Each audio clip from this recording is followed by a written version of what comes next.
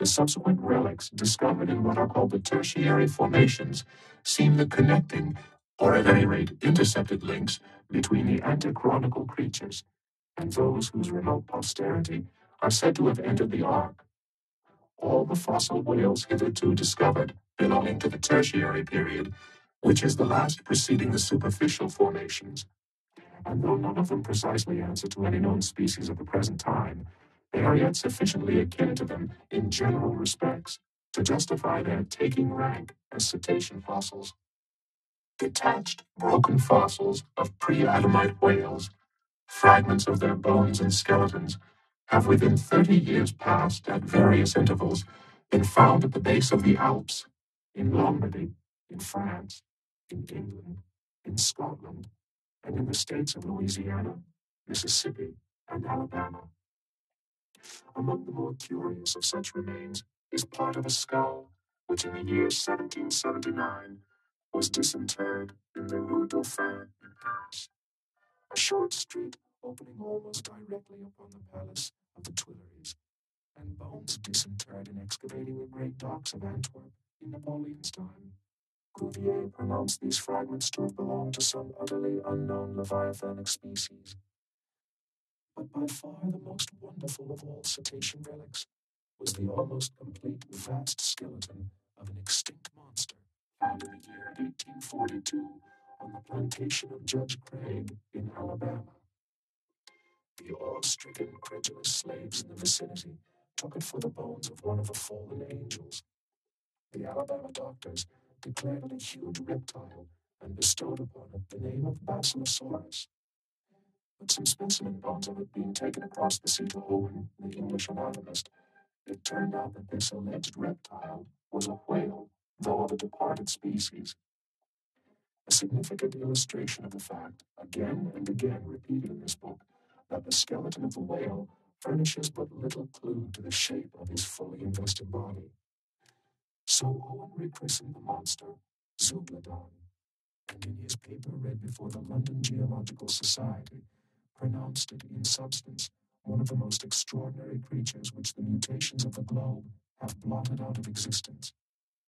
When I stand among these mighty leviathan skeletons, skulls, tusks, jaws, ribs, and vertebrae, all characterized by partial resemblances to the existing breeds of sea monsters, but at the same time bearing, on the other hand, similar affinities to the annihilated antichronical leviathans, their incalculable seniors, I am, by a flood, borne back to that wondrous period ere time itself can be said to have begun, for time began with man. Here, Saturn's gray chaos rolls over me, and I obtain dim, shuddering glimpses into those polar eternities, when wedged bastions of ice pressed hard upon what are now the tropics, and in all the 25,000 miles of this world's circumference, not an inhabitable hand's breadth of land was visible.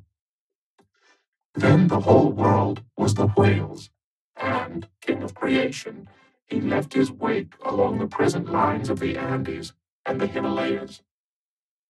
Who can show a pedigree like Leviathan? Ahab's harpoon had shed older blood than the pharaohs. Methuselah seems a schoolboy. I look round to shake hands with Shem. I am horror-struck at this antimosaic, unsourced existence of the unspeakable terrors of the whale, which, having been before all time, must needs exist after all humane ages are over.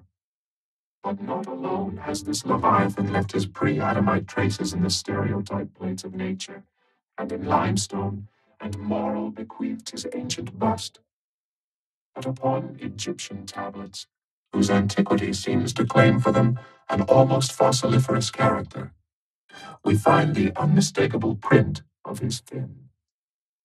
In an apartment of the great temple of Dendera some 50 years ago, there was discovered upon the granite ceiling a sculptured and painted planisphere abounding in centaurs, griffins, and dolphins, similar to the grotesque figures on the celestial globe of the moderns. Gliding among them, old Leviathan swam as of yore, was there swimming in that planisphere centuries before Solomon was cradled. Nor must there be omitted another strange attestation of the antiquity of the whale in his own osseous post-diluvian reality, as set down by the venerable John Leo, the old Barbary traveler. Not far from the seaside, they have a temple, the rafters and beams of which are made of whale bones, for whales of a monstrous size are oftentimes cast up dead upon that shore. The common people imagine that by a secret power bestowed by God upon the temple, no whale can pass by it without immediate death. But the truth of the matter is that on either side of the temple there are rocks that shoot 2 miles into the sea and wound the whales when they light upon them. They keep a whale's rib of an incredible length for a miracle, which lying upon the ground with its convex part uppermost, makes an arch, the head of which cannot be reached by a man upon a camel's back. This rib, says John Leo, is said to have lain there 100 years before I saw it. Their historians affirm that a prophet who prophesied of Mohammed came from this temple, and some do not stand to assert that the prophet Jonas was cast forth by the whale at the base of the temple. In this Afric temple of the whale I leave you, reader, and if you be a Nantucketer and a whaleman, you will silently worship there. Chapter 105. Does the whale's magnitude diminish? Will he perish? Inasmuch then as this Leviathan comes floundering down upon us from the headwaters of the eternities, it may be fitly inquired whether, in the long course of his generations, he has not degenerated from the original bulk of his sires. But upon investigation we find that not only are the whales of the present day superior in magnitude to those whose fossil remains are found in the tertiary system, embracing a distinct geological period prior to man, but of the whales found in that tertiary system, those belonging to its latter formations exceed in size those of its earlier ones. Of all the pre-Adamite whales yet exhumed, by far the largest is the Alabama one mentioned in the last chapter, and that was less than 70 feet in length in the skeleton. Whereas we have already seen that the tape measure gives 72 feet for the skeleton of a large-sized modern whale. And I have heard on whalemen's authority that sperm whales have been captured near 100 feet long at the time of capture. But may it not be that while the whales of the present hour are an advance in magnitude upon those of all previous geological periods, may it not be that since Adam's time they have degenerated? Assuredly we must conclude so, if we are to credit the accounts of such gentlemen as Pliny and the ancient naturalists generally.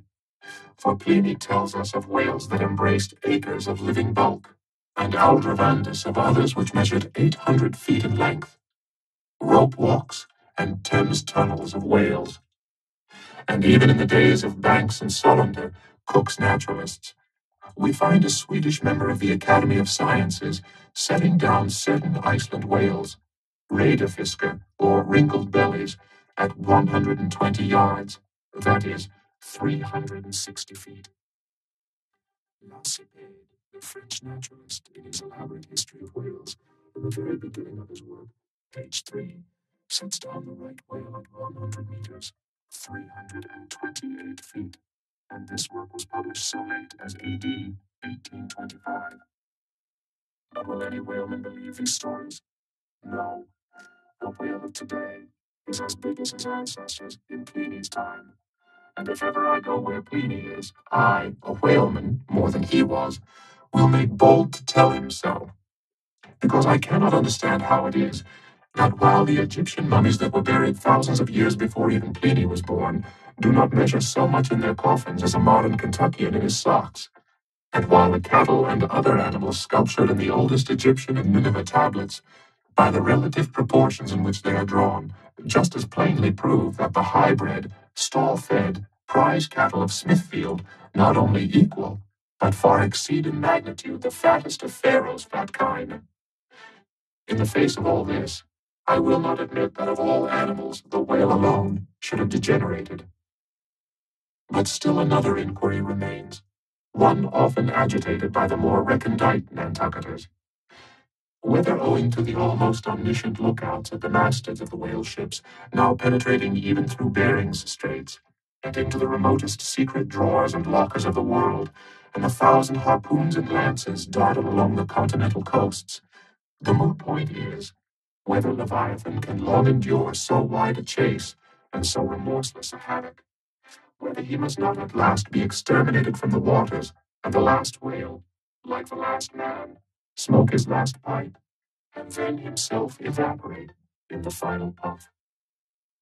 Comparing the humped herds of whales with the humped herds of buffalo, which, not 40 years ago, overspread by tens of thousands the prairies of Illinois and Missouri, and shook their iron manes and scowled with their thunder-blotted brows upon the sites of populous river capitals, where now the polite broker sells you land at $1 an inch. In such a comparison, an irresistible argument would seem furnished to show that the hunted whale cannot now escape speedy extinction. But you must look at this matter in every light.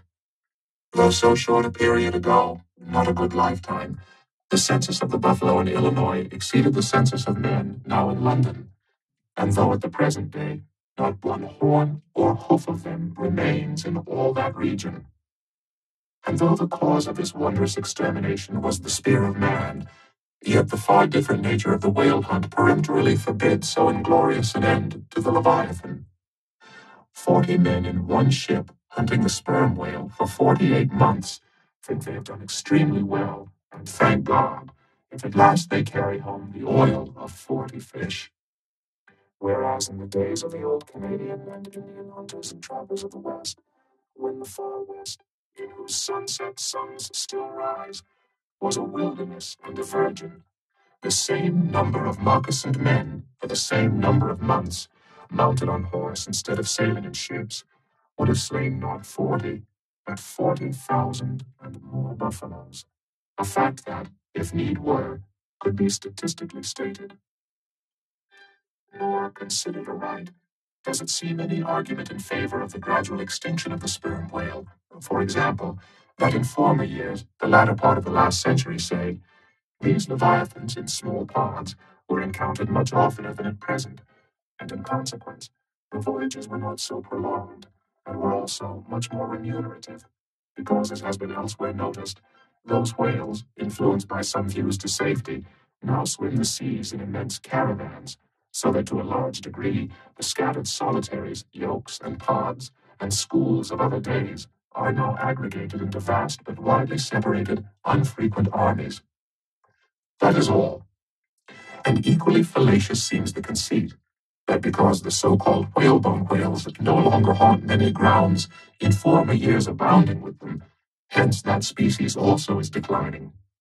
For they are only being driven from promontory to cape, and if one coast is no longer enlivened with their jets, then be sure some other and remoter strand has been very recently startled by the unfamiliar spectacle.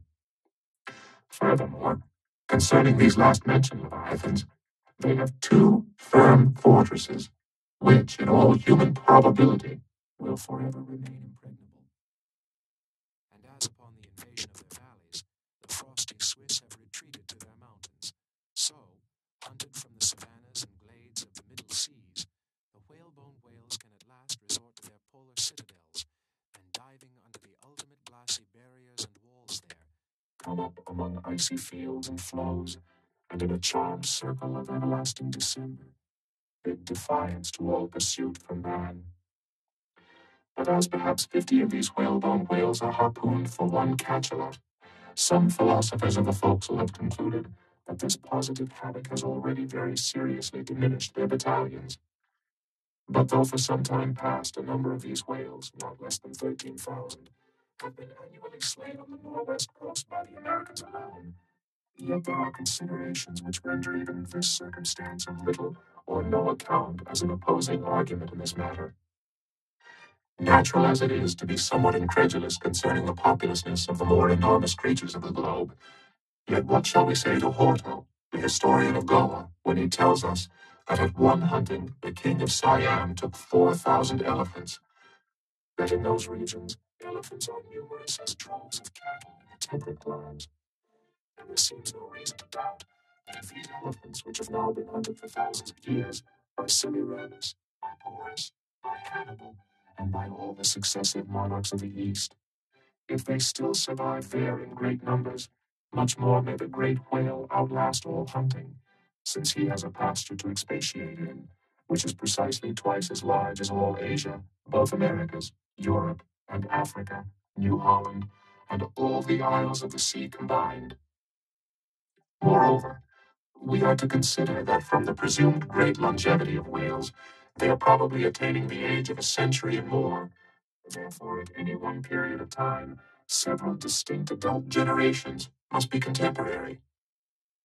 And what that is, we may soon gain some idea of by imagining all the graveyards, cemeteries, and family vaults of creation yielding up the live bodies of all the men, women, and children who were alive 75 years ago, and adding this countless host to the present human population of the globe.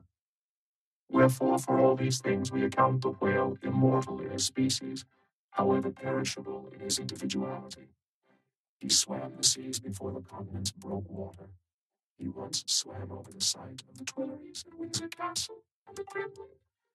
In Noah's flood, he despised Noah's ark. And if ever the world is to be again flooded, like the Netherlands, to kill off its rats, then the eternal whale will still survive, and rearing upon the topmost crest of the equatorial flood, spout his frothed defiance to the skies.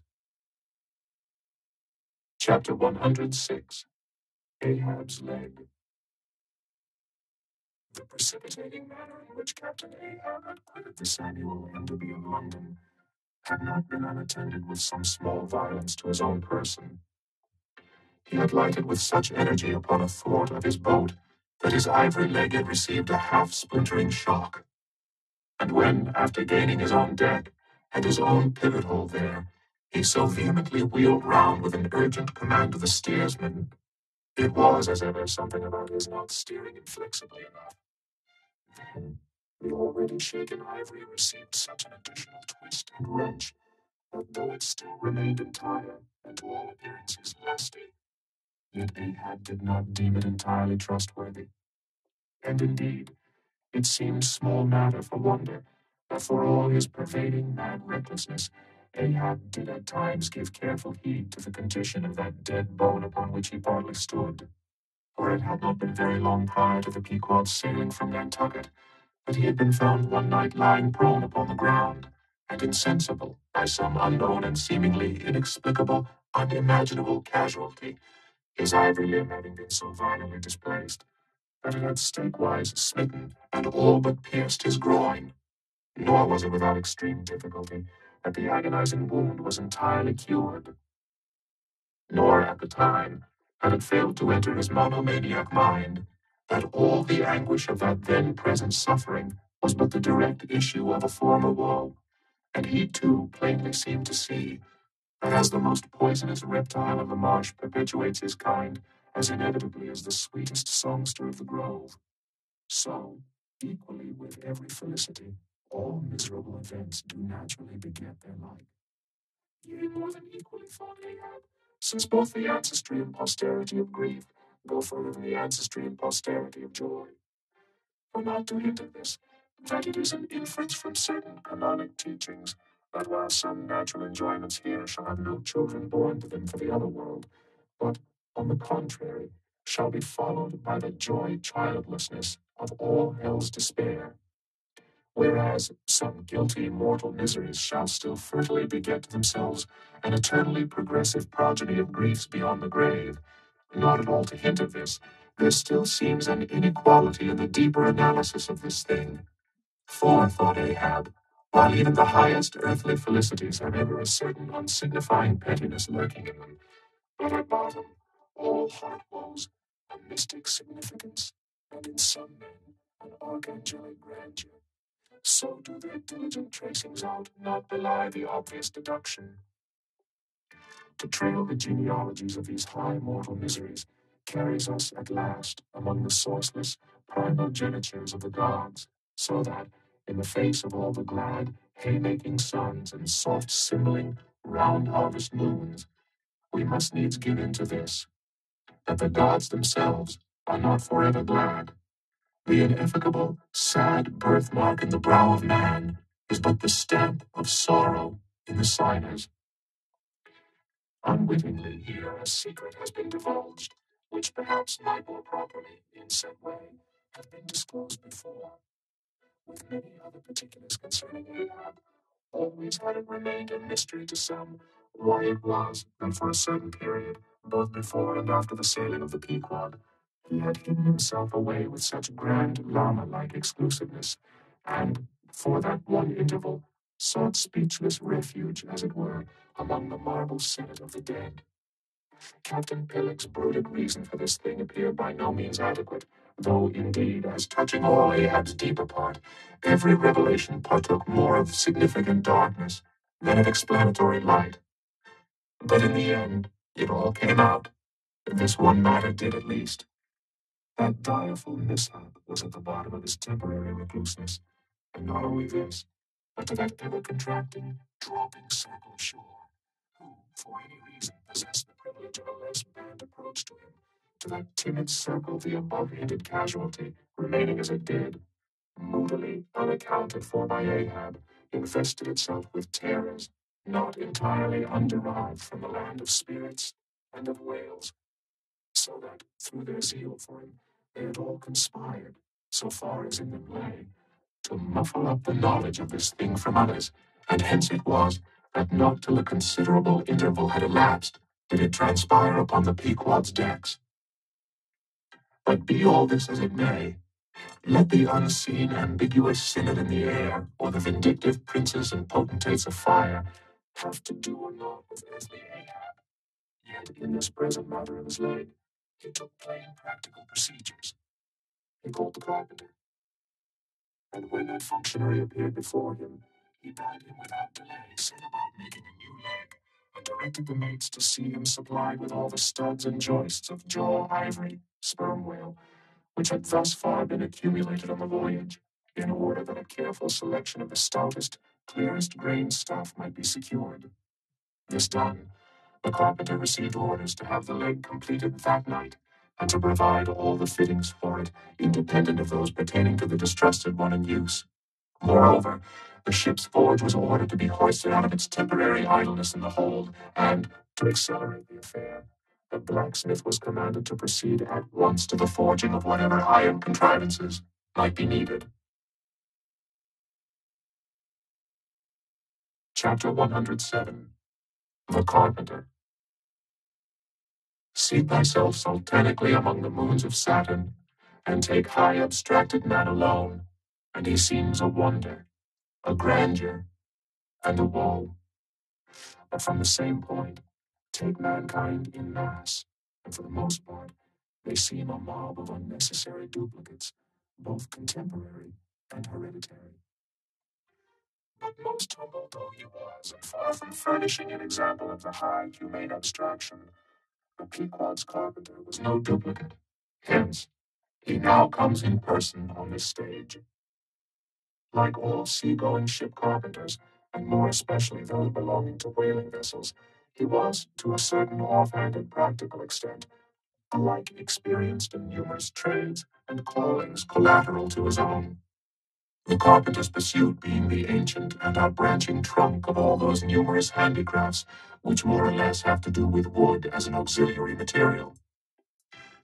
But besides the application to him of the generic remark above, this carpenter of the Pequod was singularly efficient in those thousand nameless mechanical emergencies continually recurring in a large ship upon a 3 or 4 years' voyage in uncivilized and far distant seas. For not to speak of his readiness in ordinary duties, repairing stealth boats, sprung spars, reforming the shape of clumsy bladed oars, inserting bullseyes in the decks, or new tree nails in the side planks, and other miscellaneous matters more directly pertaining to his special business, he was moreover unhesitatingly expert in all manner of conflicting aptitudes, both useful and capricious. The one grand stage where he had acted all his various parts so manifold was his vice bench, a long, rude, ponderous table furnished with several vices of different sizes, and both of iron and of wood. At all times except when whales were alongside, this bench was securely lashed to thwart ships against the rear of the try-works. A belaying pin is found too large to be easily inserted into its hole. The carpenter claps it into one of his ever-ready vices, and straightway files it smaller. A lost land bird of strange plumage strays on board and is made a captive. Out of clean-shaved rods of right whalebone and cross beams of sperm whale ivory, the carpenter makes a pagoda-looking cage for it. An oarsman sprains his wrist. The carpenter concocts a soothing lotion. Stubb longs for vermilion stars to be painted upon the blade of his every oar. Screwing each oar in his big vise of wood, the carpenter symmetrically supplies the constellation. The sailor takes a fancy to wear sharp-bone earrings. The carpenter drills his ears. Another has the toothache. The carpenter outpincers, and clapping one hand upon his bench, bids him be seated there. But the poor fellow unmanageably winces under the unconcluded operation. Whirling round the handle of his wooden vise, the carpenter signs him to clap his jaw in that, if he would have him draw the tooth. Thus, this carpenter was prepared at all points, and alike indifferent, and without respect in all. Teeth he accounted bits of ivory. Heads he deemed but top blocks. Men themselves he lightly held for capstans. But while now upon so wide a field, thus variously accomplished, and with such liveliness and expertness in him too, all this would seem to argue some uncommon vivacity of intelligence. But not precisely so.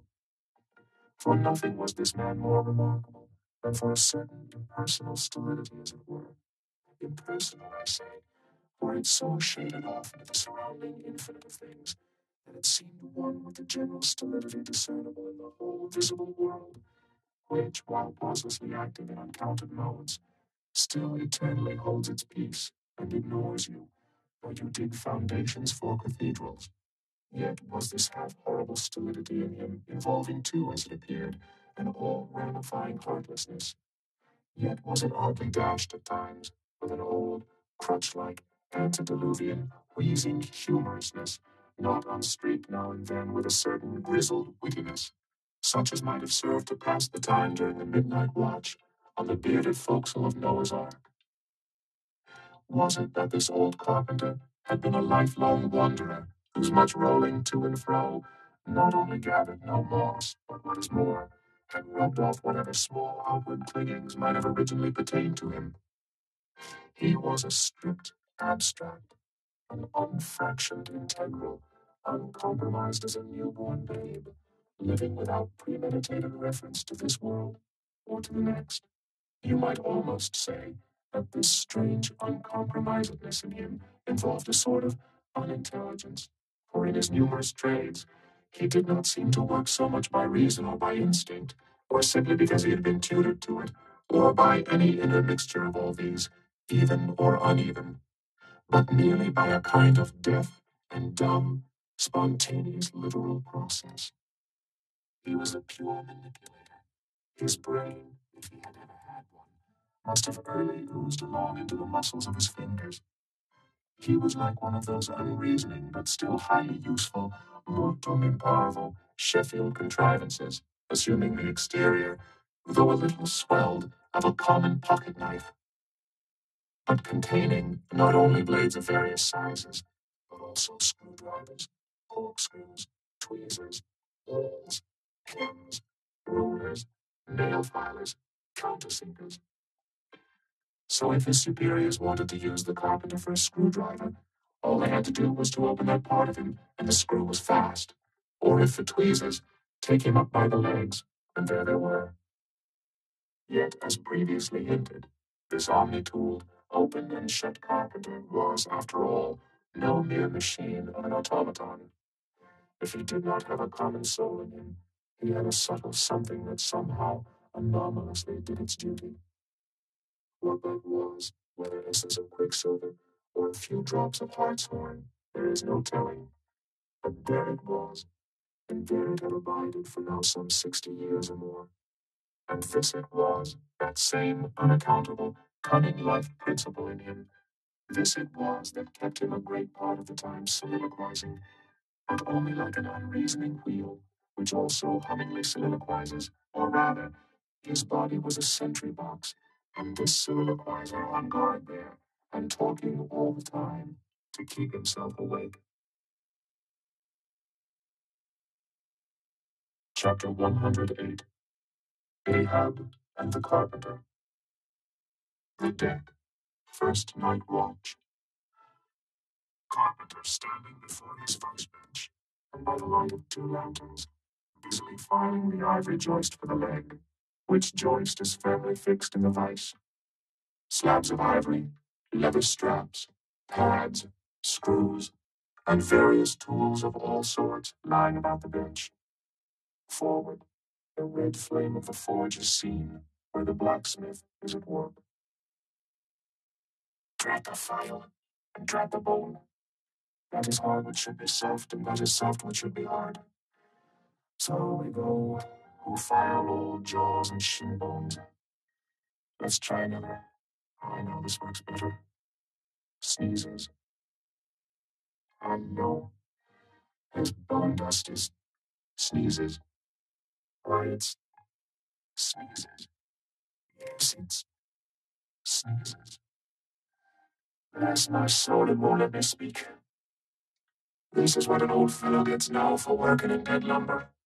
Saw a live tree and you don't get this dust. Amputate a live bone and you don't get it. Sneezes. Come, come, you old smut there. Bear a hand and let's have that ferrule and buckle screw. I'll be ready for them presently. Lucky now. Sneezes.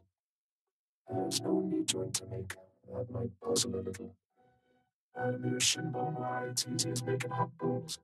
Only I should like to put a good finish on.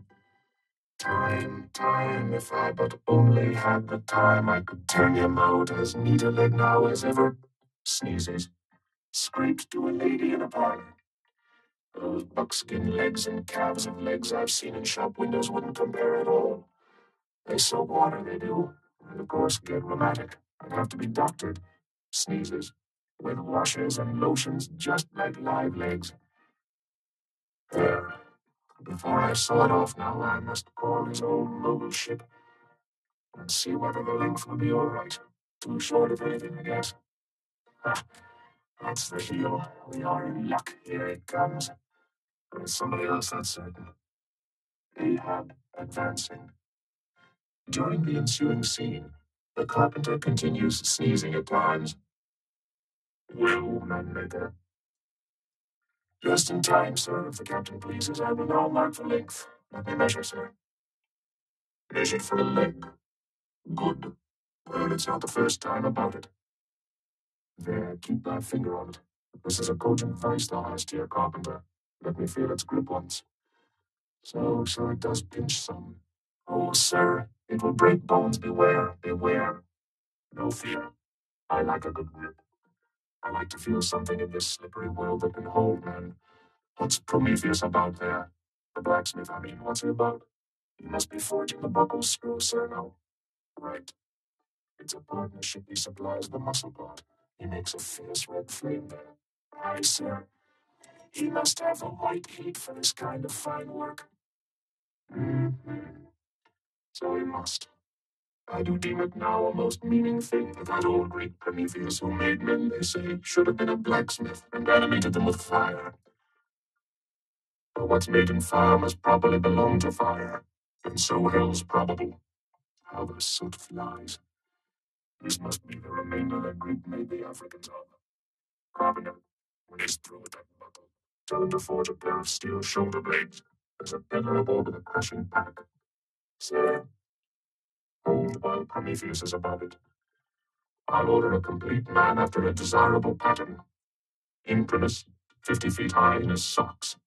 Then chest modeled after the Thames Tunnel. Then legs with roots to 'em to stay in one place. Then arms 3 feet through the wrist, no heart at all, brass forehead, and about a quarter of an acre of fine brains. And let me see, shall I order eyes to see outwards?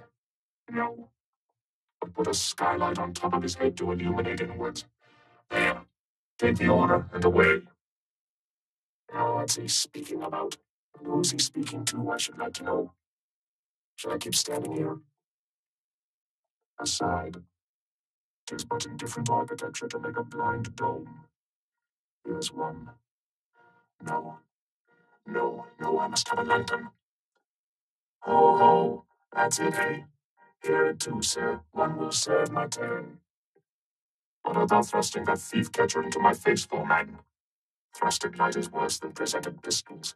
I thought, sir, that you spoke to Carpenter. Carpenter? Why, that's very tidy, and I may say an extremely gentlemanlike sort of business thou art in here, Carpenter. Or wouldst thou rather work in clay? Sir? Clay, sir, that's mud. We need clay the ditches, sir. For the fellows in Pierce. What art thou sneezing about? Only rather dusty, sir.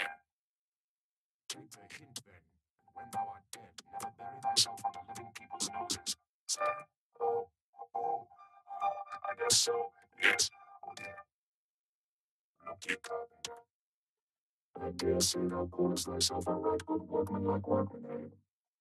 Well then, let's speak thoroughly well for thy work, if, when I come to mount this leg thou makest, I shall nevertheless feel another leg in the same identical place with it. That is, Carpenter, my own lost leg. The flesh and blood one, I mean. Canst thou not drive that old Adam away? Truly, sir, I begin to understand somewhat now. Yes, I have heard something curious on that score, sir. How that a dismasted man never entirely loses the feeling of his old spar, but it will be still pricking him at times. May I humbly ask if it be really so, sir? It is, man. Look, but thy live leg here in the place where mine once was. So now here is only one distinct leg to the eye, yet two to the soul. Where thou feelest tingling life, there, exactly there. There to a hair do I. Is too little. I should humbly call it a poser, sir. Is't then? How dost thou know that some entire living, thinking thing may not be invisibly and uninterpenetratingly standing precisely where thou now standest? I am standing there in thy spite. In thy most solitary hours, then, dost thou not fear eavesdroppers? Hold, don't speak. And if I still feel the smart of my crushed leg, though it be now so long dissolved, then why mayst not thou, Carpenter, feel the fiery pains of hell forever, and without a body? Ah, the Lord, truly, sir, if it comes to that, I must calculate over again, and I think I didn't carry a small figure, sir. Look ye, pudding heads should never grant premises.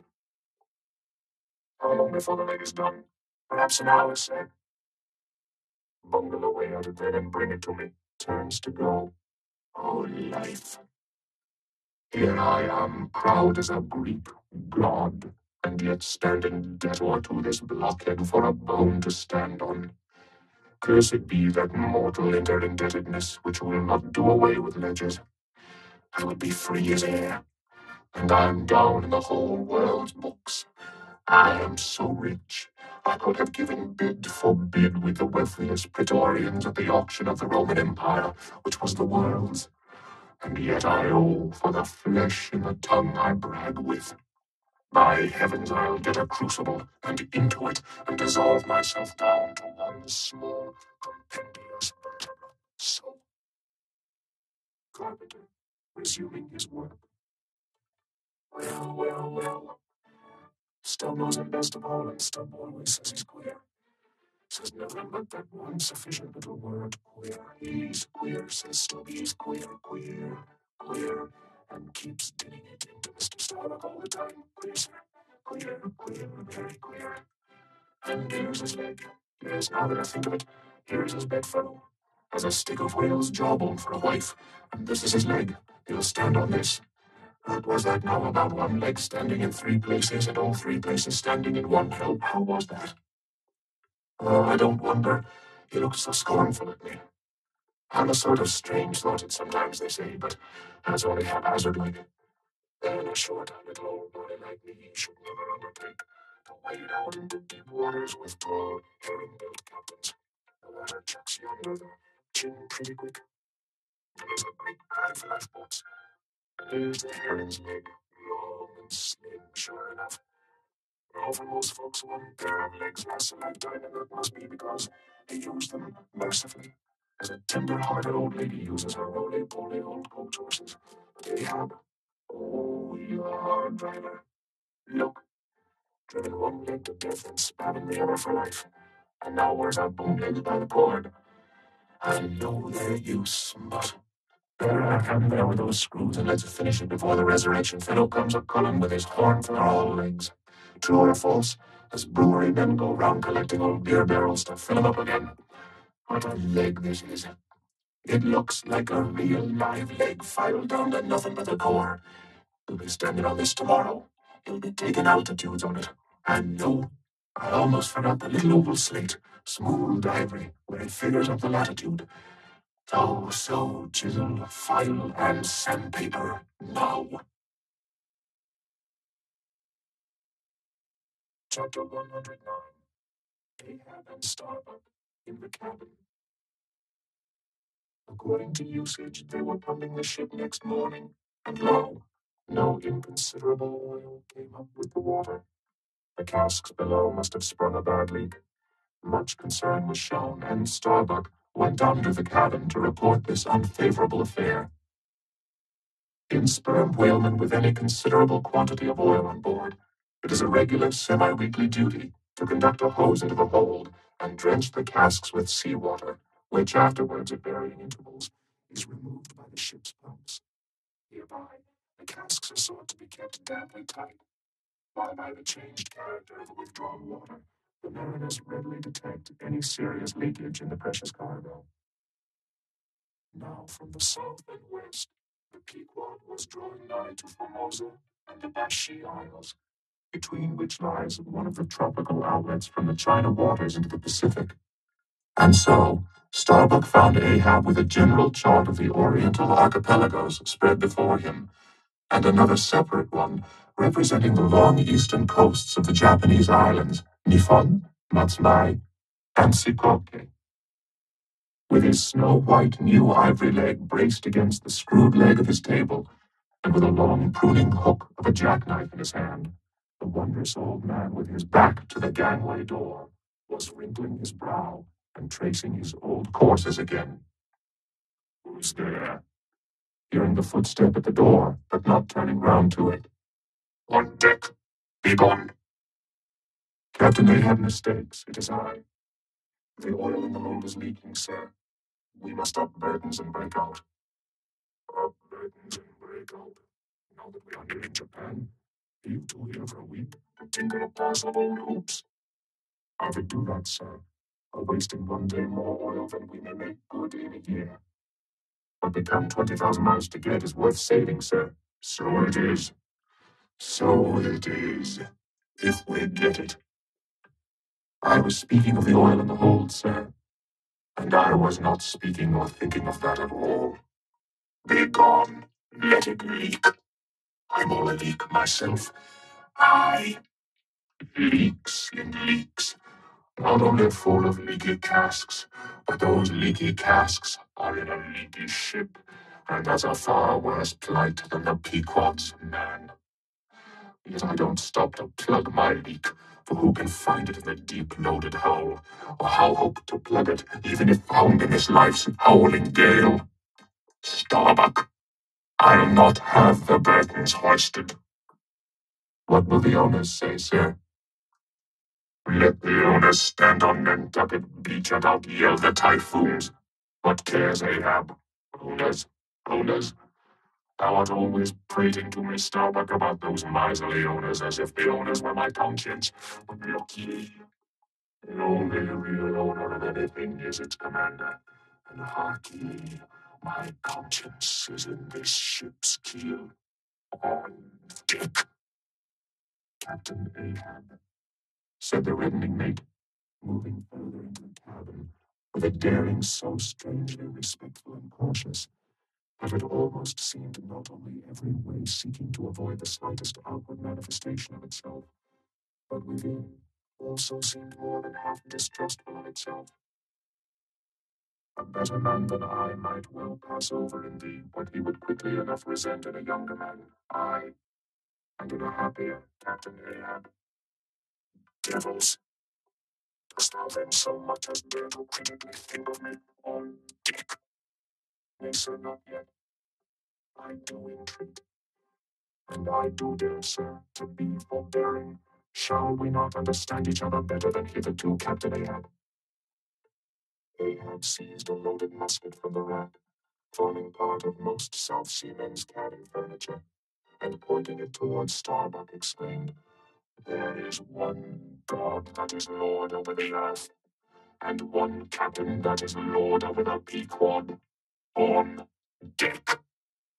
For an instant, in the flashing eyes of the mate, and his fiery cheeks, you would have almost thought that he had really received the blaze of the level tube. But mastering his emotion, he half calmly rose, and as he quitted the cabin, paused for an instant and said, "Thou hast outraged, not insulted me, sir.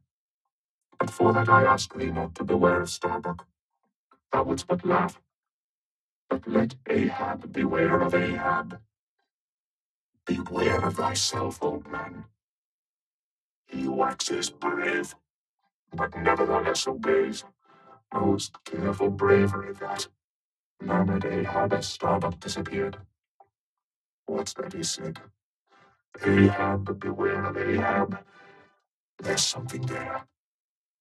Then, unconsciously using the musket for a staff, with an iron brow he paced to and fro in the little cabin, but presently the thick plates of his forehead relaxed, and returning the gun to the rack, he went to the deck. "Thou art but too good a fellow, Starbuck," he said lowly to the mate, then raising his voice to the crew, "Furl the topgallant sails, and close reef the topsails, fore and aft.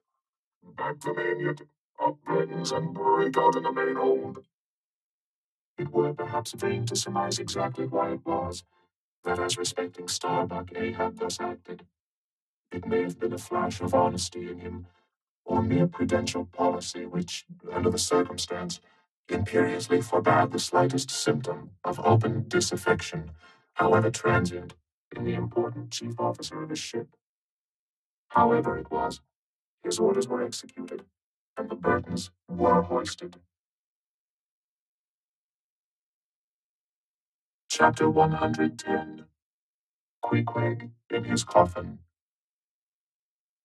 Upon searching, it was found that the casks last struck into the hold were perfectly sound, and that the leak must be further off. So, it being calm weather, they broke out deeper and deeper, disturbing the slumbers of the huge ground tier butts, and from that black midnight sending those gigantic moles into the daylight above. So deep did they go, and so ancient and corroded, and weedy the aspect of the lowermost puncheons, that you almost look next for some mouldy cornerstone cask containing coins of Captain Noah, with copies of the posted placards, vainly warning the infatuated old world from the flood. Tierce after tierce, too, of water, and bread, and beef, and shooks of staves, and iron bundles of hoops were hoisted out, till at last the piled decks were hard to get about, and the hollow hull echoed underfoot, as if you were treading over empty catacombs, and reeled and rolled in the sea like an air-freighted demijohn.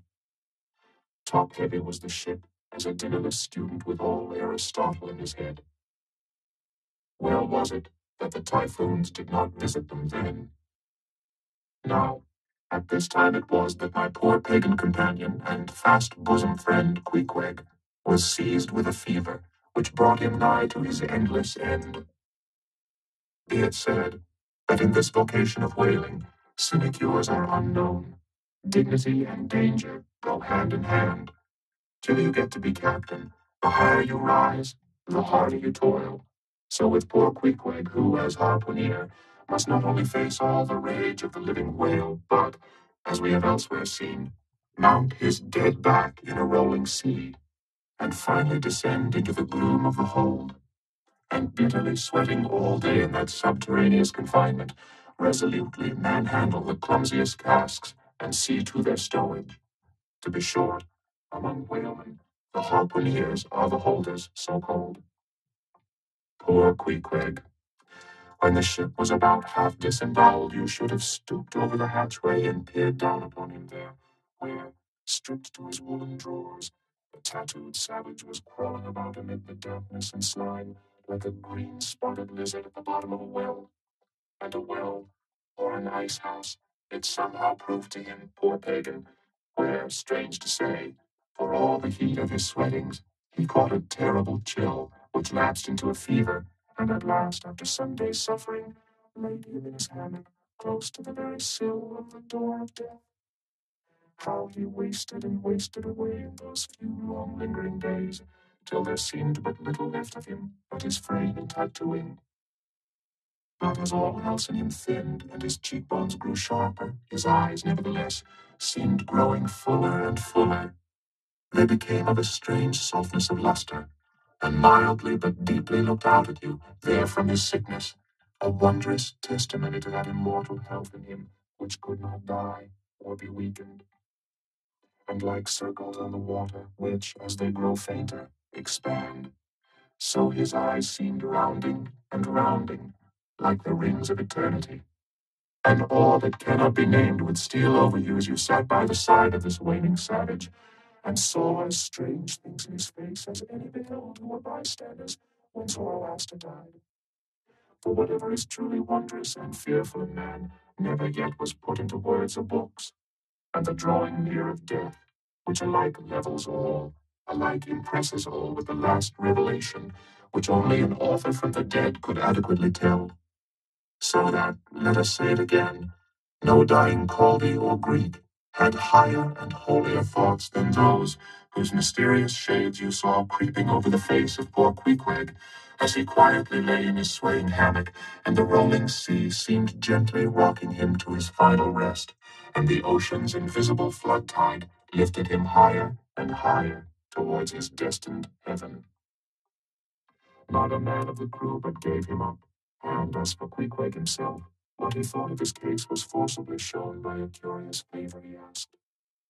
He called one to him in the grey morning watch, when the day was just breaking, and taking his hand, said that while in Nantucket he had chanced to see certain little canoes of dark wood, like the rich warwood of his native isle, and upon inquiry he had learned that all whalemen who died in Nantucket were laid in those same dark canoes, and that the fancy of being so laid had much pleased him, for it was not unlike the custom of his own race, who, after embalming a dead warrior, stretched him out in his canoe, and so left him to be floated away to the starry archipelagos. For not only do they believe that the stars are isles, but that far beyond all visible horizons, their own mild, uncontinented seas interflow with the blue heavens, and so form the white breakers of the Milky Way. He added that he shuddered at the thought of being buried in his hammock, according to the usual sea custom, tossed like something vile to the death-devouring sharks. No, he desired a canoe like those of Nantucket, all the more congenial to him being a whaleman, and like a whaleboat, these coffin canoes were without a keel, though that involved but uncertain steering and much leeway down the dim ages. Now, when this strange circumstance was made known aft, the carpenter was at once commanded to do Queequeg's bidding, whatever it might include. There was some heathenish coffin-colored old lumber aboard, which, upon a long previous voyage, had been cut from the aboriginal groves of the Lackaday Islands, and from these dark planks the coffin was recommended to be made. No sooner was the carpenter apprised of the order than, taking his rule, he forthwith, with all the indifferent promptitude of his character, proceeded to the forecastle and took Queequeg's measure with great accuracy, regularly chopping Queequeg's person as he shifted the rule. "Ah, poor fellow, he'll have to die now," ejaculated the Long Island sailor. Going to his vice bench, the carpenter, for convenience sake and general reference, now transferringly measured on it the exact length the coffin was to be, and then made the transfer permanent by cutting 2 notches at its extremities. This done, he marshaled the planks and his tools, and to work. When the last nail was driven and the lid duly planed and fitted, he lightly shouldered the coffin and went forward with it, inquiring whether they were ready for it yet in that direction. Overhearing the indignant but half-humorous cries with which the people on deck began to drive the coffin away, Queequeg, to everyone's consternation, commanded that the thing should be instantly brought to him. Nor was there any denying him, seeing that, of all mortals, some dying men are the most tyrannical, and certainly, since they will shortly trouble us so little forevermore, the poor fellows ought to be indulged. Leaning over in his hammock, Queequeg long regarded the coffin with an attentive eye. He then called for his harpoon, had the wooden stock drawn from it, and then had the iron part placed in the coffin along with one of the paddles of his boat. All by his own request also. Biscuits were then ranged round the sides within. A flask of fresh water was placed at the head, and a small bag of woody earth scraped up in the hold at the foot, and a piece of sailcloth being rolled up for a pillow. Queequeg now entreated to be lifted into his final bed, that he might make trial of its comforts, if any it had. He lay without moving a few minutes, then told one to go to his bag and bring out his little god Yojo. Then, crossing his arms on his breast with Yojo between, he called for the coffin lid. Hatch, he called it, to be placed over him. The head part turned over with a leather hinge, and there lay Queequeg in his coffin, with little but his composed countenance in view. It will do. It is easy, he murmured at last, and signed to be replaced in his hammock. But ere this was done, Pip, who had been slyly hovering nearby all this while, drew nigh to him where he lay, and with soft sobbings took him by the hand, in the other holding his tambourine. Oh, Rover, will you never have done with all this weary roving? Where go you now? But if the currents carry you to those sweet Antilles where the beaches are only beat with water lilies, will you do one little errand for me? Seek out one Pip, who's now been missing long. I think he's in those far Antilles. If you find him, then comfort him, for he must be very sad. For look, he's left his tambourine behind. I found it. Rig-a-dig-dig-dig. Now Queequeg die, and I'll beat ye your die in March. I have heard, murmured Starbuck, gazing down the scuttle, that in violent fevers men all ignorance have talked in ancient tongues, and that when the mystery is probed, it turns out always that in their wholly forgotten childhood, those ancient tongues have been really spoken in their hearing by some lofty scholars. So to my fond faith, poor Pip, in this strange sweetness of his lunacy, brings heavenly vouchers of all our heavenly homes. Where learned he that? But there. Hark, he speaks again, but more wildly now. Form 2 and 2. Let's make a general of him. Oh, where's his harpoon? Lay it across here. Rig-a-dig-dig-dig. Huzzah! Oh, for a gamecock now to sit upon his head and crow. Queequeg dies game. Mind you that. Queequeg dies game. Take your good heed of that. Queequeg dies game, I say. Game, game, game. But base little Pip, he died a coward, died all a shiver, out upon Pip. Hark ye, if you find Pip, tell all the Antilles he's a runaway, a coward, a coward, a coward. Tell him he jumped from a whaleboat. I'd never beat my tambourine over base Pip, and hail him general if he were once more dying here. No, no, shame upon all cowards, shame upon them. Let 'em go down like Pip that jumped from a whaleboat. Shame, shame. During all this, Queequeg lay with closed eyes, as if in a dream. Pip was led away, and the sick man was replaced in his hammock. But now that he had apparently made every preparation for death, now that his coffin was proved a good fit, Queequeg suddenly rallied. Soon there seemed no need of the carpenter's box, and thereupon, when some expressed their delighted surprise, he, in substance, said that the cause of his sudden convalescence was this. At a critical moment, he had just recalled a little duty ashore, which he was leaving undone, and therefore had changed his mind about dying. He could not die yet, he averred. They asked him then whether to live or die was a matter of his own sovereign will and pleasure. He answered certainly. In a word, it was Queequeg's conceit that if a man made up his mind to live, mere sickness could not kill him. Nothing but a whale, or a gale, or some violent, ungovernable, unintelligent destroyer of that sort. Now, there is this noteworthy difference between savage and civilized, that while a sick, civilized man may be 6 months convalescing, generally speaking, a sick savage is almost half well again in a day.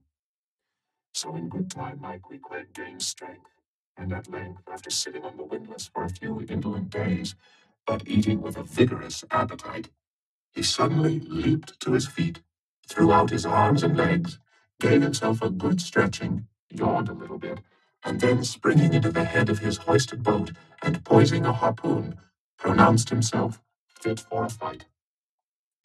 With a wild whimsiness, he now used his coffin for a sea chest, and emptying into it his canvas bag of clothes, set them in order there. Many spare hours he spent in carving the lid with all manner of grotesque figures and drawings, and it seemed that hereby he was striving, in his rude way, to copy parts of the twisted tattooing on his body, and this tattooing had been the work of a departed prophet and seer of his island, who, by those hieroglyphic marks, had written out on his body a complete theory of the heavens and the earth, and a mystical treatise on the art of attaining truth, so that Queequeg in his own proper person was a riddle to unfold, a wondrous work in one volume, but whose mysteries not even himself could read, though his own live heart beat against them. And these mysteries were therefore destined in the end to moulder away with the living parchment whereon they were inscribed, and so be unsolved to the last. And this thought it must have been which suggested to Ahab that wild exclamation of his, when one morning, turning away from surveying poor Queequeg, "Oh, devilish tantalization of the gods!" Chapter 111. The Pacific. When gliding by the Bashi Isles, we emerged at last upon the great South Sea. Were it not for other things, I could have greeted my dear Pacific with uncounted thanks, for now the long supplication of my youth was answered. That serene ocean rolled eastwards from me 1,000 leagues of blue. There is, one knows not what sweet mystery about this sea, whose gently awful stirrings seem to speak of some hidden soul beneath, like those fabled undulations of the Ephesian sod over the buried evangelist St. John. And meet it is that over these sea pastures, wide rolling watery prairies and potter fields of all 4 continents, the waves should rise and fall, and ebb and flow, unceasingly. For here, millions of mixed shades and shadows, drowned dreams, somnambulisms, reveries, all that we call lives and souls, lie dreaming, dreaming still, tossing like slumberers in their beds, the ever-rolling waves but made so by their restlessness. To any meditative Magian rover, this serene Pacific, once beheld, must ever after be the sea of his adoption. It rolls the midmost waters of the world, the Indian Ocean and Atlantic being but its arms. The same waves washed the molds of the new-built Californian towns, but yesterday planted by the recentest race of men, and lave the faded but still gorgeous skirts of Asiatic lands, older than Abraham, while all between float milky ways of coral isles and low-lying, endless, unknown archipelagos and impenetrable Japans. Thus, this mysterious, divine Pacific zones the world's whole bulk about, makes all coasts one bay to it, seems the tide-beating heart of earth. Lifted by those eternal swells, you needs must own the seductive god, bowing your head to Pan. But few thoughts of Pan stirred Ahab's brain, as standing like an iron statue at his accustomed place beside the mizzen rigging, With one nostril he unthinkingly snuffed the sugary musk from the Bashee Isles, in whose sweet woods mild lovers must be walking, and with the other consciously inhaled the salt breath of the new-found sea, that sea in which the hated white whale must even then be swimming. Launched at length upon these almost final waters, and gliding towards the Japanese cruising ground, the old man's purpose intensified itself. His firm lips met like the lips of a vice. The delta of his forehead's veins swelled like overladen brooks. In his very sleep, his ringing cry ran through the vaulted hull. Stand all! A white whale spouts thick blood. Chapter 112. The Blacksmith. Availing himself of the mild summer cool weather that now reigned in these latitudes, and in preparation for the peculiarly active pursuits shortly to be anticipated, Perth, the begrimed, blistered old blacksmith, had not removed his portable forge to the hold again after concluding his contributory work for Ahab's leg, but still retained it on deck, fast lashed to ring bolts by the foremast, being now almost incessantly invoked by the headsmen and harpooneers and bowsmen to do some little job for them, altering or repairing or new shaping their various weapons and boat furniture. Often he would be surrounded by an eager circle, all waiting to be served, holding boat spades, pike heads, harpoons, and lances, and jealously watching his every sooty movement as he toiled. Nevertheless, this old man's was a patient hammer, wielded by a patient arm. No murmur, no impatience, no petulance did come from him. Silent, slow, and solemn, bowing over still further his chronically broken back, he toiled away as if toil were life itself, and the heavy beating of his hammer, the heavy beating of his heart. And so it was, most miserable.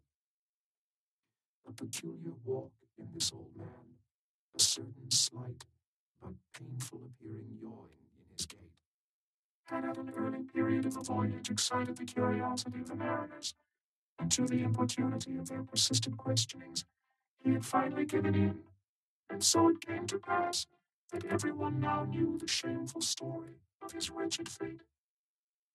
Belated, and not innocently, one bitter winter's midnight, on the road running between two country towns, the blacksmith half stupidly felt the deadly numbness stealing over him, and sought refuge in a leaning, dilapidated barn. The issue was the loss of the extremities of both feet. Out of this revelation, part by part, at last came out the four acts of the gladness, and the one long and as yet uncatastrophied fifth act of the grief of his life's drama. He was an old man who, at the age of nearly 60, had postponedly encountered that thing in sorrow's technicals called ruin. He had been an artisan of famed excellence, and with plenty to do, owned a house and garden, embraced a youthful, daughter-like loving wife, and three blithe, ruddy children. Every Sunday went to a cheerful-looking church, planted in a grove. But one night, under cover of darkness, and further concealed in a most cunning disguisement, a desperate burglar slid into his happy home and robbed them all of everything. And darker yet to tell, the blacksmith himself did ignorantly conduct this burglar into his family's heart. It was the bottle conjurer. Upon the opening of that fatal cork, forth flew the fiend, and shriveled up his home. Now, for prudent, most wise, and economic reasons, the blacksmith's shop was in the basement of his dwelling, but with a separate entrance to it, so that always had the young and lovely healthy wife listened with no unhappy nervousness, but with vigorous pleasure to the stout ringing of her young-armed old husband's hammer, whose reverberations, muffled by passing through the floors and walls, came up to her, not unsweetly, in her nursery, and so, to stout labor's iron lullaby, The blacksmith's infants were rocked to slumber. Oh, woe on woe! O death, why canst thou not sometimes be timely? Hadst thou taken this old blacksmith to thyself, ere his full ruin came upon him, then had the young widow had a delicious grief, and her orphans a truly venerable, legendary sire to dream of in their after years, and all of them a care-killing competency. But death plucked down some virtuous elder brother, on whose whistling daily toil solely hung the responsibilities of some other family, and left the worse than useless old man standing, till the hideous rot of life should make him easier to harvest. Why tell the whole? The blows of the basement hammer every day grew more and more between, and each blow every day grew fainter than the last. The wife sat frozen at the window, with tearless eyes, glitteringly gazing into the weeping faces of the children. The bellows fell, the forge choked up with cinders, the house was sold, the mother dived down into the long churchyard grass. Her children twice followed her thither, and the houseless, familyless old man staggered off a vagabond in crape, his every woe unreverenced, his grey head a scorn to flaxen curls. Death seems the only desirable sequel for a career like this, but death is only a launching into the region of the strange, untried. It is but the first salutation to the possibilities of the immense remote, the wild, the watery, the unshored. Therefore, to the death-longing eyes of such men, who still have left in them some interior compunctions against suicide, does the all-contributed and all-receptive ocean alluringly spread forth his whole plain of unimaginable, taking terrors and wonderful new life adventures. And from the hearts of infinite Pacifics, the thousand mermaids sing to them, "Come hither, broken-hearted. Here is another life without the guilt of intermediate death. Here are wonders supernatural without dying for them. Come hither, bury thyself in a life which, to your now equally abhorred and abhorring landed world, is more oblivious than death. Come hither, put up thy gravestone too within the churchyard, and come hither till we marry thee." Hearkening to these voices, east and west, by early sunrise and by fall of eve, the blacksmith's soul responded, I come. And so, earth went a-wailing. Chapter 113. The Forge. With matted beard and swathed in a bristling shark-skin apron, about midday, Perth was standing between his forge and anvil, the latter placed upon an iron woodlog, with one hand rolling a pike-head in the coals, and with the other at his forge's lungs, when Captain Ahab came along, carrying in his hand a small, rusty-looking leathern bag.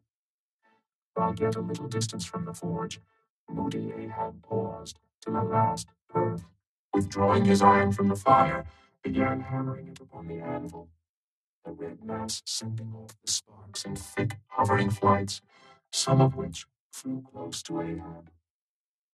"Are these thy mother carries chickens, Perth? They're always flying in thy wake. Birds of good omen too, but not to all, who care they burn. But thou livest among them without a scorch." "Because I'm scorched all over, Captain Ahab," answered Perth, resting for a moment on his hammer. "I am past scorching. Not easily canst thou scorch a scar." Well, no more. But thy shrunk voice sounds too calmly, sanely woeful to me. In no paradise myself, I am impatient of all misery in others that is not mad. Thou shouldst go mad, blacksmith. Say, why dost thou not go mad? How canst thou endure without being mad? For the heavens yet hate thee, that thou canst not go mad.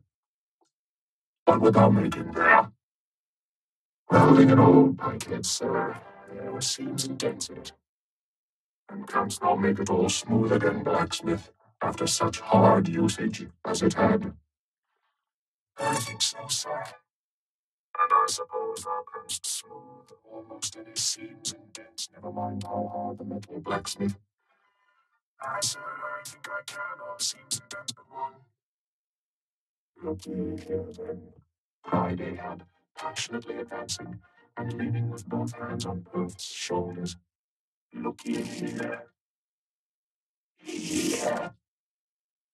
Can you smooth out a seam like this, blacksmith? Sweeping one hand across his ribbed brow. If thou couldst, blacksmith, glad enough would I lay my head upon thy anvil, and feel thy heaviest hammer between my eyes. Answer, canst thou smooth this seam?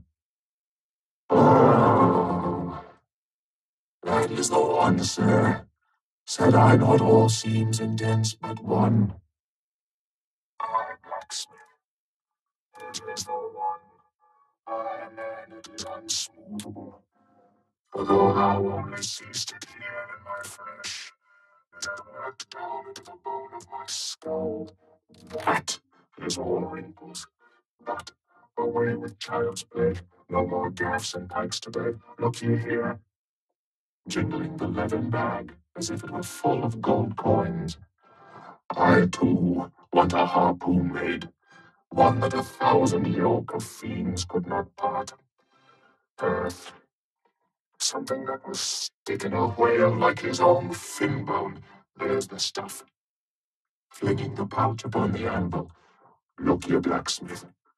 These are the gathered nail stubs of the steel shoes of racing horses. Horseshoe stubs, sir? My Captain Ahab. Asked he them the best and stubbornest stuff we blacksmiths ever work. I know it, old man. These stubs will weld together like glue from the melted bones of murderers. Quick, forge me the harpoon, and forge me first 12 rods for its shank. Then wind and twist and hammer these 12 together like the yarns and strands of a tow line. Quick, I'll blow the fire. When at last the 12 rods were made, Ahab tried them, one, by spiraling them with his own hand round a long, heavy iron bolt. A flaw, rejecting the last one. Work that over again, Perth. This done, Perth was about to begin welding the 12 into one, when Ahab stayed his hand and said he would weld his own iron. As then, with regular gasping hems, he hammered on the anvil, Perth passing to him the glowing rods, one after the other, and the hard-pressed forge shooting up its intense straight flame. The Parsee passed silently, and bowing over his head towards the fire, seemed invoking some curse or some blessing on the toil. But as Ahab looked up, he slid aside. "What's that bunch of lucifers dodging about there for?" muttered Stubb, looking on from the forecastle. "That Parsee smells fire like a fusee, and smells of it himself like a hot musket's powder pan." At last the shank, in one complete rod, received its final heat, and as Perth, to temper it, plunged it all hissing into the cask of water nearby, the scalding steam shot up into Ahab's bent face. "Wouldst thou brand me, Perth?" Wincing for a moment with the pain. "Have I been but forging my own branding iron then?" "Pray God, not that, yet I fear something, Captain Ahab. Is not this harpoon for the white whale?" "For the white fiend. But now for the bogs. Thou must make them thyself, man.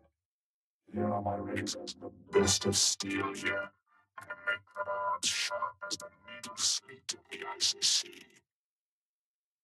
For a moment, the old blacksmith eyed the razors, as though he would fain not use them. "Take them, man. I have no need for them, for I now neither shave, sup, nor pray till— But here, to work." Fashioned at last into an arrowy shape, and welded by Perth to the shank, The steel soon pointed the end of the iron, and as the blacksmith was about giving the barbs their final heat, prior to tempering them, he cried to Ahab to place the water cask near. No, no, no water for that. I want it of the true death timber, oile, testigo, quique, dagu. What say ye, pagans? Will you give me as much blood as will cover this barb?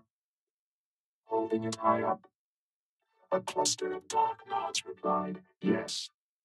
3 punctures were made in the heathen flesh, and the white whale's barbs were then tempered. Ego non baptizo, te nomini patris, sed in nomine diaboli. Deliriously howled Ahab as the malignant iron scorchingly devoured the baptismal blood. Now mustering the spare poles from below, and selecting one of hickory with the bark still investing it, Ahab fitted the end to the socket of the iron. A coil of new tow line was then unwound, and some fathoms of it taken to the windlass and stretched to a great tension. Pressing his foot upon it till the rope hummed like a harp string, then eagerly bending over it and seeing no strandings, Ahab exclaimed, Good, and now for the seizings. At one extremity, the rope was unstranded, and the separate spread yarns were all braided and woven round the socket of the harpoon. The pole was then driven hard up into the socket, and the lower end of the rope was traced halfway along the pole's length, and firmly secured so with intertwistings of twine. This done, pole, iron, and rope, like the 3 fates, remained inseparable, and Ahab moodily stalked away with the weapon, the sound of his ivory leg and the sound of the hickory pole, both hollowly ringing along every plank. But ere he entered his cabin, a light, unnatural, half-bantering, yet most piteous sound was heard. O Pip, thy wretched laugh, thy idle but unresting eye, all thy strange mummeries not unmeaningly blended with the black tragedy of the melancholy ship, and mocked it. Chapter 114. The Gilder. Penetrating further and further into the heart of the Japanese cruising ground, the Pequod was soon all astir in the fishery.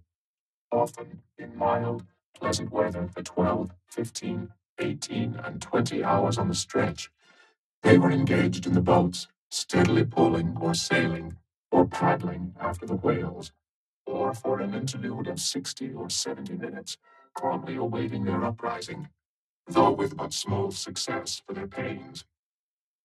At such times, under the abated sun, afloat all day upon smooth, slow-heaving swells, seated in his boat, light as a birch canoe, and so sociably mixing with the soft waves themselves, that like hearthstone cats they purr against the gunwale. These are the times of dreamy quietude, when beholding the tranquil beauty and brilliancy of the ocean's skin, one forgets the tiger heart that pants beneath it, and would not willingly remember that this velvet paw but conceals a remorseless fang. These are the times when in his whaleboat the rover softly feels a certain filial, confident, land-like feeling towards the sea, that he regards it as so much flowery earth, and the distant ship revealing only the tops of her masts, seems struggling forward, not through high-rolling waves, but through the tall grass of a rolling prairie, as when the Western emigrants' horses only show their erected ears, while their hidden bodies widely wade through the amazing verdure. The long-drawn virgin vales, the mild blue hillsides, as over these there steals the hush, the hum. You almost swear that play-wearied children lie sleeping in these solitudes, in some glad Maytime, when the flowers of the woods are plucked. And all this mixes with your most mystic mood, so that fact and fancy halfway meeting, interpenetrate and form one seamless whole. Nor did such soothing scenes, however temporary, fail of at least as temporary an effect on Ahab. But if these secret golden keys did seem to open in him his own secret golden treasuries, yet did his breath upon them prove but tarnishing.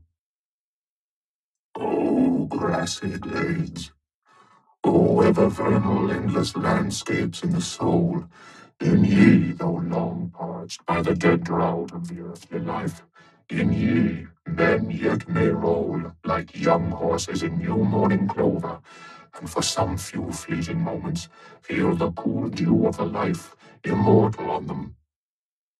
Would to God these blessed calms would last, but the mingling threads of life are woven by warp and woof, calms crossed by storms, a storm for every calm. There is no steady unretracing progress in this life.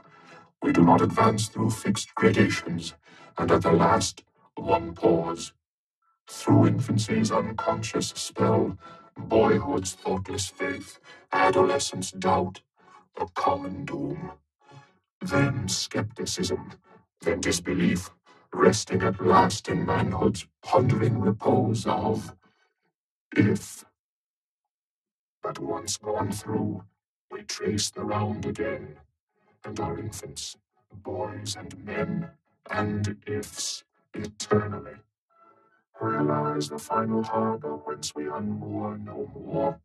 In what rapt ether sails the world, of which the weariest will never weary? Where is the foundling's father hidden? Our souls are like those orphans whose unwedded mothers die in bearing them. The secret of our paternity lies in their grave, and we must dare to learn it.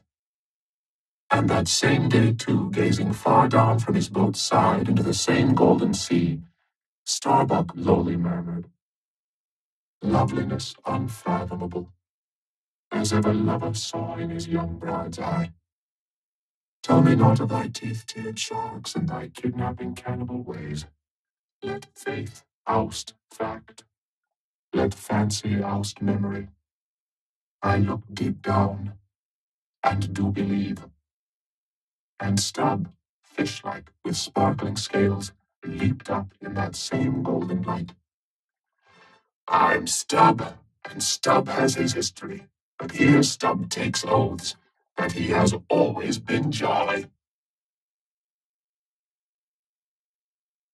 Chapter 115. The Pequod Meets the Bachelor. And jolly enough were the sights and the sounds that came bearing down before the wind, some few weeks after Ahab's harpoon had been welded. It was a Nantucket ship, the Bachelor, which had just wedged in her last cask of oil and bolted down her bursting hatches, and now, in glad holiday apparel, was joyously, though somewhat ingloriously, sailing round among the widely separated ships on the ground, previous to pointing her prow for home. The three men at her masthead wore long streamers of narrow red bunting at their hats. From the stern, a whaleboat was suspended, bottom up, and hanging captive from the bowsprit was seen the long lower jaw of the last whale they had slain. Signals, ensigns, and jacks of all colors were flying from her rigging on every side. Sideways lashed in each of her three basketed tops were 2 barrels of sperm, above which, in her topmast cross trees, you saw slender breakers of the same precious fluid, and nailed to her main truck was a brazen lamp. As was afterwards learned, the Bachelor had met with the most surprising success, all the more wonderful, for that while cruising in the same seas, numerous other vessels had gone entire months without securing a single fish. Not only had barrels of beef and bread been given away to make room for the far more valuable sperm, but additional supplemental casks had been bartered for from the ships she had met, and these were stowed along the deck and in the captain's and officers' staterooms. Even the cabin table itself had been knocked into kindling wood, and the cabin mess dined off the broad head of an oil butt, lashed down to the floor for a centerpiece. In the forecastle, the sailors had actually caulked and pitched their chests and filled them.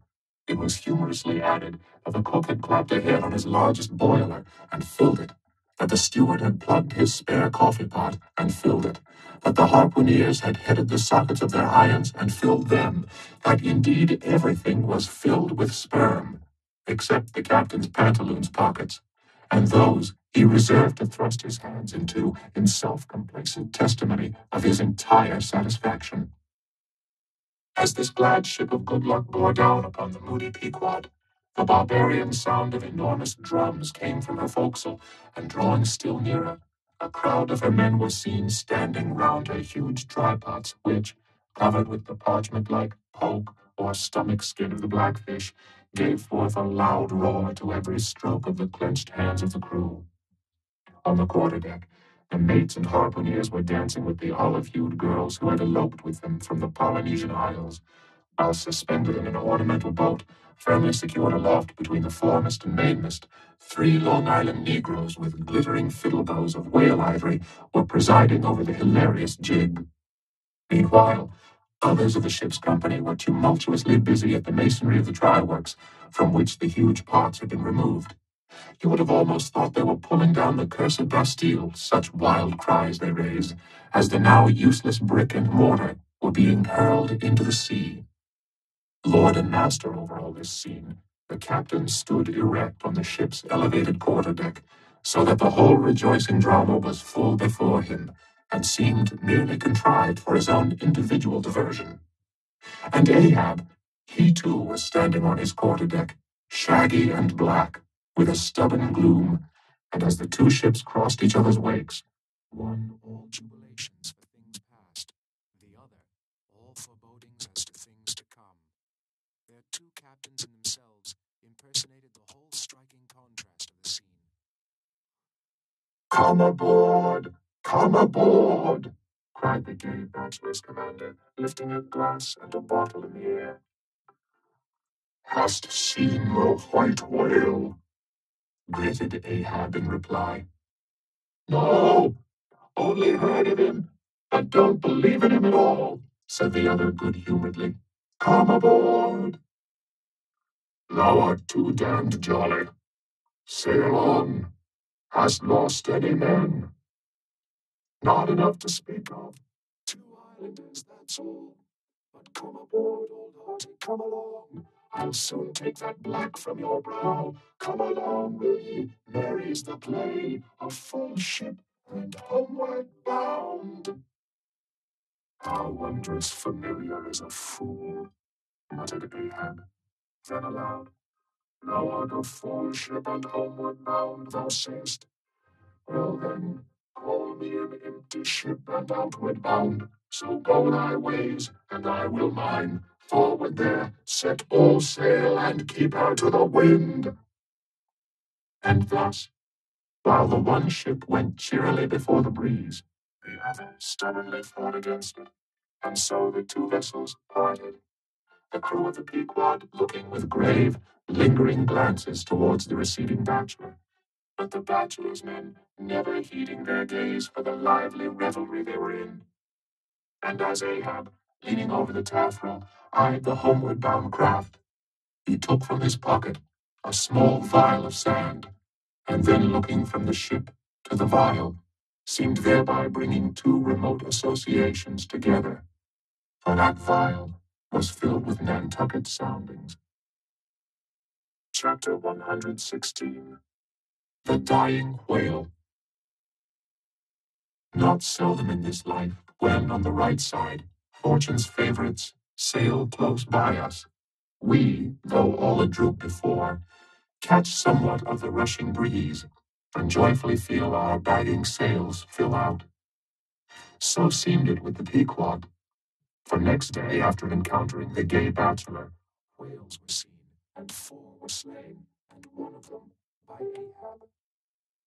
It was far down the afternoon, and when all the spearings of the crimson fight were done, and floating in the lovely sunset sea and sky, sun and whale both stilly died together. Then such a sweetness and such plaintiveness, such in-wreathing orisons curled up in that rosy air, that it almost seemed as if far over from the deep green convent valleys of the Manila Isles, the Spanish land breeze wantonly turned sailor, had gone to sea, freighted with these vesper hymns. Soothed again, but only soothed to deeper gloom, Ahab, who had sterned off from the whale, sat intently watching his final wanings from the now tranquil boat. For that strange spectacle observable in all sperm whales dying, the turning sunwards of the head, and so expiring, that strange spectacle, beheld of such a placid evening, somehow to Ahab conveyed a wondrousness unknown before. He turns and turns into it. How slowly, and how steadfastly, his homage rendering and invoking brow, with his last dying motions. He too worships fire, most faithful, broad baronial vassal of the sun. Oh, that these two favoring eyes should see these two favoring sights. Look, here, far waterlogged, beyond all harm of human weal or woe, in these most candid and impartial seas, where to traditions no rocks furnish tablets, where for long Chinese ages the billows have still rolled on, speechless and unspoken to, the stars that shine upon the Niger's unknown source. Here too, life dies sunwards full of faith, but see, no sooner dead than death whirls round the corpse, and it heads some other way. O thou dark Hindu half of nature, who of drowned bones hast builded thy separate throne somewhere in the heart of these unverged seas, thou art an infidel, thou queen, and too truly speakest to me the wide slaughtering typhoon, and the hushed burial of its after calm. Nor has this thy whale sunwards turned his dying head, and then gone round again, without a lesson to me. O trebly hooped and welded hip of power, O high aspiring rainbow jet, that one striveth, this one jetteth all in vain. In vain, O whale, dost thou seek intercedings with yon all-quickening sun, that only calls forth life, but gives it not again. Yet dost thou, darker half, rock me with a prouder, if a darker faith. All thy unnameable imminglings float beneath me here. I am buoyed by breaths of once living things, exhaled as air, but water now. Then hail, forever hail, O sea, in whose eternal tossings all wild fowl finds its only rest. Born of earth, yet suckled by the sea, though hill and valley mothered me, ye billows are my foster brothers. Chapter 117. The Whale Watch. The 4 whales slain that evening had died wide apart, one far to windward, one less distant to leeward, one ahead, one astern. These last 3 were brought alongside ere nightfall, but the windward one could not be reached till morning, and the boat that had killed it lay by its side all night, and that boat was Ahab's. The waif pole was thrust upright into the dead whale's spout hole, and the lantern, hanging from its top, cast a troubled, flickering glare upon the black, glossy back, and far out upon the midnight waves which gently chafed the whale's broad flank, like soft surf upon a beach. Ahab and all his boat's crew seemed asleep, but the Parsee, who, crouching in the bow, sat watching the sharks that spectrally played round the whale and tapped the light cedar planks with their tails. A sound like the moaning in squadrons over asphaltites of unforgiven ghosts of Gomorrah ran shuddering through the air. Started from his slumbers, Ahab, face to face, saw the Parsee, and hooped round by the gloom of the night, they seemed the last men in a flooded world. I have dreamed it again, said he. Of the hearses, have I not said, old man, that neither hearse nor coffin can be thine? And who are hearsed that die on the sea? But I said, old man, that ere thou couldst down this voyage, two hearses must verily be seen by thee on the sea, the first not made by mortal hands, and the visible wood of the last one must be grown in America. Aye, aye, a strange sight that, Parsi. The hearse and its blooms floating over the ocean with the waves for the pallbearers. Ah, such a sight we shall not soon see. Believe it or not, thou canst not die till it be seen, old man. And what was that saying about thyself? Though it come to the last, I shall still go before thee, thy pilot. And when thou art so gone before, if not ever before, then ere I can follow, thou must still appear to me, to pilot me still. Was it not so? Well then, did I believe all ye say, O my pilot? I have here two pledges that I shall yet slay Moby Dick, and survive it.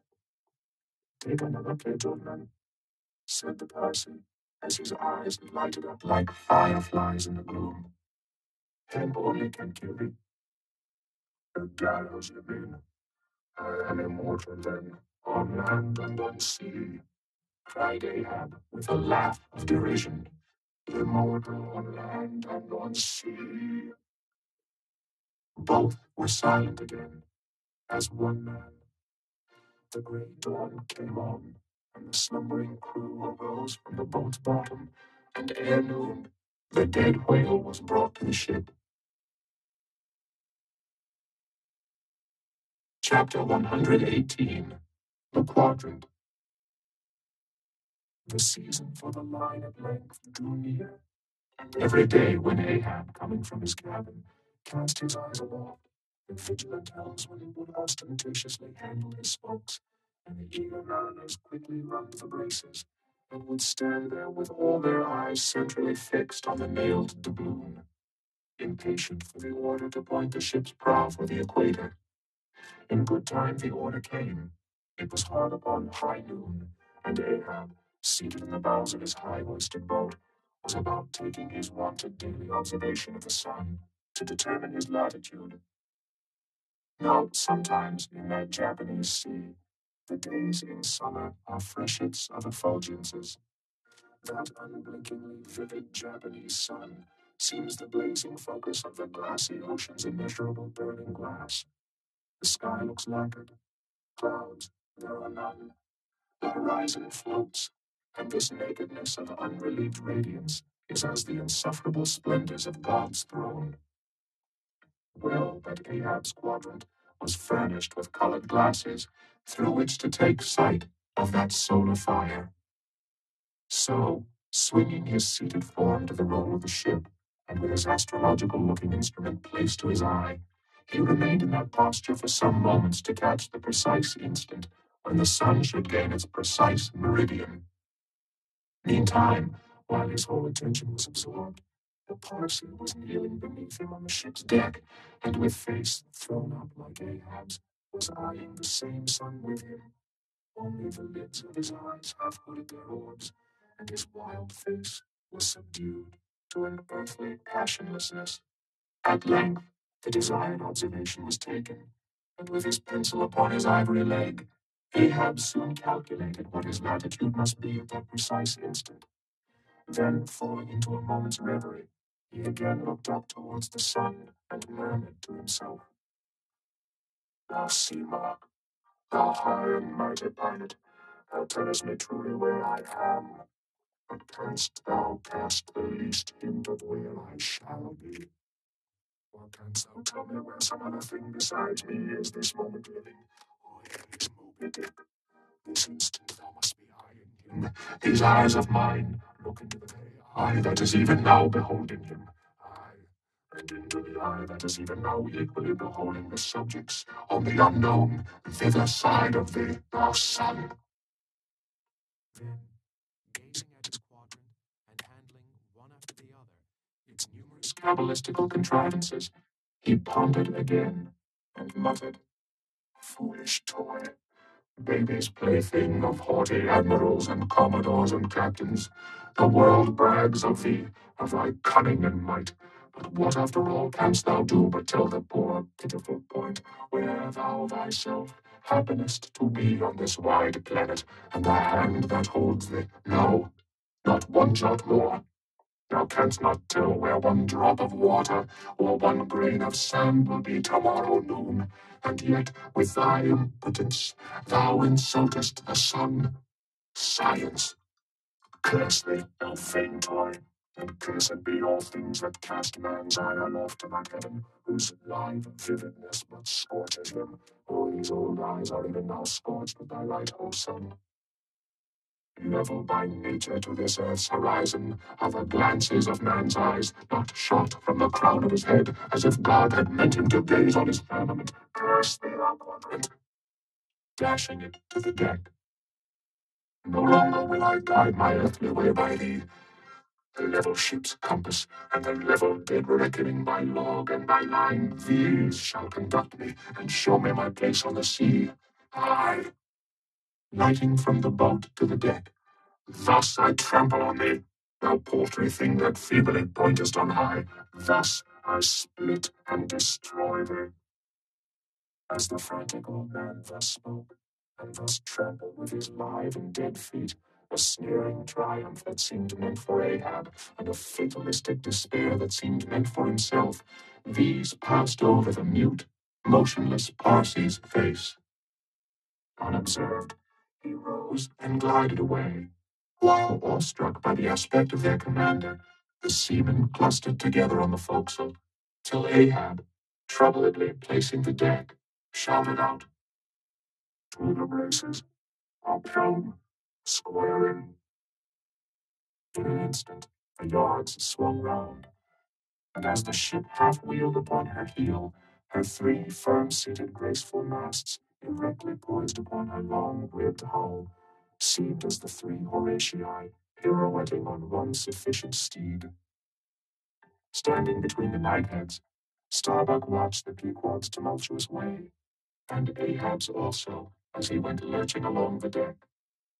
I have sat before the dense coal fire and watched it all aglow, full of its tormented flaming life, and I have seen it wane at last down, down to dumbest dust.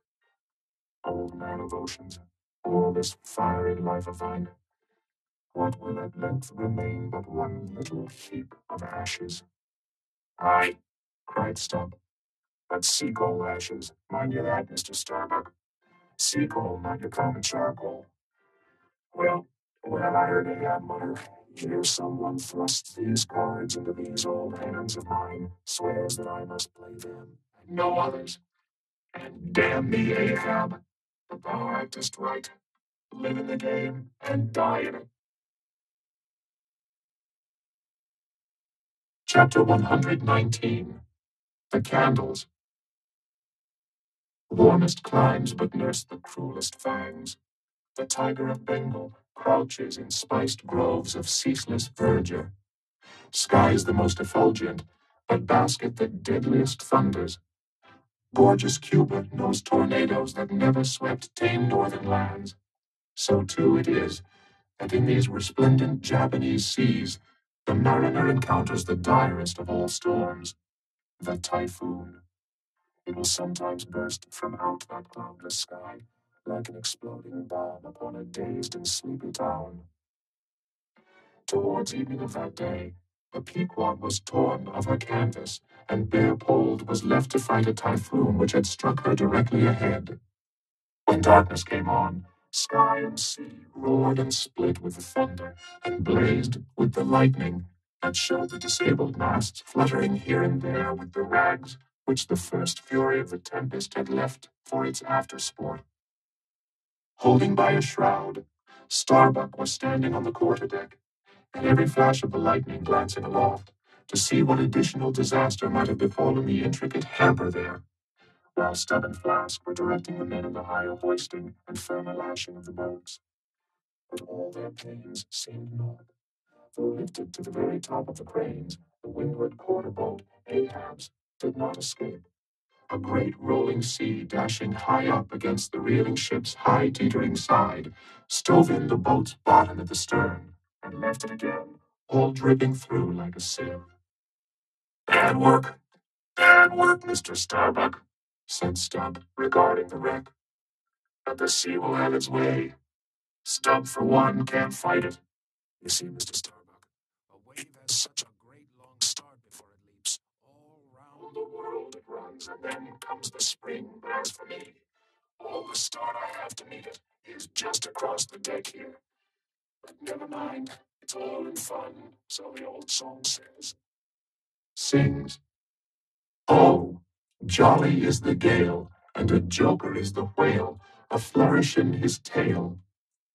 Such a funny, sporty, gamey, jesty, jokey, hokey pokey lad is the ocean. Oh, the scud all a flyin', that's his flip only foamin' when he stirs in the spicin'. Such a funny, sporty, gamey, jesty, jokey, hokey pokey lad is the ocean. Oh, thunder splits the ships, but he only smacks his lips, a tastin' of this flip. Such a funny, sporty, gamey, jesty, jokey, hokey pokey lad is the ocean. Oh, a vast Stubb, cried Starbuck. Let the typhoon sing and strike his harp here in our rigging. And if thou art a brave man, thou wilt hold thy peace. And I'm not a brave man, never said I was a brave man. I'm a coward, and I sing to keep up my spirits. And I tell you what it is, Mr. Starbuck, there's no way to stop my singing in this world but to cut my throat. And when that's done, 10-1, I sing you the doxology for a wind-up. Madman, look through my eyes if thou hast none of thine own. What? How can you see better of a dark night than anybody else? Never mind how foolish. Here, cried Starbuck, seizing Stubb by the shoulder and pointing his hand towards the weather bow. Markest thou not that the gale comes from the eastward, the very course Ahab is to run for Moby Dick, the very course he swung to this day noon? Now mark his boat there. Where is that stove? In the stern sheets, man, where he is wont to stand. His standpoint is stove, man. Now jump overboard and sing away if thou must. I don't half understand ye. What's in the wind? Yes, yes, round the Cape of Good Hope is the shortest way to Nantucket, soliloquized Starbuck suddenly, heedless of Stubb's question. A gale that now hammers at us to stave us. We can turn it into a fair wind that will drive us towards home. Yonder to windward, all is blackness of doom. But to leeward, homeward, I see it lightens up there, but not with the lightning. At that moment, in one of the intervals of profound darkness, following the flashes, a voice was heard at his side, and almost at the same instant, a volley of thunder peals rolled overhead. Who's there? Old Thunder, said Ahab, groping his way along the bulwarks to his pivot hole, but suddenly finding his path made plain to him by elbow glances of fire. Now, as the lightning rod to a spire on shore is intended to carry off the perilous fluid into the soil, so the kindred rod, which at sea some ships carry to each mast, is intended to conduct it into the water. But as this conductor must descend to considerable depth, that its end may avoid all contact with the hull, and as, moreover, if kept constantly towing there, it would be liable to many mishaps, besides interfering not a little with some of the rigging, and more or less impeding the vessel's way in the water. Because of all this, the lower parts of a ship's lightning rods are not always overboard, but are generally made in long, slender links, so as to be the more readily hauled up into the chains outside, or thrown down into the sea, as occasion may require. The rods, cried Starbuck to the crew, suddenly admonished to vigilance by the vivid lightning that had just been darting flambeaux to light Ahab to his post. Are they overboard? Drop them over, fore and aft, quick. Avast, cried Ahab. Let's have fair play here. Though we be the weaker side, yet I'll contribute to raise rods on the Himalayas and Andes, that all the world may be secured, but out on privileges, let them be, sir. Look aloft, cried Starbuck. The corpusants, the corpusants. All the yardarms were tipped with a pallid fire, and touched at each tri-pointed lightning rod end with 3 tapering white flames. Each of the three tall masts was silently burning in that sulphurous air, like three gigantic wax tapers before an altar. "Blast the boat, let it go!" cried Stubb at this instant, as a swashing sea heaved up under his own little craft, so that its gunwale violently jammed his hand as he was passing a lashing. "Blast it!" But slipping backward on the deck, his uplifted eyes caught the flames, and immediately shifting his tone, he cried, "The corpusants, have mercy on us all!" To sailors, oaths are household words. They will swear in the trance of the calm, and in the teeth of the tempest. They will imprecate curses from the topsail yard arms, when most they teeter over to a seething sea. But in all my voyagings, seldom have I heard a common oath when God's burning finger has been laid on the ship, when his meeny, teakle Upharsin has been woven into the shrouds and the cordage. While this pallidness was burning aloft, few words were heard from the enchanted crew, who in one thick cluster stood on the forecastle, all their eyes gleaming in that pale phosphorescence like a faraway constellation of stars. Relieved against the ghostly light, the gigantic jet negro Daggoo loomed up to thrice his real stature and seemed the black cloud from which the thunder had come. The parted mouth of Tashtigu revealed his sharp white teeth, which strangely gleamed as if they too had been tipped by corpuscants. While lit up by the preternatural light, Queequeg's tattooing burned like satanic blue flames on his body. The tableau all waned at last with a pallidness aloft, and once more the Pequod and every soul on her decks were wrapped in a pall. A moment or two passed, when Starbuck, going forward, pushed against someone. It was Stubb. "What thinkest thou now, man?" I heard this cry. It was not the same in the song. No, it wasn't. I said the corpusants have mercy on us all, and I hope they will still. But do they only have mercy on long faces? Have they no bowels for a laugh? And look you, Mr. Starbuck, but it's too dark to look. Hear me then. I take that masted flame we saw for a sign of good luck. For those masts are rooted in a hold that is going to be chock-a-block with sperm oil, you see? And so, all that sperm will work up into the masts, like sap in a tree. Yes, our three masts will yet be as three spermaceti candles. That's the good promise we saw. At that moment, Starbuck caught sight of Stubb's face, slowly beginning to glimmer into sight. Glancing upwards, he cried, "See! See!" And once more the high tapering flames were beheld with what seemed redoubled supernaturalness in their pallor. "The corpusants have mercy on us all," cried Stubb again. At the base of the mainmast, full beneath the doubloon and the flame, the Parsee was kneeling in Ahab's front, but with his head bowed away from him, while nearby, from the arched and overhanging rigging, where they had just been engaged securing a spar, a number of the seamen, arrested by the glare, now cohered together and hung pendulous, like a knot of numbed wasps from a drooping orchard twig. In various enchanted attitudes, like the standing or stepping or running skeletons in Herculaneum, others remained rooted to the deck, but all their eyes upcast. "Aye, aye, men," cried Ahab. "Look up at it, mark it well. The white flame but lights the way to the white whale. Hand me those mainmast links there. I would fain feel this pulse, and let mine beat against it, blood against fire, so." Then turning, the last link held fast in his left hand, he put his foot upon the Parsee, and with fixed upward eye and high-flung right arm, he stood erect before the lofty tri-pointed trinity of flames. "O thou clear spirit of clear fire, whom on these seas I as Persian once did worship, till in the sacramental act so burned by thee, that to this hour I bear the scar, I now know thee, thou clear spirit, and I now know that thy right worship is defiance. To neither love nor reverence wilt thou be kind, and e'en for hate thou canst but kill, and all are killed. No fearless fool now fronts me. I own my speechless, placeless power, but to the last gasp of my earthquake life will dispute its unconditional, unintegral mastery in me. In the midst of the personified impersonal, a personality stands here, though but a point at best, whencesoe'er I came, wheresoe'er I go. Yet while I earthly live, the queenly personality lives in me and feels her royal rights.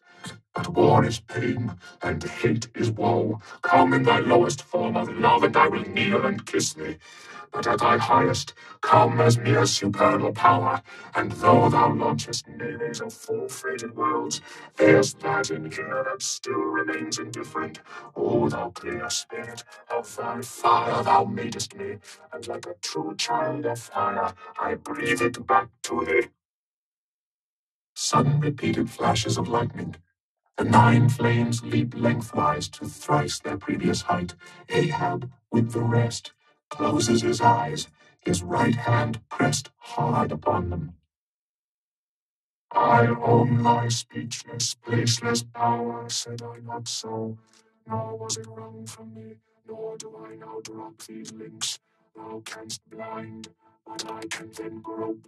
Thou canst consume, but I can then be ashes. Take the homage of these poor eyes and shutter hands. I would not take it.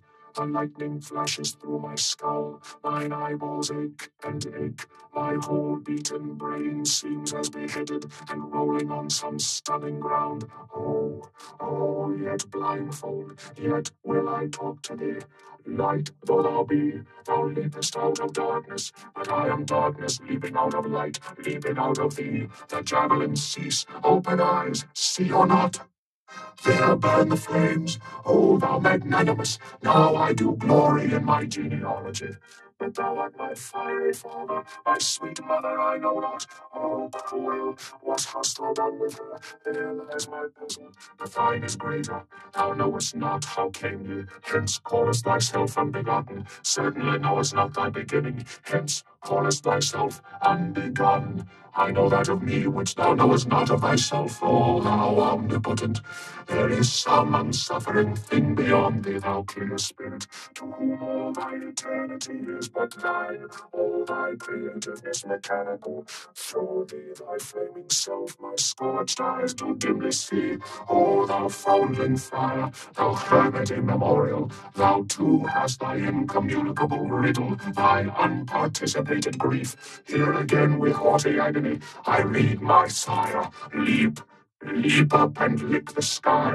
I leap with thee, I burn with thee, would fain be welded with thee. Defyingly I worship thee. The boat, the boat, cried Starbuck. Look at thy boat, old man. Ahab's harpoon, the one forged at Perth's fire, remained firmly lashed in its conspicuous crotch, so that it projected beyond his whaleboat's bow. But the sea that had stove its bottom had caused the loose leather sheath to drop off, and from the keen steel barb there now came a leveled flame of pale, forked fire. As the silent harpoon burned there like a serpent's tongue, Starbuck grasped Ahab by the arm. God, God is against the old man, forbear. 'Tis an ill voyage, ill begun, ill continued. Let me square the yards while we may, old man, and make a fair wind of it homewards, to go on a better voyage than this. Overhearing Starbuck, the panic-stricken crew instantly ran to the braces, though not a sail was left aloft. For the moment, all the aghast mates' thoughts seemed theirs. They raised a half-mutinous cry, but dashing the rattling lightning links to the deck, and snatching the burning harpoon, Ahab waved it like a torch among them, swearing to transfix with it the first sailor that but cast loose a rope's end. Petrified by his aspect, and still more shrinking from the fiery dart that he held, the men fell back in dismay, and Ahab again spoke. All your oaths to hunt the white whale are as binding as mine, and heart, soul, and body, lungs, and life, old Ahab is bound. and that ye may know to what tune this heart beats, look ye here. Thus I blow out the last fear. And with one blast of his breath, he extinguished the flame. As in the hurricane that sweeps the plain, men fly the neighborhood of some lone gigantic elm, whose very height and strength but render it so much the more unsafe, because so much the more a mark for thunderbolts. So at those last words of Ahab's, many of the mariners did run from him in a terror of dismay. Chapter 120. The deck towards the end of the first night watch. Ahab standing by the helm, Starbuck approaching him. We must send down the main topsail yard, sir. The band is working loose and the lee lift is half stranded. Shall I strike it, sir? Strike nothing. Lash it. If I had skysail poles, I'd sway them up now. Sir, in God's name, sir, will. The anchors are working, sir. Shall I get them inboard? Strike nothing and stir nothing, but lash everything. The wind rises, but it has not got up to my tablelands yet. Quick, and see to it. By masts and keels, he takes me for the hunchbacked skipper of some coasting smack. Send down my main topsail yard. Ho, bluebots. Loftiest trucks were made for wildest winds, and this brain truck of mine now sails amid the cloud scud. Shall I strike that? Oh, none but cowards send down their brain trucks in tempest time. What a whoosh aloft there. I would even take it for sublime did I not know that the colic is a noisy malady. Oh, take medicine, take medicine. Chapter 121. Midnight. The forecastle bulwarks. Stub and Flask mounted on them, and passing additional lashings over the anchors, they're hanging. No, Stub. You may pound that knot there as much as you please, but you will never pound into me what you were just now saying. And how long ago is it since you said the very contrary? Didn't you once say that whenever ship Ahab sails in, that ship should pay something extra on its insurance policy, just as though it were loaded with powder barrels aft and boxes of lucifers forward? Stop now, didn't you say so? Well, I suppose I did. What then? I've part changed my flesh since that time. Why not my mind? Besides, supposing we are loaded with powder barrels aft and lucifers forward, how the devil could the lucifers get afire in this drenching spray here? Ah, my little man, you have pretty red hair, but you couldn't get a fire now. Shake yourself, you're Aquarius or the water-bearer flask. Might fill pitchers at your coat collar. Don't you see, then, that for these extra risks, the marine insurance companies have extra guarantees? Here are hydrants, Flask. But hark again, and I'll answer you the other thing. First, take your leg off from the crown of the anchor here, though, so I can pass the rope. Now listen. What's the mighty difference between holding a mast's lightning rod in the storm and standing close by a mast that hasn't got any lightning rod at all in a storm? Don't you see, you timberhead, that no harm can come to the holder of the rod unless the mast is first struck? What are you talking about, Ben?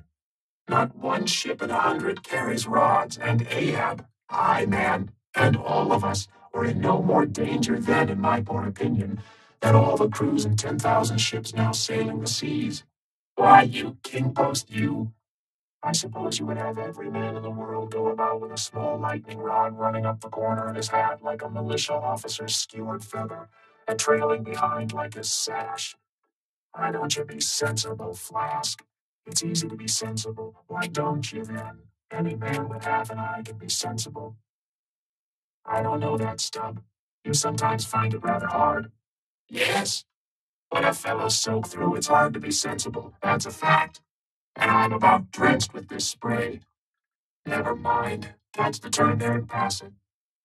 Seems to me we are lashing down these anchors now as if they were never going to be used again. Tying these two anchors here, Flask, seems like tying a man's hands behind him. And what big, generous hands they are, to be sure.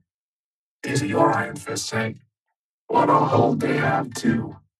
I wonder, Flask, whether the world is anchored anywhere. If she is, she swings with an uncommon long cable, though. There, hammer that knot down and we've done. So, next to touching land, lightning on deck is the most satisfactory. I say just wring out my jacket skirts, will you? Thank you. They laugh at long togs so, Flask, but seems to me a long-tailed coat ought always to be worn in all storms afloat. The tail tapering down that way serve to carry off the water, do you see? Same with the cocked hats. The cocks form gable and eave troughs, Flask. No more monkey jackets and tarpaulins for me. I must mount a swallowtail and drive down a beaver cell. Hallo! Whew. There goes my tarpaulin overboard. Lord, Lord, that the winds that come from heaven should be so unmannerly. This is a nasty night, lad. Chapter 122. Midnight aloft. Thunder and lightning. The main topsail yard. Ashtigo, passing new lashings around it. Stop that thunder. There ain't too much thunder up here. What's the use of thunder? No more thunder. We want rum. Give us a glass of rum. Chapter 123. The musket. During the most violent shocks of the typhoon, the man at the Pequod's jawbone tiller had several times been reelingly hurled to the deck by its spasmodic motions, even though preventer tackles had been attached to it, for they were slack, because some play to the tiller was indispensable. In a severe gale like this, while the ship is but a tossed shuttlecock to the blast, it is by no means uncommon to see the needles in the compasses at intervals go round and round. It was thus with the Pequods.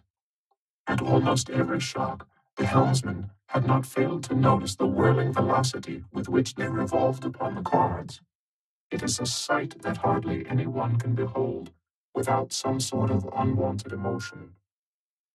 Some hours after midnight, the typhoon abated so much that through the strenuous exertions of Starbuck and Stubb, one engaged forward and the other aft, the shivered remnants of the jib and fore and main topsails were cut adrift from the spars, and went eddying away to leeward like the feathers of an albatross, which sometimes are cast to the winds when that storm-tossed bird is on the wing.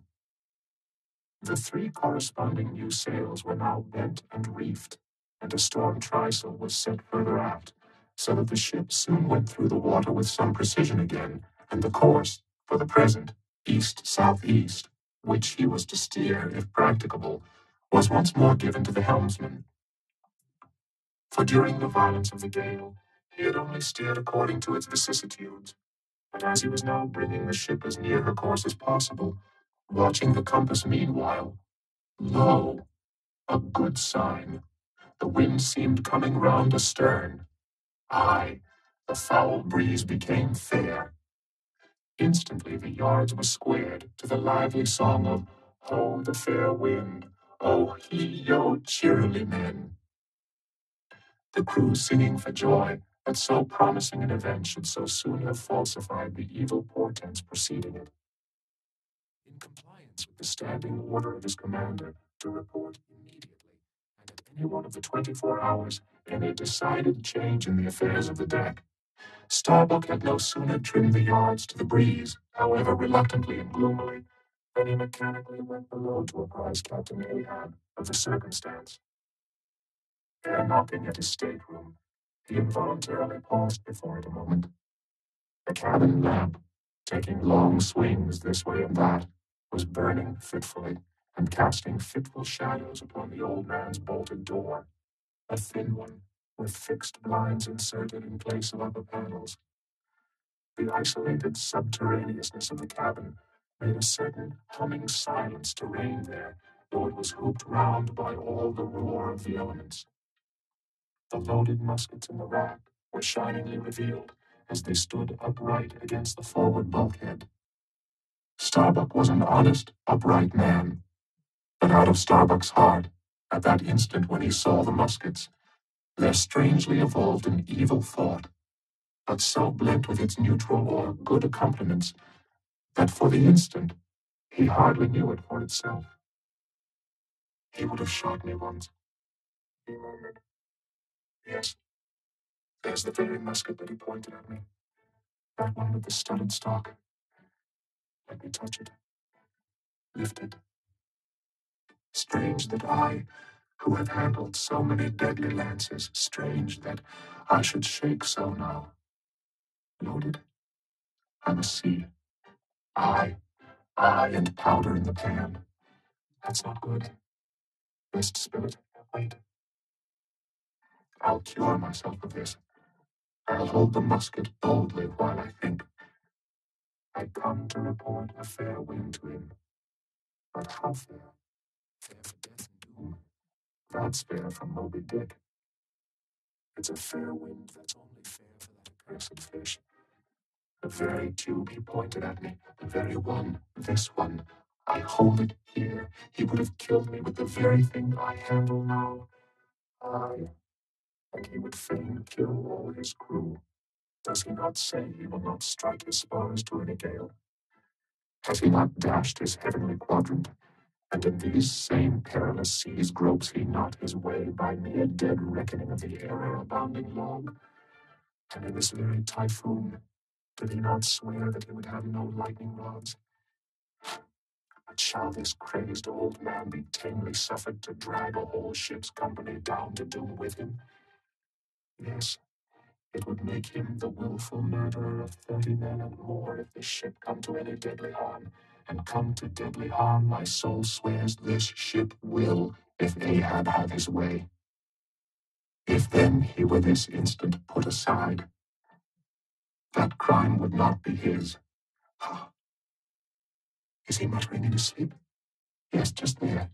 In there he's sleeping. Aye, but still alive, and soon awake again. I can't withstand thee then, old man. Not reasoning, not remonstrance, not entreaty wilt thou hearken to. All this thou scornest. Flat obedience to thy own flat commands, this is all thou breathest. Aye, and sayest the men have vowed thy vow. Sayest all of us are Ahab's. Great God forbid. But is there no other way? No lawful way? Make him a prisoner to be taken home. What? Hope to wrest this old man's living power from his own living hands. Only a fool would try it. Say he were pinioned even, knotted all over with ropes and hawsers, chained down to ring bolts on his cabin floor, he would be more hideous than a caged tiger then. I could not endure the sight, could not possibly fly his howlings. All comfort, sleep itself, inestimable reason would leave me on the long, intolerable voyage. What then remains? The land is hundreds of leagues away, and locked Japan the nearest. I stand alone here upon an open sea, with 2 oceans and a whole continent between me and law. Aye, 'tis so. Is heaven a murderer when its lightning strikes a would-be murderer in his bed, tindering sheets and skin together? And would I be a murderer then if, and slowly, stealthily, and half sideways looking, he placed the loaded musket's end against the door? On this level, Ahab's hammock swings within, his head this way. A touch, and Starbuck may survive to hug his wife and child again. Oh, Mary, Mary, boy. But if I wake thee not to death, old man, who can tell to what unsounded deeps Starbuck's body this day weak may sink? With all the crew, great God, where art thou? Shall I? The wind has gone down and shifted, sir. The fore and main topsails are reefed and set. She heads her course. Stern all, Oh, Moby Dick, I clutch thy heart at last. Such were the sounds that now came hurtling from out the old man's tormented sleep, as if Starbuck's voice had caused the long, dumb dream to speak. The yet leveled musket shook like a drunkard's arm against the panel. Starbuck seemed wrestling with an angel, but turning from the door, he placed the death tube in its rack and left the place. He's too sound sleep, Mr. Stubb. Go thou down and wake him and tell him I must see to the deck here. Thou knowst what to say. Chapter 124. The Needle. Next morning, the not yet subsided sea rolled in long, slow billows of mighty bulk, and striving in the Pequod's gurgling track, pushed her on like giants' palms outspread. The strong, unstaggering breeze abounded so that sky and air seemed vast, outbellying sails. The whole world boomed before the wind. Muffled in the full morning light, the invisible sun was only known by the spread intensity of his place, where his bayonet rays moved on in stacks, emblazonings as of crowned Babylonian kings and queens reigned over everything. The sea was as a crucible of molten gold that bubblingly leaps with light and heat. Long maintaining an enchanted silence, Ahab stood apart, and every time the teetering ship loweringly pitched down her bowsprit, he turned to eye the bright sun's rays produced ahead. And when she profanely settled by the stern, he turned behind and saw the sun's rearward place, and how the same yellow rays were blending with his undeviating wake. Ah, ah, my ship, thou mightest well be taken now for the sea chariot of the sun. Oh, oh, all ye nations before my brow, I bring the sun to ye. Yoke on the further billows, hallo, a candle might drive the sea. But suddenly, reined back by some counterthought, he hurried towards the helm, huskily demanding how the ship was heading. East south, sir, said the frightened steersman. Thou liest, smiting him with his clenched fist. Heading east at this hour in the morning, and the sun astern. Upon this every soul was confounded, for the phenomenon just then observed by Ahab had unaccountably escaped everyone else, but its very blinding palpableness must have been the cause. Thrusting his head halfway into the binnacle, Ahab caught one glimpse of the compasses. His uplifted arm slowly fell. For a moment, he almost seemed to stagger. Standing behind him, Starbuck looked, and lo, the two compasses pointed east, and the Pequod was as infallibly going west. But ere the first wild alarm could get out abroad among the crew, the old man with a rigid laugh exclaimed, I have it! It has happened before. Mr. Starbuck, last night's thunder turned our compasses, that's all. Thou hast before no heard of such a thing, I take it. Aye, but never before has it happened to me, sir, said the pale mate gloomily. Here it must needs be said that accidents like this have in more than one case occurred to ships in violent storms. The magnetic energy as developed in the mariner's needle is, as all know, essentially one with the electricity beheld in heaven. Hence it is not to be much marveled at that such things should be.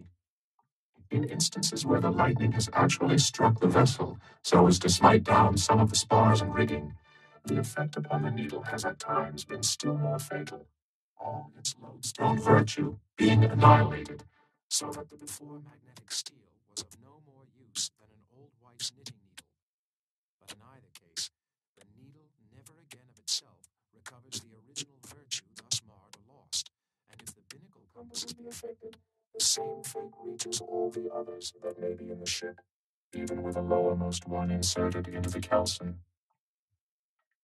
Deliberately standing before the binnacle and eyeing the transpointed compasses, the old man, with the sharp of his extended hand, now took the precise bearing of the sun, and satisfied that the needles were exactly inverted, shouted out his orders for the ship's course to be changed accordingly. The yards were braced hard up, and once more the Pequod thrust her undaunted bows into the opposing wind, for the supposed fair one had only been juggling her. Meanwhile, whatever were his own secret thoughts, Starbuck said nothing, but quietly he issued all requisite orders, while Stubborn Flask, who in some small degree seemed then to be sharing his feelings, likewise unmurmuringly acquiesced. As for the men, though some of them lowly rumbled, their fear of Ahab was greater than their fear of fate.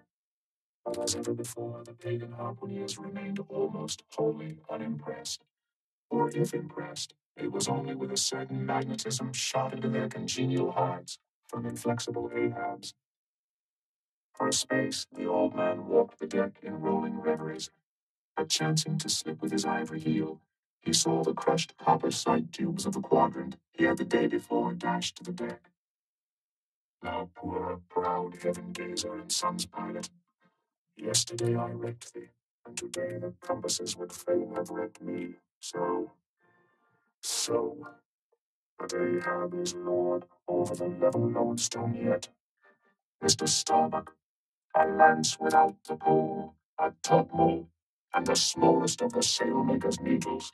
Quick, accessory, perhaps, to the impulse dictating the thing he was now about to do, were certain prudential motives whose object might have been to revive the spirits of his crew by a stroke of his subtle skill in a matter so wondrous as that of the inverted compasses. Besides, the old man well knew that to steer by transpointed needles, though clumsily practicable, was not a thing to be passed over by superstitious sailors without some shudderings and evil portents. Men, said he, steadily turning upon the crew as the mate handed him the things he had demanded. My men, the thunder turned old Ahab's needles, but out of this bit of steel Ahab can make one of his own that will point as true as any. Abashed glances of servile wonder were exchanged by the sailors as this was said, and with fascinated eyes they awaited whatever magic might follow. But Starbuck looked away. With a blow from the topmole, Ahab knocked off the steel head of the lance, and then, handing to the mate the long iron rod remaining, bade him hold it upright, without its touching the deck. Then, with the maul, after repeatedly smiting the upper end of this iron rod, he placed the blunted needle endwise on the top of it, and less strongly hammered that several times, the mate still holding the rod as before. Then, going through some small strange motions with it, whether indispensable to the magnetizing of the steel or merely intended to augment the awe of the crew, is uncertain. He called for linen thread, and moving to the binnacle, slipped out the two reversed needles there, and horizontally suspended the sail needle by its middle over one of the compass cards. At first, the steel went round and round, quivering and vibrating at either end. But at last it settled to its place when Ahab, who had been intently watching for this result, stepped frankly back from the binnacle and pointing his stretched arm towards it, exclaimed, Look ye for yourselves. If Ahab be not lord of the level lodestone, the sun is east, and that compass swears it. One after another they peered in, for nothing but their own eyes could persuade such ignorance as theirs, and one after another they slunk away. In his fiery eyes of scorn and triumph, you then saw Ahab in his fatal pride. Chapter 125, The Log and Line. While now the fated Pequod had been so long afloat this voyage, the log and line had but very seldom been in use. Owing to a confident reliance upon other means of determining the vessel's place, some merchantmen, and many whalemen, especially when cruising, wholly neglect to heave the log, though at the same time, and frequently more for form's sake than anything else, regularly putting down upon the customary slate the course steered by the ship, as well as the presumed average rate of progression every hour. It had been thus with the Pequod. The wooden reel and angular log attached hung, long untouched, just beneath the railing of the after bulwarks. Rains and spray had damped it. Sun and wind had warped it. All the elements had combined to rot a thing that hung so idly. But heedless of all this, his mood seized Ahab as he happened to glance upon the reel not many hours after the magnet scene, and he remembered how his quadrant was no more, and recalled his frantic oath about the level log and line. The ship was sailing plungingly. Astern the billows rolled in riots. Forward there, heave the log. Two seamen came, the golden-hued Tahitian and the grizzly Manxman. Take the reel, one of you. I'll heave. They then went towards the extreme stern, on the ship's lee side, where the deck, with the oblique energy of the wind, was now almost dipping into the creamy, sidelong rushing sea. The Manxman took the reel, and holding it up high by the projecting handle ends of the spindle, round which the spool of line revolved, so stood with the angular log hanging downwards till Ahab advanced to him. Ahab stood before him, and was lightly unwinding some 30 or 40 turns to form a preliminary hand coil to toss overboard, when the old Manxman, who was intently eyeing both him and the line, made bold to speak. Sir, I mistrusted this line looks far gone, long heated might have spoiled it. 'Twill hold, old gentleman, long heat and wet, have they spoiled thee? Thou seemst to hold, or truer perhaps, life holds thee, not thou it. I hold the spool, sir, but just as my captain says, with these gray hairs of mine 'tis not worthwhile disputing, especially with a superior, who will ne'er confess. What's that?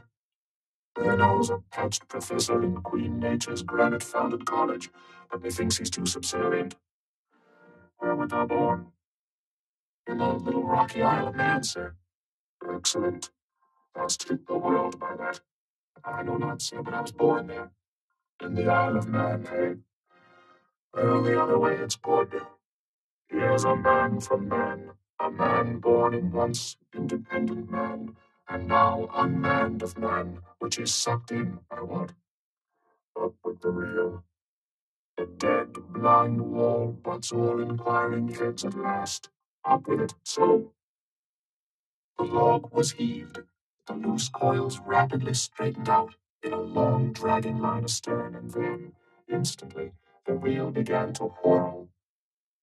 In turn, jerkingly raised and lowered by the rolling billows, the towing resistance of the log caused the old reelman to stagger strangely. Hold hard. Snap. The overstrained line sagged down in one long festoon. The tugging log was gone. I crush the quadrant, the thunder turns the needles, and now the mad sea parts the log line. But Ahab can mend all. Haul in here, Tahitian, reel up, Manxman. And look ye, let the carpenter make another log, and mend thou the line. See to it. There he goes now. To him nothing's happened, but to me the skewer seems loosening out of the middle of the world. Haul in, Tahitian. These lines run whole and whirling out, come in broken and dragging slow. Ah, Pip, come to help me, Pip. Pip, come call ye, Pip. Pip jumped from the whaleboat. Pip's missing. Let's see now if you haven't fished him up here, fisherman. It drags hard. I guess he's holding on. Jerk him, Tahiti. Jerk him off. We haul in no cowards here. Oh, there's his arm just breaking water. A hatchet, a hatchet. Cut it off. We haul in no cowards here. Captain Ahab, sir, sir. Here's Pip trying to get on board again. Peace, thou crazy loon, cried the Manxman, seizing him by the arm. Away from the quarter-deck. The greater idiot never scolds the lesser, muttered Ahab, advancing. Hands off from that holiness. Where sayest thou Pip was, boy? Astern there, sir, astern. Low, low. And who art thou, boy? I see not my reflection in the vacant pupils of thy eyes. O God, that man should be a thing for immortal souls to sift through. Who art thou, boy? Bellboy, sir, ship's crier, ding dong ding, pip, pip, pip, reward for pip, 100 pounds of clay, 5 feet high, looks cowardly, quick is known by that, ding dong ding, who's seen Pip the coward? There can be no hearts above the snow line. Oh, ye frozen heavens, look down here. You did beget this luckless child, and have abandoned him, ye creative libertines. Here, boy, Ahab's cabin shall be Pip's home henceforth while Ahab lives. Thou touchest my inmost centre, boy. Thou art tied to me by cords woven of my heartstrings. Come, let's down. What's this? Here's velvet shark skin, intently gazing at Ahab's hand and feeling it. Ah, no. That poor Pip but felt so kind a thing as this. Perhaps he had near been lost. This seems to me, sir, as a man rope, something that weak souls may hold by. Oh, sir, let our birth now come and rivet these two hands together, the black one with the white, for I will not let this go. Oh, boy, nor will I thee, unless I should thereby drag thee to worse horrors than are here. Come then to my cabin, lo, you believers in God's all goodness, and in man all ill, lo, you see by the omniscient God's oblivious of suffering man, and man, though idiotic, and knowing not what he does, yet full of sweet things of love and gratitude, come, I feel prouder leading thee by thy black hand, than though I grasped an emperor's. There go 2 daft ones now, muttered the old marksman. One daft with strength, the other daft with weakness. Here's the end of the rotten line, all dripping too. Then today, I think we had best have a new line altogether. I'll see Mr. Stubb about it. Chapter 126. The Life Buoy. Steering now southeastward by Ahab's leveled steel, and her progress solely determined by Ahab's level log and line, the Pequod held on her path towards the equator, making so long a passage through such unfrequented waters, descrying no ships, and ere long, sideways impelled by unvarying trade winds, over waves monotonously mild. All these seemed the strange, calm things preluding some riotous and desperate scene. At last, when the ship drew near to the outskirts, as it were, of the equatorial fishing ground, and in the deep darkness that goes before the dawn, was sailing by a cluster of rocky islets, the watch, then headed by Flask, was startled by a cry so plaintively wild and unearthly, like half-articulated wailings of the ghosts of all Herod's murdered innocents, that one and all they started from their reveries, and for the space of some moments stood, or sat, or leaned, all transfixedly listening, like the carved Roman slave, while that wild cry remained within hearing. The Christian or civilized part of the crew said it was mermaids, and shuddered, but the pagan harpooneers remained unappalled. Yet the gray marksman, the oldest mariner of all, declared that the wild, thrilling sounds that were heard were the voices of newly drowned men in the sea. Below, in his hammock, Ahab did not hear of this till gray dawn, when he came to the deck. It was then recounted to him by Flask, not unaccompanied with hinted dark meanings. He hollowly laughed, and thus explained the wonder. Those rocky islands the ship had passed were the resort of great numbers of seals, and some young seals that had lost their dams, or some dams that had lost their cubs, must have risen nigh the ship and kept company with her, crying and sobbing with their human sort of wail.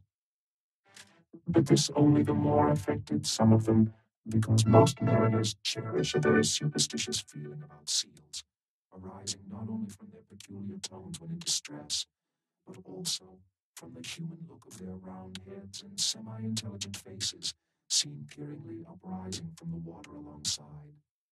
In the sea, under certain circumstances, seals have more than once been mistaken for men. But the bodings of the crew were destined to receive a most plausible confirmation in the fate of one of their number that morning. At sunrise, this man went from his hammock to his masthead at the fore, and whether it was that he was not yet half waked from his sleep, for sailors sometimes go aloft in a transition state, or whether it was thus with the man, there is now no telling. But be that as it may, he had not been long at his perch when a cry was heard, a cry and a rushing, and looking up, they saw a falling phantom in the air, and looking down, a little tossed heap of white bubbles in the blue of the sea. The lifebuoy, a long slender cask, was dropped from the stern, where it always hung obedient to a cunning spring, but no hand rose to seize it, and the sun having long beat upon this cask, it had shrunken, so that it slowly filled, and the parched wood also filled at its every pore, and the studded iron-bound cask followed the sailor to the bottom, as if to yield him his pillow, though in sooth but a hard one. And thus the first man of the Pequod that mounted the mast to look out for the white whale on the white whale's own peculiar ground, that man was swallowed up in the deep. But few, perhaps, thought of that at the time. Indeed, in some sort, they were not grieved at this event, at least as a portent, for they regarded it not as a foreshadowing of evil in the future, but as the fulfillment of an evil already presaged. They declared that now they knew the reason of those wild shrieks they had heard the night before. But again the old Manxman said nay. The lost life buoy was now to be replaced. Starbuck was directed to see to it, but as no cask of sufficient lightness could be found, and as in the feverish eagerness of what seemed the approaching crisis of the voyage, all hands were impatient of any toil but what was directly connected with its final end, whatever that might prove to be. Therefore, they were going to leave the ship's stern unprovided with a buoy, when by certain strange signs and innuendos, Queequeg hinted a hint concerning his coffin. A life buoy of a coffin? Cried Starbuck, starting. Rather queer lad, I should say, said Stubb. It will make a good enough one, said Flask. The carpenter here can arrange it easily. Bring it up.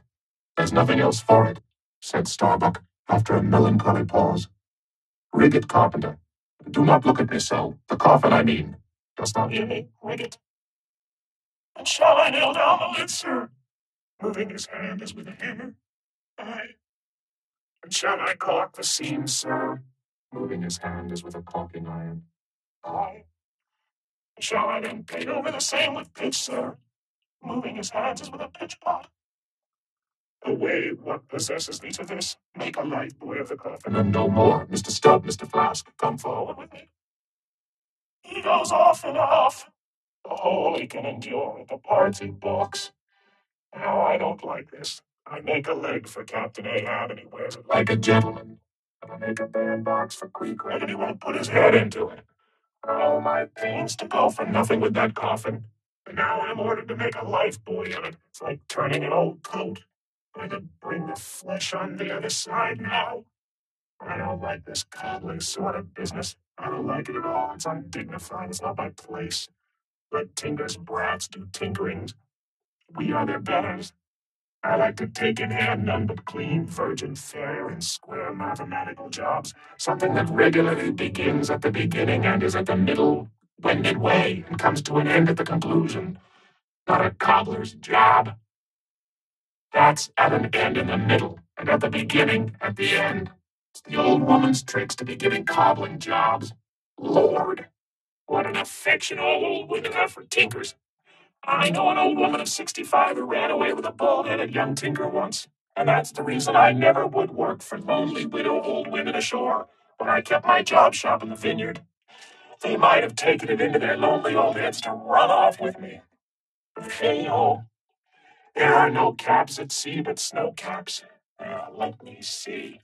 Nail down the lid, caulk the seams, pay over the same with pitch, batten them down tight, and hang it with the snap spring over the ship's stern. Were ever such things done before with a coffin? Some superstitious old carpenters now would be tied up in the rigging ere they would do the job. But I'm made of naughty rooster hemlock. I don't budge. Cruppered with a coffin, sailing about with a graveyard tray. But never mind. We workers in woods make bridal bedsteads and card tables as well as coffins and hearses.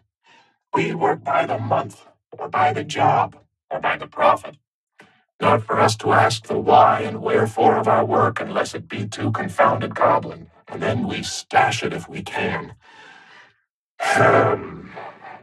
I'll do the job now tenderly. I'll have me. Let's see. How many in the ship's company? All told. But I've forgotten. Anyway, I'll have me 30 separate Turk's-headed lifelines, each 3 feet long, hanging all round the coffin.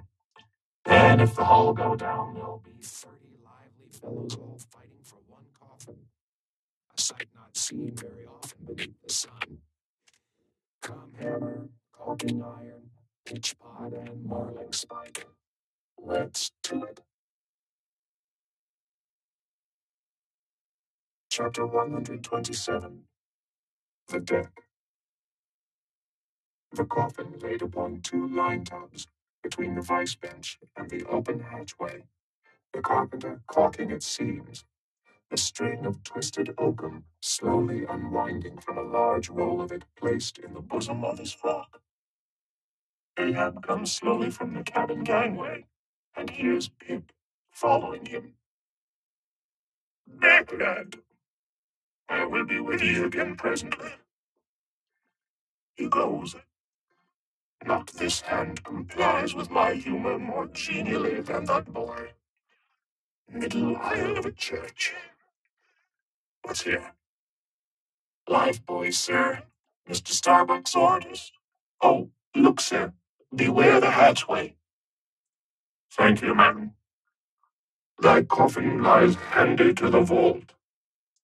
Sir, the hatchway? Oh, so it does, sir, so it does. Art not thou the leg maker? Look, did not this stump come from thy shop? I believe it did, sir. Does the ferrule stand, sir? Well enough. But art thou not also the undertaker? Aye, sir.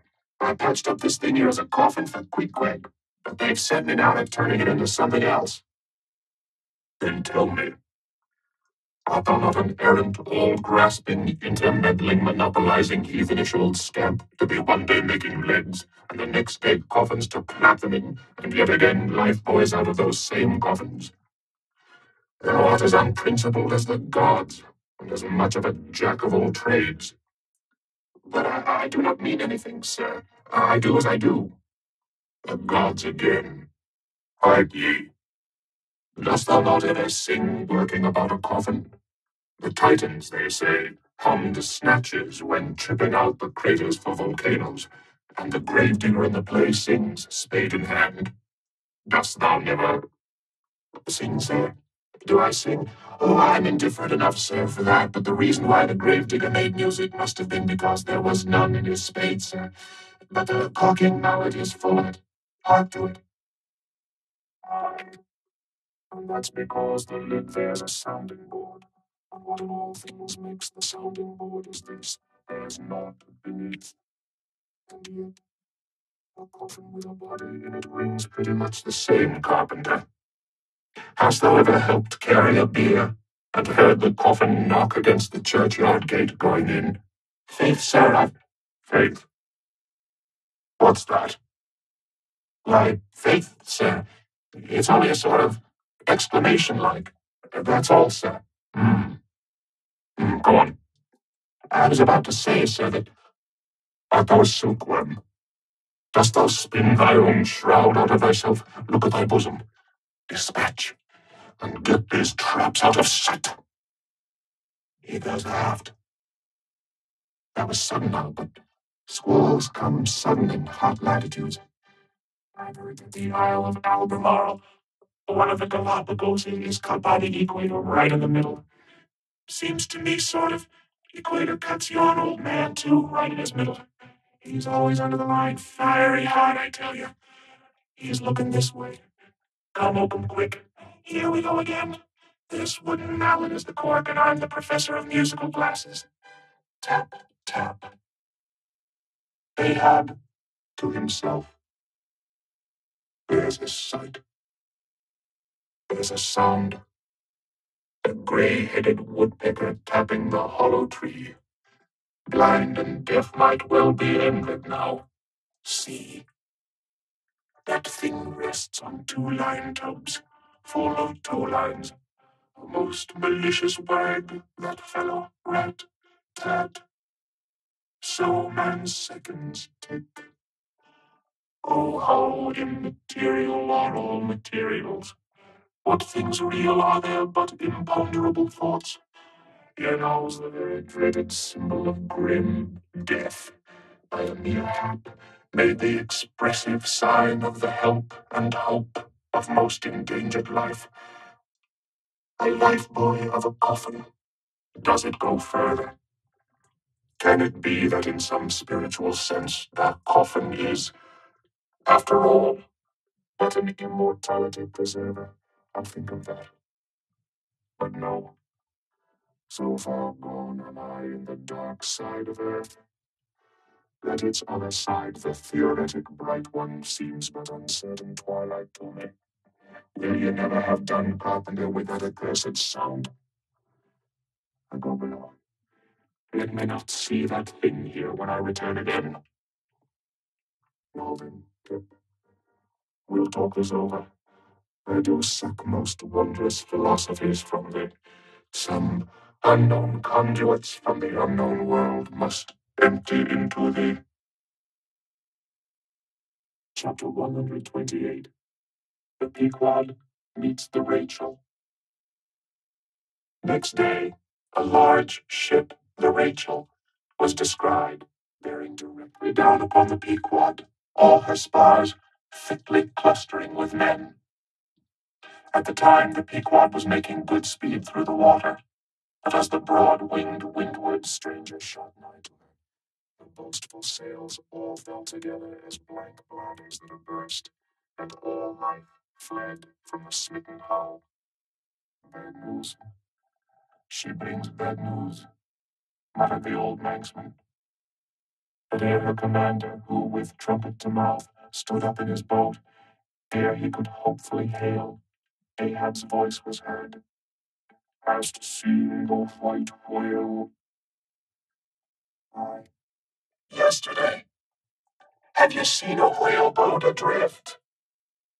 Throttling his joy, Ahab negatively answered this unexpected question, and would then have fain boarded the stranger when the stranger captain himself, having stopped his vessel's way, was seen descending her side. A few keen pulls, and his boat hook soon clinched the Pequod's main chains, and he sprang to the deck. Immediately he was recognized by Ahab for a Nantucketer he knew, but no formal salutation was exchanged. Where is he? Not killed. Not killed, cried Ahab, closely advancing. How was it?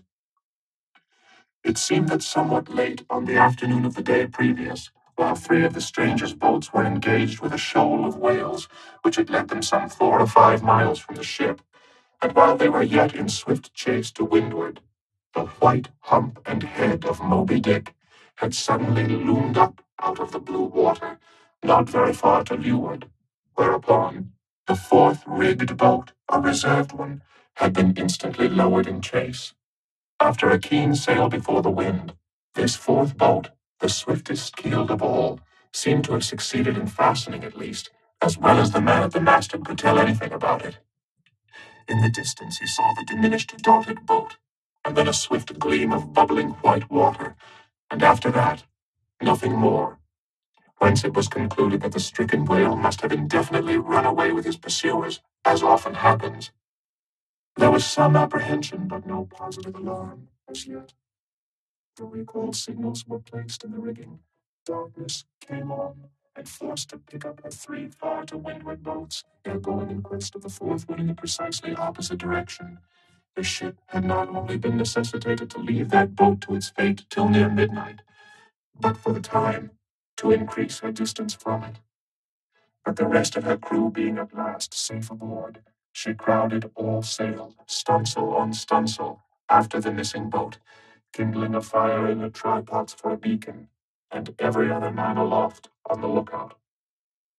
But though when she had thus sailed a sufficient distance to gain the presumed place of the absent ones when last seen, though she then paused to lower her spare boats to pull all around her, and not finding anything, had again dashed on, again paused, and lowered her boats. And though she had thus continued doing till daylight, yet not the least glimpse of the missing keel had been seen. The story told, the stranger captain immediately went on to reveal his object in boarding the Pequod. He desired that ship to unite with his own in the search, by sailing over the sea some 4 or 5 miles apart, on parallel lines, and so sweeping a double horizon, as it were. "I will wager something now," whispered Stubb to Flask, "that someone in that missing boat wore off that captain's best coat. Mayhap his watch. He's so cursed anxious to get it back. Whoever heard of 2 pious whale ships cruising after one missing whale boat in the height of the whaling season? See, Flask, only see how pale he looks. Pale in the very buttons of his eyes, look. It wasn't the coat. It must have been my boy. My own boy is among them. For God's sake, I beg, I conjure." Here exclaimed the stranger captain to Ahab, who had thus far but icily received his petition. "For 48 hours, let me charter your ship. I will gladly pay for it, and roundly pay for it, if there be no other way. For 48 hours only that. You must, oh, you must, and you shall do this thing." "His son," cried Stubb. "Oh, it's his son he's lost. I take back the coat and watch. What says Ahab? We must save that boy. He is drowned with the rest of them last night," said the old Manx sailor standing behind them. "I heard. All of you heard their spirits." Now, as it shortly turned out, what made this incident of the Rachels the more melancholy was the circumstance that not only was one of the captain's sons among the number of the missing boat's crew, but among the number of the other boat's crews at the same time, but on the other hand, separated from the ship during the dark vicissitudes of the chase, there had been still another son, as that for a time the wretched father was plunged to the bottom of the cruelest perplexity, which was only solved for him by his chief mates instinctively adopting the ordinary procedure of a whale ship in such emergencies, that is, when placed between jeopardized but divided boats, always to pick up the majority first. But the captain, for some unknown constitutional reason, had refrained from mentioning all this, and not till forced to it by Ahab's iciness did he allude to his one yet missing boy, a little lad, but 12 years old, whose father, with the earnest but unmisgiving hardihood of a Nantucketer's paternal love, had thus early sought to initiate him in the perils and wonders of a vocation almost immemorially the destiny of all his race. Nor does it unfrequently occur that Nantucket captains will send a son of such tender age away from them for a protracted 3 or 4 years' voyage in some other ship than their own, so that their first knowledge of a whaleman's career shall be unenervated by any chance display of a father's natural but untimely partiality or undue apprehensiveness and concern. Meantime, now the stranger was still beseeching his poor boon of Ahab, and Ahab still stood like an anvil, receiving every shock, but without the least quivering of his own. "I will not go," said the stranger, "till you say aye to me. Do to me as you would have me do to you in the like case. For you, too, have a boy, Captain Ahab, though but a child, and nestling safely at home now, a child of your old age, too. Yes, yes, you relent. I see it. Run, run, and now in standby to square in the odds. Avast, cried Ahab. Touch not a rope yarn. Then, in a voice that prolongingly molded every word, Captain Gardner, I will not do it. Even now I lose time. Goodbye, goodbye. God bless you, man, and may I forgive myself, but I must go. Mr. Starbuck, look at the binnacle watch, and in 3 minutes from this present instant warn off all strangers, then brace forward again, and let the ship sail as before. Hurriedly turning with averted face, he descended into his cabin, leaving the strange captain transfixed at this unconditional and utter rejection of his so earnest suit. But starting from his enchantment, Gardner silently hurried to the side, more fell than stepped into his boat, and returned to his ship. Soon the two ships diverged their wakes, and long as the strange vessel was in view, she was seen to yaw hither and thither at every dark spot, however small, on the sea.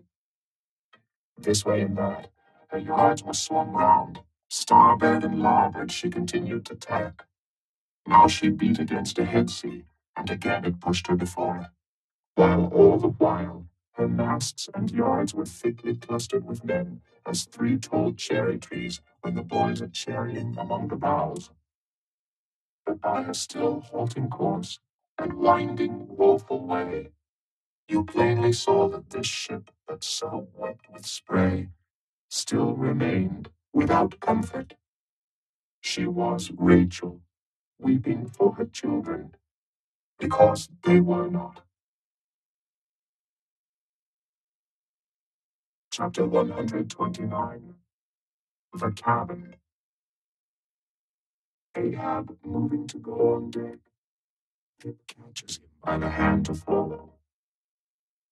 Lad, lad, I tell thee, thou must not follow Ahab now. The hour is coming when Ahab would not scare thee from him, yet would not have thee by him. There is that in thee, poor lad, which I feel too curing to my malady. Like cures like, and for this hunt my malady becomes my most desired health. Do thou abide below here, where they shall serve thee, as if thou wert the captain. Aye, lad, thou shalt sit here in my own screwed chair, another screw to it, thou must be. No, no, no, ye have not a whole body, sir. Do you but use poor me for your one lost leg? Only tread upon me, sir. I ask no more, so I remain a part of ye. Oh, spite of million villains, this makes me a bigot in the fadeless fidelity of man, and a black and crazy. But methinks like cures like applies to him too. He grows so sane again. They tell me, sir, that Stubb did once desert poor little Pip, whose drowned bones now show white for all the blackness of his living skin. But I will never desert you, sir, as Stubb did him. Sir, I must go with you. If thou speakest thus to me much more, Ahab's purpose keels up in him. I tell thee no, it cannot be. Oh, good master, master, master, weep so, and I will murder thee. Have a care, for Ahab too is mad. Listen, and thou wilt often hear my ivory foot upon the deck, and still know that I am there. And now I quit thee. Thy hand met. True art thou, lad, as the circumference to its centre. So, God forever bless thee, and if it come to that, God forever save thee, let what will befall. Ahab goes. Pip steps one step forward. Here he is this instant stood. I stand in his air, but I'm alone. Now were even poor Pip here, I could endure it, but he's missing. Pip, pip, ding dong ding. Who's seen Pip? He must be up here. Let's try the door. What? Neither lock, nor bolt, nor bar, and yet there's no opening it. It must be the spell. He told me to stay here. He told me this screwed chair was mine. Here then, I'll seat me against the transom in the ship's full middle, all her keel and her three masts before me. Here our old sailors say, in their black 74s, great admirals sometimes sit at table and lord it over rows of captains and lieutenants. Ah, what's this? Epaulets, epaulets, the epaulets all come crowding, pass round the decanters. Glad to see you, fill up, messieurs. What an odd feeling now, when a black boys host two white men with gold lace upon their coats. Messieurs, have you seen one Pip? A little Negro lad, 5 feet high, hangdog look and cowardly, jumped from a whaleboat once. Seen him? No. Well then, fill up again, captains, and let's drink shame upon all cowards. I name no names, shame upon them. Put one foot upon the table, shame upon all cowards. Hist, above there, I hear ivory. Oh, master, master, I am indeed downhearted when you walk over me. But here I'll stay, though the stern strikes rocks, and they bulge through, and oysters come to join me. Chapter 130. The Hat. And now that at the proper time and place, after so long and wide a preliminary cruise, Ahab, all other wailing waters swept, seemed to have chased his foe into an ocean fold, to slay him the more securely there. Now that he found himself hard by the very latitude and longitude where his tormenting wound had been inflicted, now that a vessel had been spoken which on the very day preceding had actually encountered Moby Dick, and now that all his successive meetings with various ships contrastingly concurred to show the demoniac indifference with which the white whale tore his hunters, whether sinning or sinned against, now it was that there lurked a something in the old man's eyes which it was hardly sufferable for feeble souls to see. As the unsetting polar star, which through the livelong Arctic 6 months' night sustains its piercing, steady central gaze, so Ahab's purpose now fixedly gleamed down upon the constant midnight of the gloomy crew. It domineered above them so that all their bodings, doubts, misgivings, fears, were fain to hide beneath their souls, and not sprout forth a single spear or leaf. In this foreshadowing interval, too, all humor, forced or natural, vanished. Stubb no more strove to raise a smile. Starbuck no more strove to check one. Alike, joy and sorrow, hope and fear, seemed ground to finest dust and powdered for the time in the clamped mortar of Ahab's iron soul. Like machines, they dumbly moved about the deck, ever conscious that the old man's desperate eye was on them. But did you deeply scan him in his more secret, confidential hours, when he thought no glance but one was on him? Then you would have seen that even as Ahab's eyes so awed the crews, the inscrutable Parsy's glance awed his, or somehow at least in some wild way at times affected it. Such an added gliding strangeness began to invest the thin Fedallah now. Such ceaseless shudderings shook him, that the men looked dubious at him, half uncertain, as it seemed, whether indeed he were a mortal substance, or else a tremulous shadow cast upon the deck by some unseen being's body.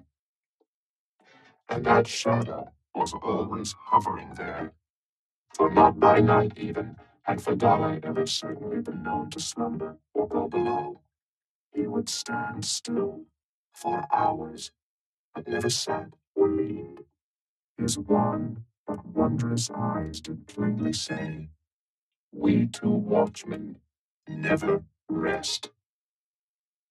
Nor at any time by night or day could the mariners now step upon the deck, unless Ahab was before them, either standing in his pivot hole or exactly pacing the planks between two undeviating limits, the mainmast and the mizzen, or else they saw him standing in the cabin scuttle, his living foot advanced upon the deck as if to step, his hat slouched heavily over his eyes, so that however motionless he stood, however the days and nights were added on, that he had not swung in his hammock, yet hidden beneath that slouching hat, they could never tell unerringly whether, for all this, his eyes were really closed at times, or whether he was still intently scanning them.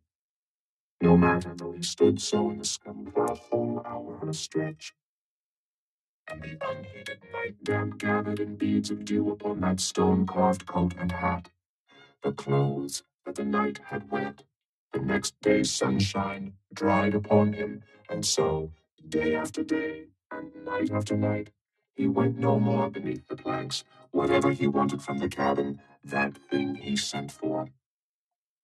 He ate in the same open air, that is, his two only meals, breakfast and dinner. Supper he never touched, nor reaped his beard, which darkly grew all gnarled as unearthed roots of trees blown over, which still grow idly on at naked base, though perished in the upper verdure.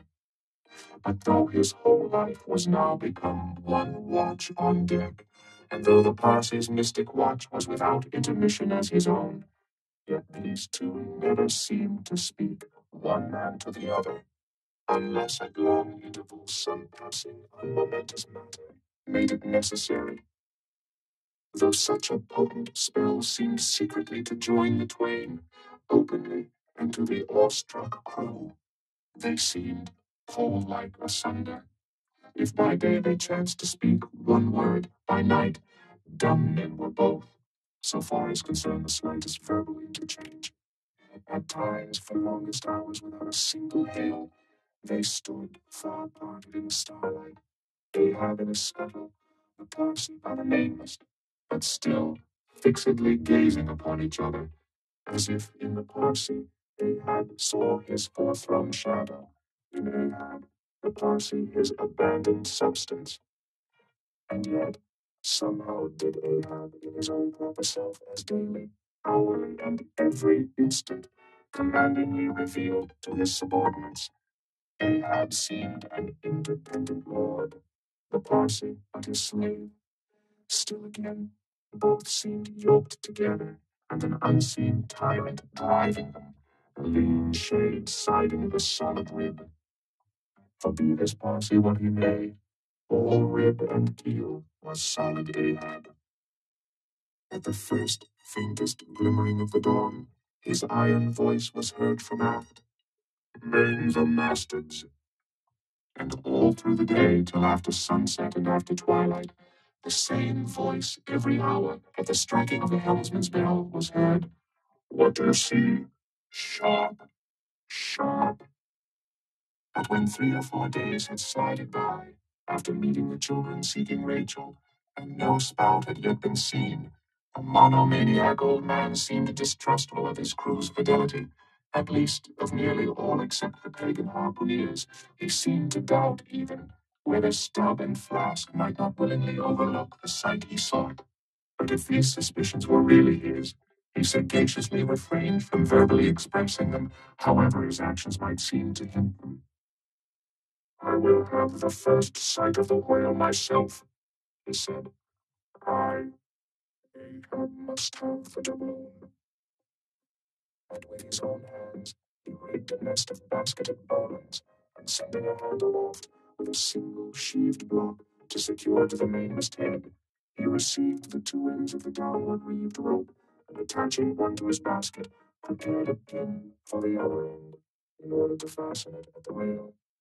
This done, with that end yet in his hand and standing beside the pin, He looked round upon his crew, sweeping from one to the other, pausing his glance long upon Daggoo, Queequeg, and Tashtigo, but shunning Fedallah, and then settling his firm relying eye upon the chief mate, said, "Take the rope, sir. I give it into thy hands, Starbuck."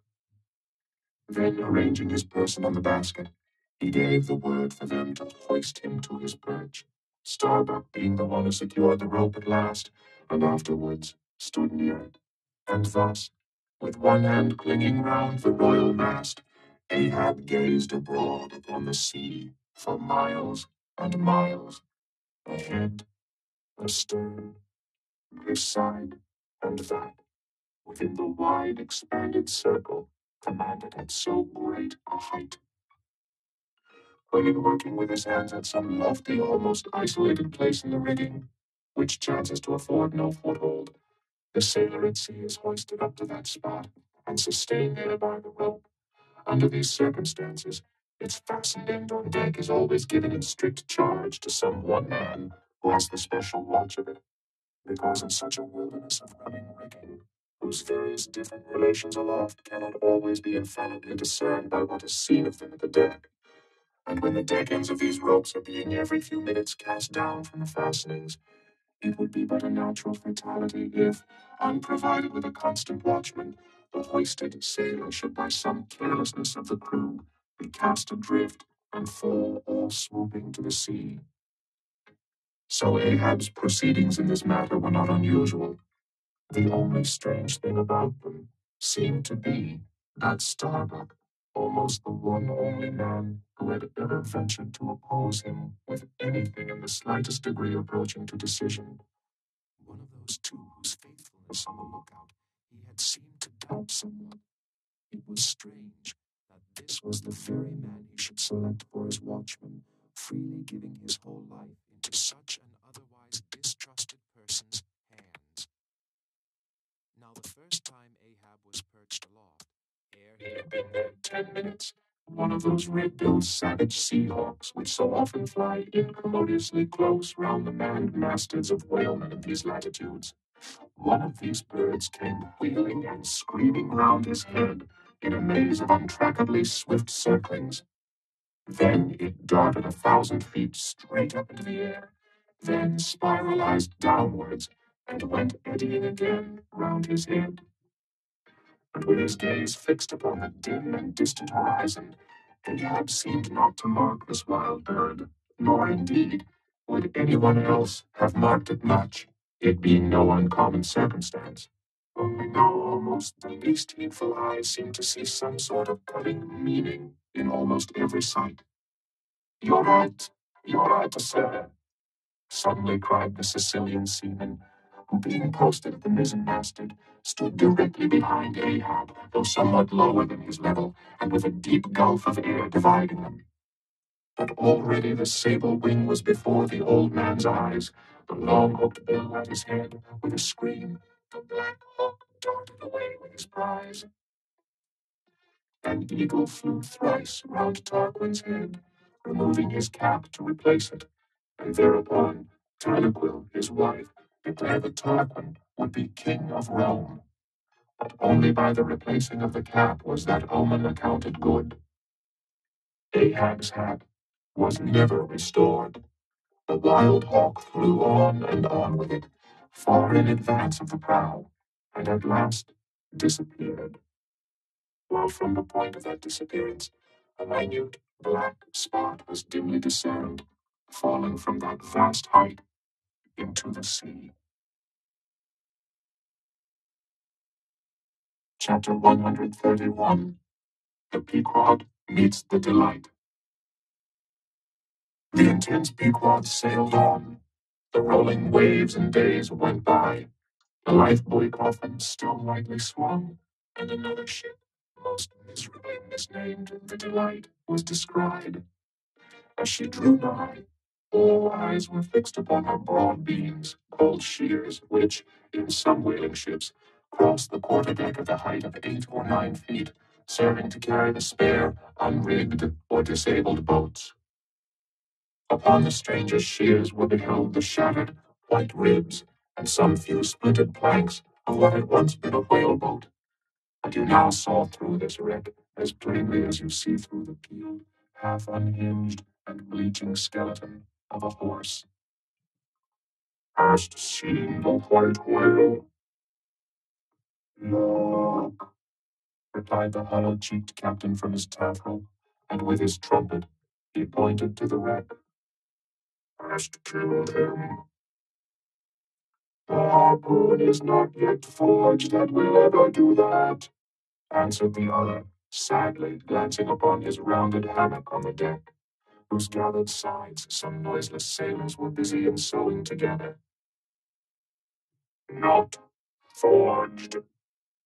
And snatching Earth's leveled iron from the crotch, Ahab held it out, exclaiming, Look ye, Nantucket, here in this hand I hold his death, tempered in blood, and tempered by lightning all these mobs, and I swear to temper them triply in that hot place behind the fin, where the white whale most feels his accursed life. And God keep thee, old man.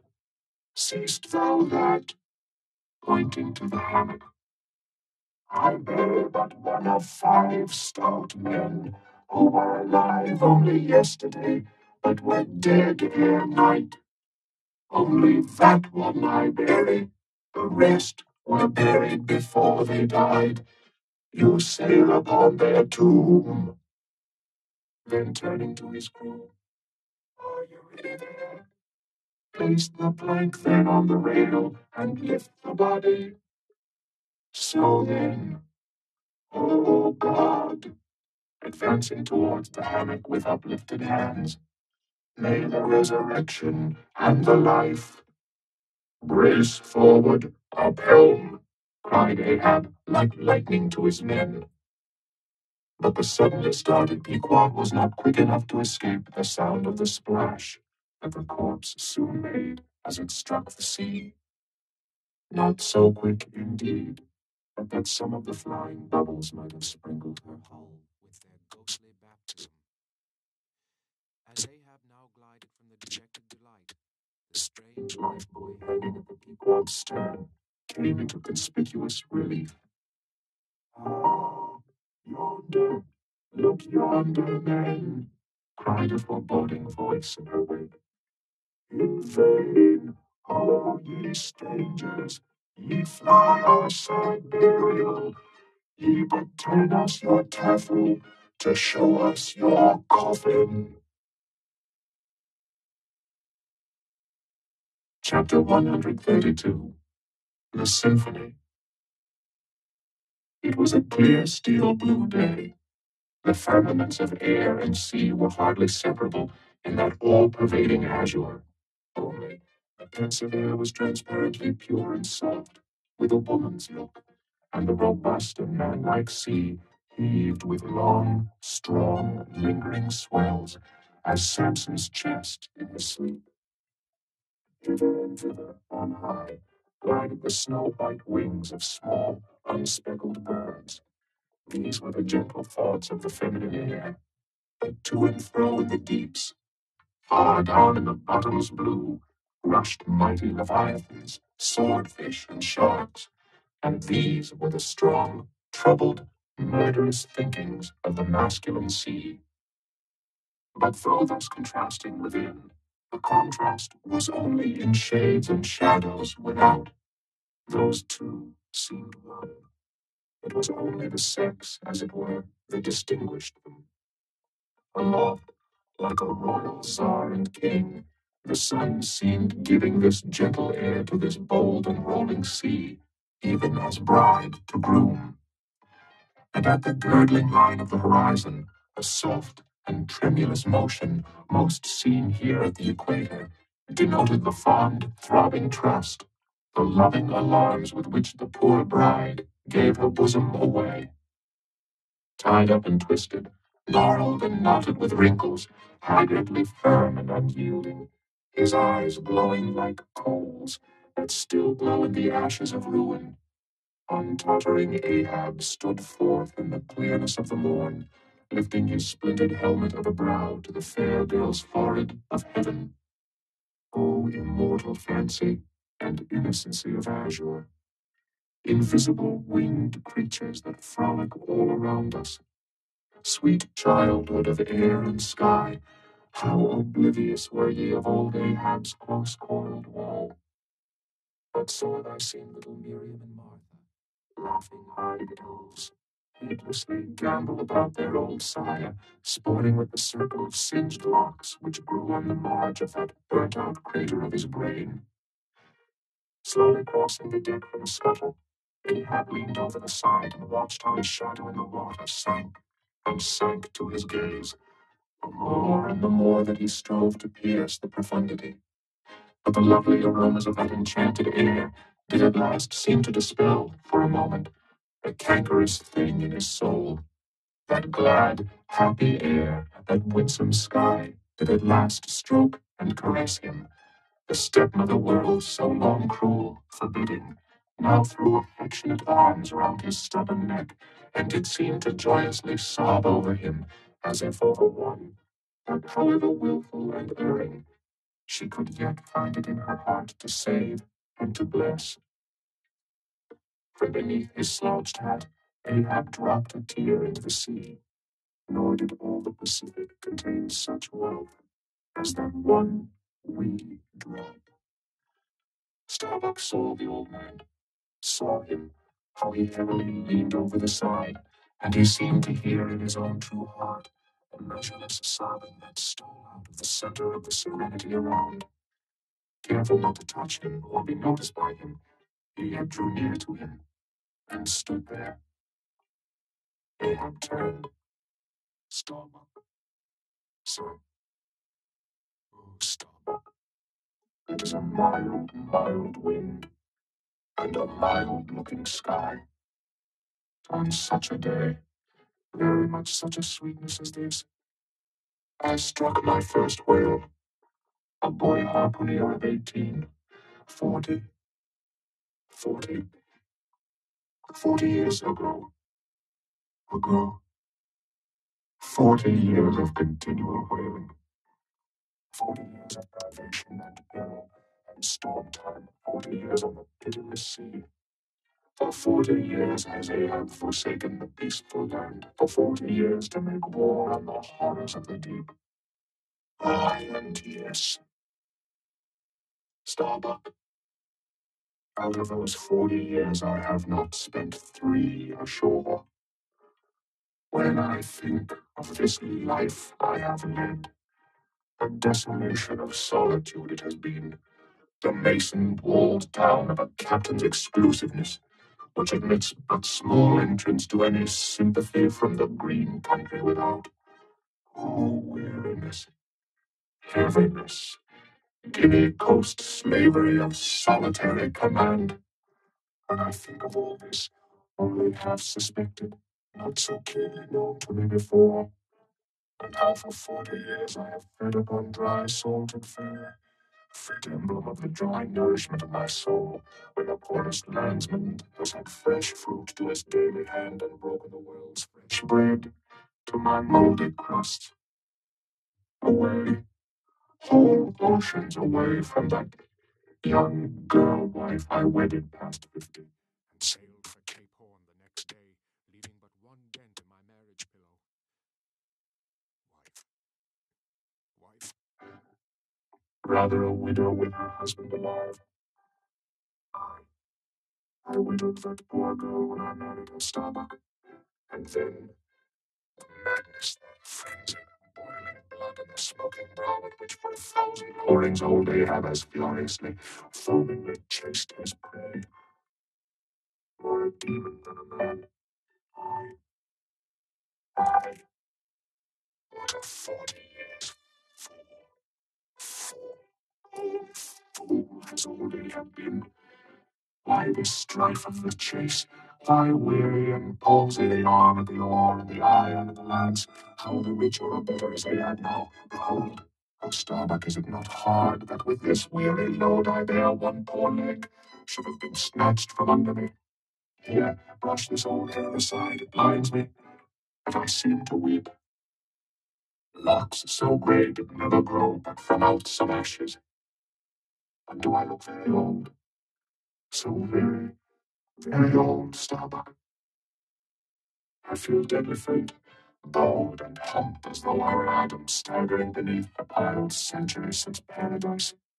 God, God, God, crack my heart, stave my brain.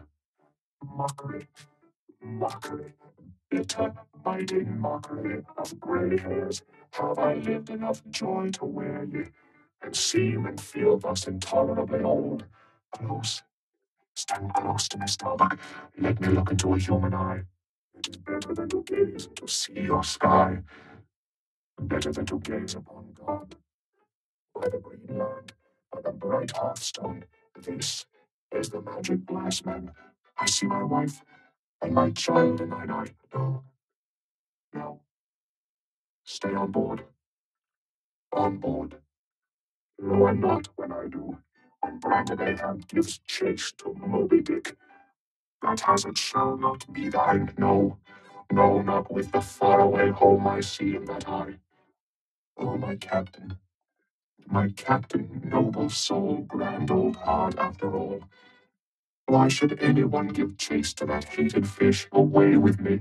Let us fly these deadly waters. Let us home. Wife and child to a Starbucks. Wife and child of his brotherly, sisterly playfellow youth. Even as thine, sir, are the wife and child of thy loving, longing, paternal old age. Away. Let us away. This instant let me alter the course. How cheerily, how hilariously. Oh, my captain, would we bowl on our way to see old Nantucket again? I think, sir, they have some such mild blue days even as this in Nantucket. They have. I have seen them some summer days in the morning about this time. Yes, it is his noon nap now. The boy vivaciously wakes, sits up in bed, and his mother tells him of me, of cannibal old me, how I am abroad upon the deep, but will yet come back to dance him again.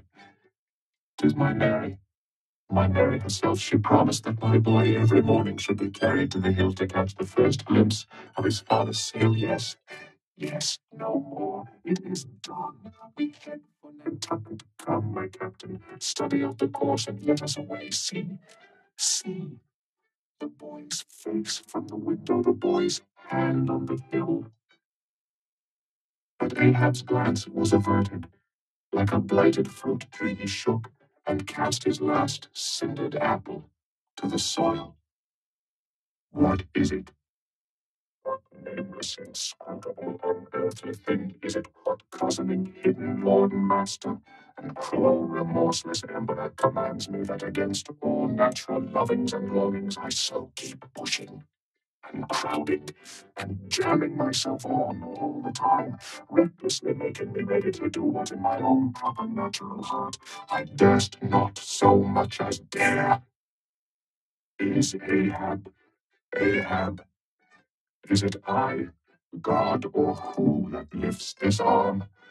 That if the great sun move not of himself, but is as an errand boy in heaven, nor one single star can revolve, but by some invisible power, how then can this one small heart beat, this one small brain think thoughts, unless God does that beating, does that thinking, does that living, and not I?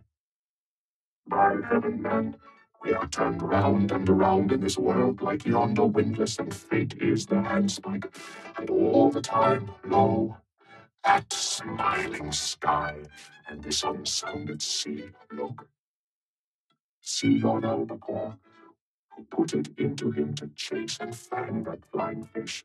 Where do murderers go, men? Who's to doom when the judge himself is dragged to the bar? But it is a mild, mild wind, and a mild-looking sky. And the air smells now as if it blew from a faraway meadow. They have been making hay somewhere under the slopes of the Andes, Starbuck, and the mowers are sleeping among the new-mown hay. Sleeping, aye, toil we how we may, we all sleep at last on the field. Sleep, aye, and rust amid greenness, as last year's scythes flung down and left in the half-cut swaths starbuck, had blanched to a corpse's hue with despair. The mate had stolen away.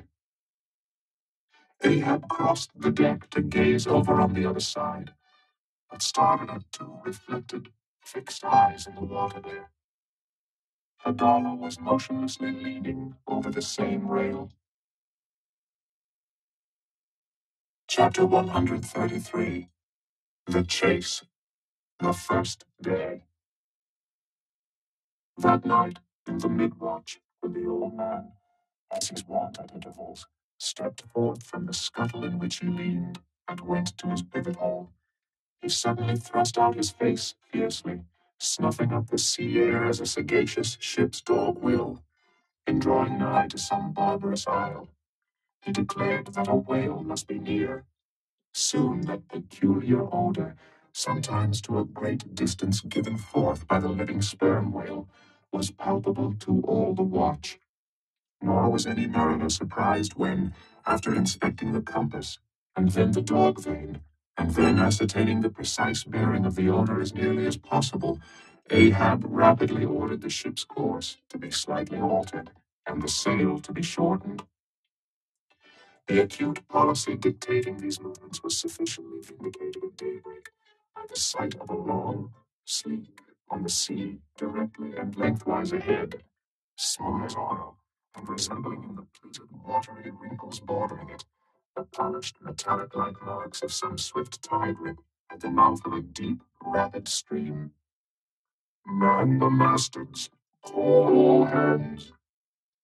Thundering with the butts of three clubbed handspikes on the forecastle deck, Daggoo roused the sleepers with such judgment claps that they seemed to exhale from the scuttle, so instantaneously did they appear with their clothes in their hands. "What do you see?" cried Ahab, flattening his face to the sky. "Nothing, nothing, sir," was the sound hailing down in reply. "T'gallant sails, stunsails, on low and aloft, and on both sides."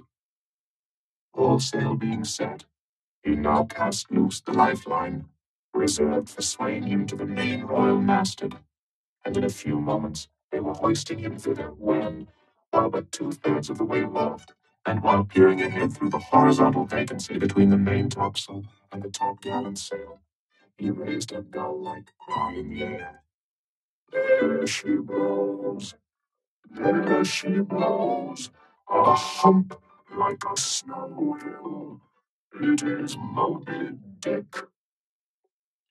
Fired by the cry which seemed simultaneously taken up by the three lookouts, the men on deck rushed to the rigging to behold the famous whale they had so long been pursuing. Ahab had now gained his final perch some feet above the other lookouts, Tashtego standing just beneath him on the cap of the top-gallant mast, so that the Indian's head was almost on a level with Ahab's heel. From this height, the whale was now seen some mile or so ahead, at every roll of the sea revealing his high, sparkling hump, and regularly jetting his silent spout into the air. To the credulous mariners, it seemed the same silent spout they had so long ago beheld in the moonlit Atlantic and Indian Oceans. "And did none of you see it before?" cried Ahab, hailing the perched men all around him. "I saw him almost that same instant, sir, that Captain Ahab did," I cried out, said Tashtego.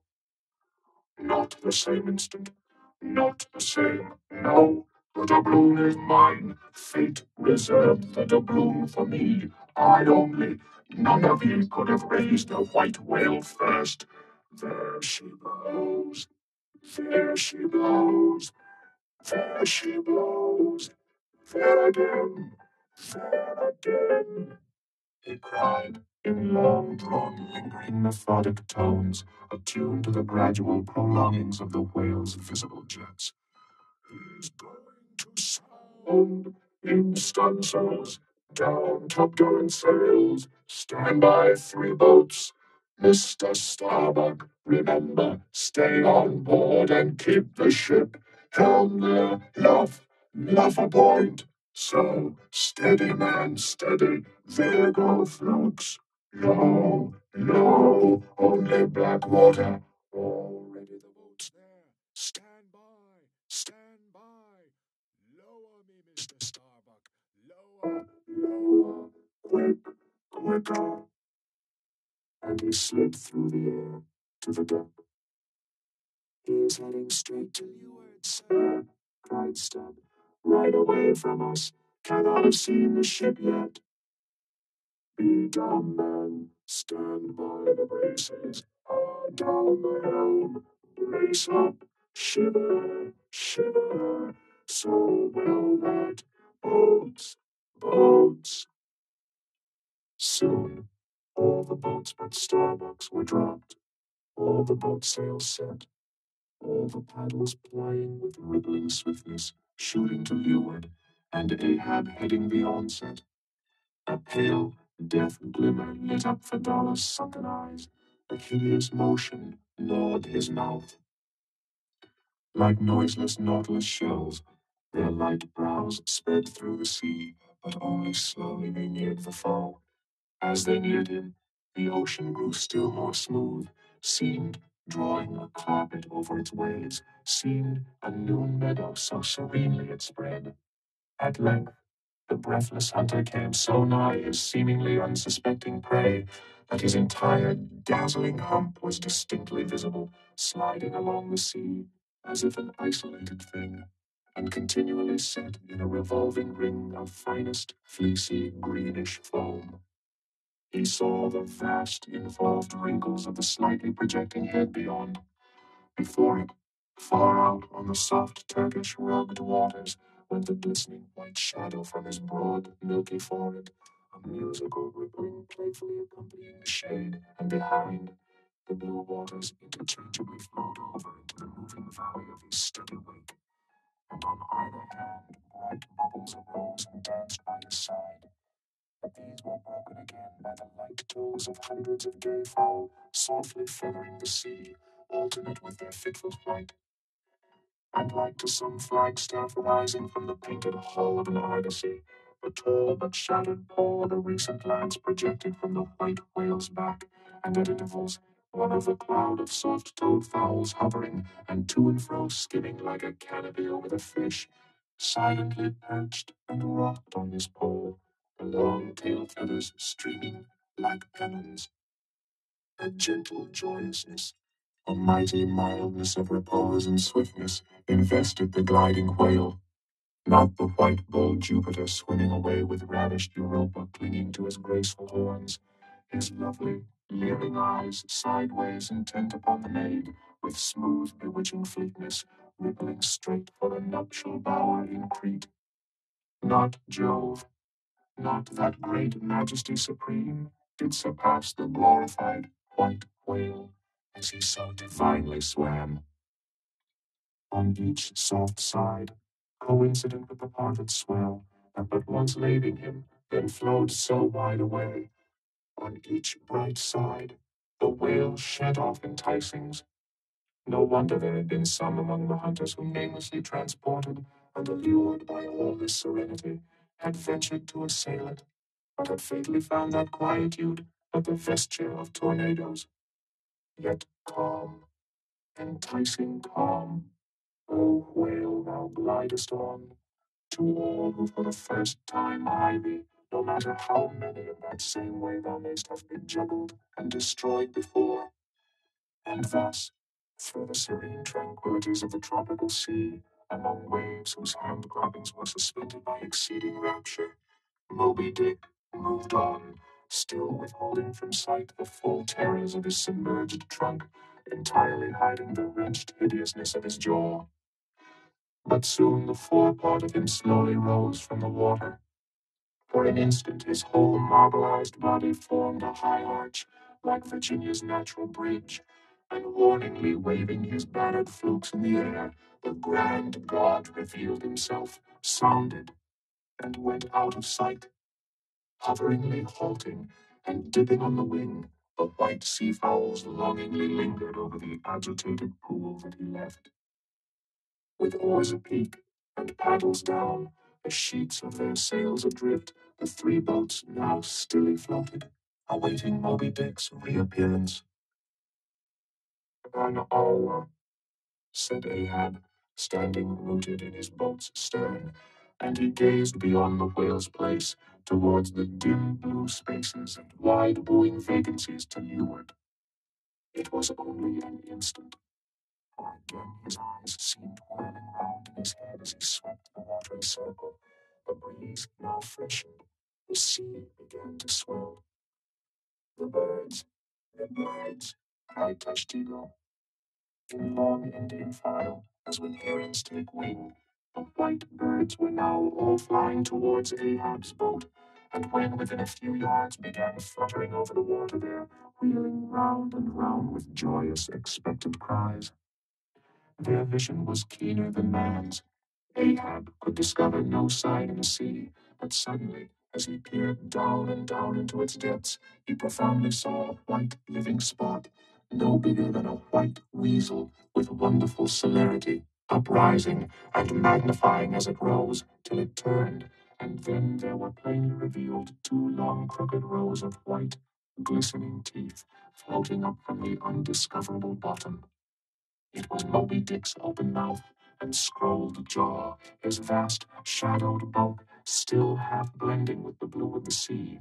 The glittering mouth yawned beneath the boat like an open-doored marble tomb, and giving one sidelong sweep with his steering oar, Ahab whirled the craft aside from this tremendous apparition. Then, calling upon Fadala to change places with him, went forward to the bows, and seizing Perth's harpoon, commanded his crew to grasp their oars and stand by to stern. Now, by reason of this timely spinning round the boat upon its axis, its bow, by anticipation, was made to face the whale's head while yet under water. But as if perceiving the stratagem, Moby Dick, with that malicious intelligence ascribed to him, silently transplanted himself, as it were, in an instant, shooting his pleated head lengthwise beneath the boat. Through and through every plank and each rib, it thrilled for an instant, the whale obliquely lying on his back in the manner of a biting shark, slowly and feelingly taking its bows full within his mouth, so that the long, narrow, scrolled lower jaw curled high up into the open air, and one of the teeth caught in a rowlock. The bluish pearl white of the inside of the jaw was within 6 inches of Ahab's head, and reached higher than that. In this attitude, the white whale now shook the slight cedar as a mildly cruel cat or mouse.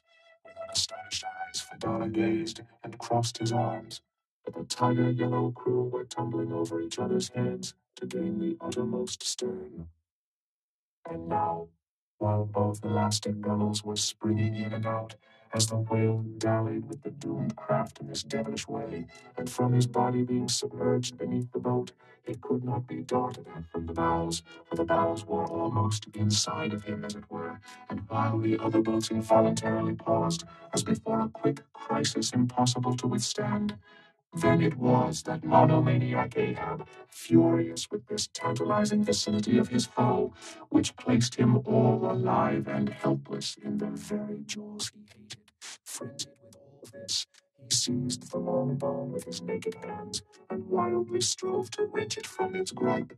As now he thus vainly strove, the jaw slipped from him, the frail gunwales bent in, collapsed, and snapped as both jaws, like an enormous shears, sliding further aft, bit the craft completely in twain, and locked themselves fast again in the sea, midway between the two floating wrecks. These floated aside, the broken ends drooping, the crew at the stern wreck clinging to the gunwales and striving to hold fast to the oars to lash them across. At that preluding moment, ere the boat was yet snapped, Ahab, the first to perceive the whale's intent by the crafty uprising of his head, a movement that loosed his hold for the time. At that moment, his hand had made one final effort to push the boat out of the bight, but only slipping further into the whale's mouth and tilting over sideways as it slipped. The boat had shaken off his hold on the jaw, spilled him out of it as he leaned the push, and so he fell flat-faced upon the sea. Ribblingly withdrawing from his prey, Moby Dick now lay at a little distance, vertically thrusting his oblong white head up and down in the billows, and at the same time slowly revolving his whole spindled body, so that when his vast wrinkled forehead rose, some 20 or more feet out of the water, the now rising swells with all their confluent waves dazzlingly broke against it, vindictively tossing their shivered spray still higher into the air. This motion is peculiar to the sperm whale. It receives its designation, pitch bowling, from its being likened to that preliminary up and down poise of the whale lance in the exercise called pitch bowling, previously described. By this motion, the whale must best and most comprehensively view whatever objects may be encircling him. So in a gale, the but half-baffled channel billows only recoil from the base of the Eddystone, triumphantly to overleap its summit with their scud. But soon resuming his horizontal attitude, Moby Dick swam swiftly round and round the wrecked crew, sideways churning the water in his vengeful wake, as if lashing himself up to still another and more deadly assault. The sight of the splintered boat seemed to madden him, as the blood of grapes and mulberries cast before Antiochus's elephants in the book of Maccabees. Meanwhile, Ahab, half smothered in the fall of the whale's insolent tail, and too much of a cripple to swim, though he could still keep afloat, even in the heart of such a whirlpool as that, helpless Ahab's head was seen like a tossed bubble which the least chance shock might burst. From the boat's fragmentary stern, Fadala incuriously and mildly eyed him. A clinging crew at the other drifting end could not succor him. More than enough was it for them to look to themselves. For so revolvingly appalling was the white whale's aspect, and so planetarily swift the ever-contracting circles he made, that he seemed horizontally swooping upon them. And though the other boats, unharmed, still hovered hard by, still they dared not pull into the eddy to strike, lest that should be the signal for the instant destruction of the jeopardized castaways, Ahab and all. Nor in that case could they themselves hope to escape. With straining eyes, then, they remained on the outer edge of the direful zone, whose center had now become the old man's head. Meantime, from the beginning, all this had been descried from the ship's mastheads, and squaring her yards, she had borne down upon the scene, and was now so nigh that Ahab in the water hailed her. "Sail on the—" At that moment a breaking sea dashed on him from Moby Dick, and whelmed him for the time. But struggling out of it again, and chancing to rise on a towering crest, he shouted, "Sail on the whale! Drive him off!" The Pequod's prow was pointed, and breaking up the charmed circle, she effectually parted the white whale from his victim. As he sullenly swam off, the boats flew to the rescue. Dragged into Stubbs' boat with bloodshot, blinded eyes, the white brine caking in his wrinkles, the long tension of Ahab's bodily strength did crack, and helplessly he yielded to his body's doom. For a time, lying all crushed in the bottom of Stubbs' boat, like one trodden underfoot of herds of elephants. Far inland, nameless wails came from him, as desolate sounds from out ravines. But this intensity of his physical prostration did but so much the more abbreviate it. In an instant's compass, great hearts sometimes condense to one deep pang, the sum total of those shallow pains kindly diffused through feebler men's whole lives.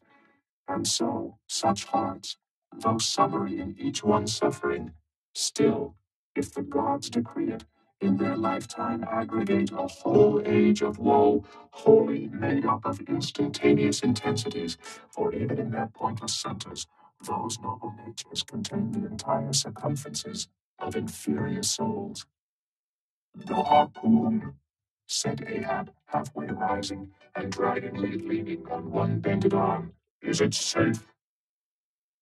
Aye, sir, for it was not guarded. This is it, said Stubb, showing it. Lay it before me.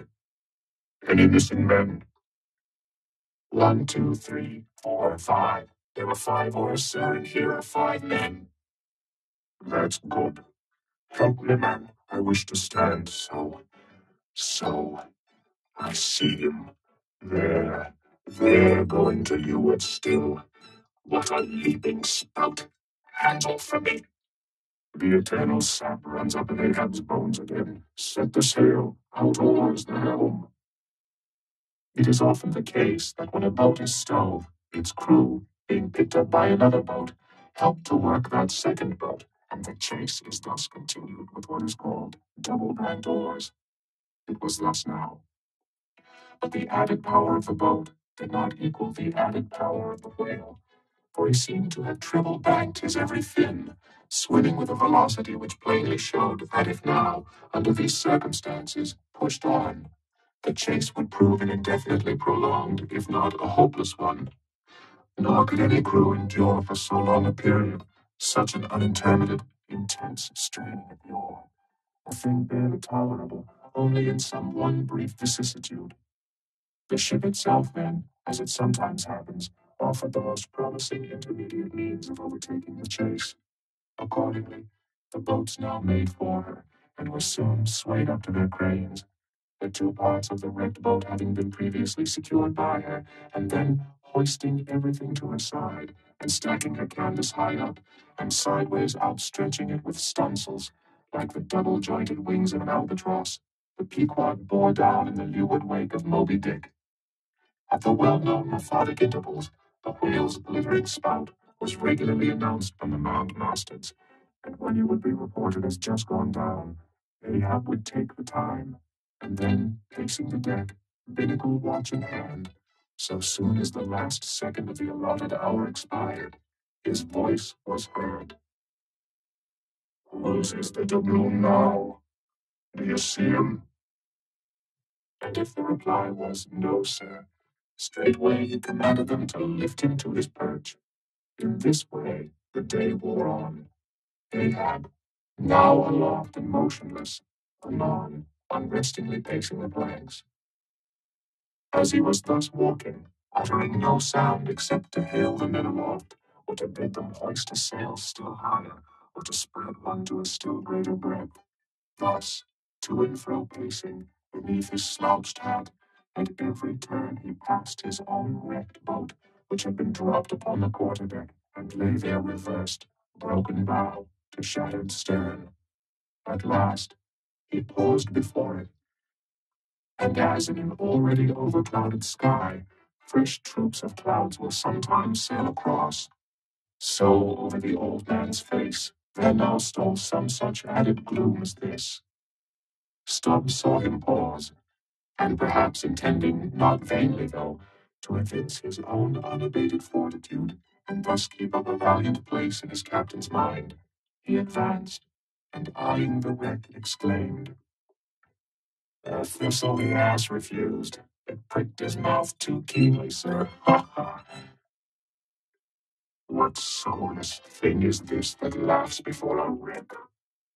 Man, man, did I not know thee brave as fearless fire, and as mechanical, I could swear thou wert a poltroon. Groan nor laugh should be heard before a wreck." "Aye, sir," said Starbuck, drawing near. "'Tis a solemn sight, an omen, and an ill one." "Omen, omen, the dictionary. If the gods think to speak outright to man, they will honorably speak outright, not shake their heads and give an old wives' darkling hint, begone. Ye two are the opposite poles of one thing. Starbuck is Stubb reversed, and Stubb is Starbuck, and ye two are all mankind. And Ahab stands alone among the millions of the peopled earth, nor gods, nor men his neighbors. Cold, cold, I shiver. How now, aloft there? Do you see him? Sing out for every spout, though he spout 10 times a second. The day was nearly done. Only the hem of his golden robe was rustling. Soon it was almost dark, but the lookout men still remained unset. "Can't see the spout now, sir. Too dark," cried a voice from the air. "How heading when last seen?" "As before, sir. Straight to leeward." "Good. He will travel slower now 'tis night. Down royals and topgallant stunsails, Mr. Starbuck. We must not run over him before morning. He is making a passage now and may heave to a while. Helm there! Keep her full before the wind. Aloft, come down. Mr. Stubb, send a fresh hand to the foremast-head, and see it manned till morning." Then, advancing towards the doubloon the mainmast, "Men, this gold is mine, for I earned it, but I shall let it abide here till the white whale is dead, and then, whosoever of ye first raises him, upon that day he shall be killed. This gold is that man's, and if on that day I shall again raise him, then 10 times its sum shall be divided among all of you. Away now. The deck is thine, sir." And so saying, he placed himself halfway within the scuttle, and slouching his hat, stood there till dawn, except when at intervals rousing himself to see how the night wore on. Chapter 134. The Chase. Second day. At daybreak, the 3 masters were punctually manned afresh. "Do you see him?" cried Ahab, after allowing a little space for the light to spread. "See nothing, sir." "Turn up all hands and make sail. It travels faster than I thought for. The topgallant sails, aye, they should have been kept on her all night. But no matter, 'tis but resting for the rush." Here be it said that this pertinacious pursuit of one particular whale, continued through day into night, and through night into day, is a thing by no means unprecedented in the South Sea fishery. For such is the wonderful skill, prescience of experience, and invincible confidence acquired by some great natural geniuses among the Nantucket commanders, that from the simple observation of a whale when last descried, they will, under certain given circumstances, pretty accurately foretell both the direction in which he will continue to swim for a time while out of sight, as well as his probable rate of progression during that period. And in these cases, somewhat as a pilot, when about losing sight of a coast whose general trending he well knows, and which he desires shortly to return to again, but at some further point, like as this pilot stands by his compass and takes the precise bearing of the cape at present visible, in order the more certainly to hit aright the remote, unseen headland, eventually to be visited, so does the fisherman at his compass with the whale, for after being chased and diligently marked, through several hours of daylight, then, when night obscures the fish, the creature's future wake through the darkness is almost as established to the sagacious mind of the hunter as the pilot's coast is to him. So that to this hunter's wondrous skill, the proverbial evanescence of a thing writ in water, awake, is to all desired purposes well nigh as reliable as the steadfast land. And as the mighty iron leviathan of the modern railway is so familiarly known in its every pace, that, with watches in their hands, men time his rate as doctors that of a baby's pulse, and lightly say of it, the up train or the down train will reach such or such a spot at such or such an hour. Even so, almost there are occasions when these Nantucketers time that other leviathan of the deep, according to the observed humor of his speed, and say to themselves, so many hours hence, this whale will have gone 200 miles, but have about reached this or that degree of latitude or longitude. But to render this acuteness at all successful in the end, The wind and the sea must be the whaleman's allies. For of what present avail to the becalmed or windbound mariner is the skill that assures him he is exactly 93 leagues and a quarter from his port? Inferable from these statements are many collateral subtle matters touching the chase of whales. The ship tore on, leaving such a furrow in the sea as when a cannonball, missent, becomes a plowshare and turns up the level field. "I sold him," cried Stubb. But the swift motion of the deck creeps up one's legs and tingles at the heart. This ship and I are two brave fellows, ha ha. Someone take me up and launch me spine-wise on the sea. For by live oaks, my spine's a keel, ha ha. We go the gate that leaves no dust behind. There she blows, she blows, she blows, right ahead, was now the masted cry. "Aye, aye," cried Stubb. "I knew it. You can't escape. Blow on and split your spout, O whale. The mad fiend himself is after ye. Blow your trump, blister your lungs. Ahab will dab off your blood, as a miller shuts his water gate upon the stream." And Stubb did but speak out for well nigh all that crew. The frenzies of the chase had by this time worked them bubblingly up, like old wine worked anew. Whatever pale fears and forebodings some of them might have felt before, these were not only now kept out of sight through the growing awe of Ahab, but they were broken up and on all sides routed as timid prairie hares that scatter before the bounding bison. The hand of fate had snatched all their souls, and by the stirring perils of the previous day, the rack of the past night's suspense, the fixed, unfearing, blind, reckless way in which their wild craft went plunging toward its flying mark, by all these things, their hearts were bowled along. The wind that made great bellies of their sails and rushed the vessel on by arms invisible as irresistible. This seemed the symbol of that unseen agency which so enslaved them to the race. They were one man, not 30, for as the one ship that held them all, though it was put together of all contrasting things, oak and maple and pine wood, iron and pitch and hemp, yet all these ran into each other in the one concrete whole, which shot on its way, both balanced and directed by the long central keel. Even so, all the individualities of the crew, this man's valor, that man's fear, guilt and guiltlessness, all varieties were welded into oneness, and were all directed to that fatal goal which Ahab, their one lord and keel, did point to. The rigging lived. The mastheads, like the tops of tall palms, were all spreadingly tufted with arms and legs. Clinging to a spar with one hand, some reached forth the other with impatient wavings. Others, shading their eyes from the vivid sunlight, sat far out on the rocking yards. All the spars in full bearing of mortals, ready and ripe for their fate.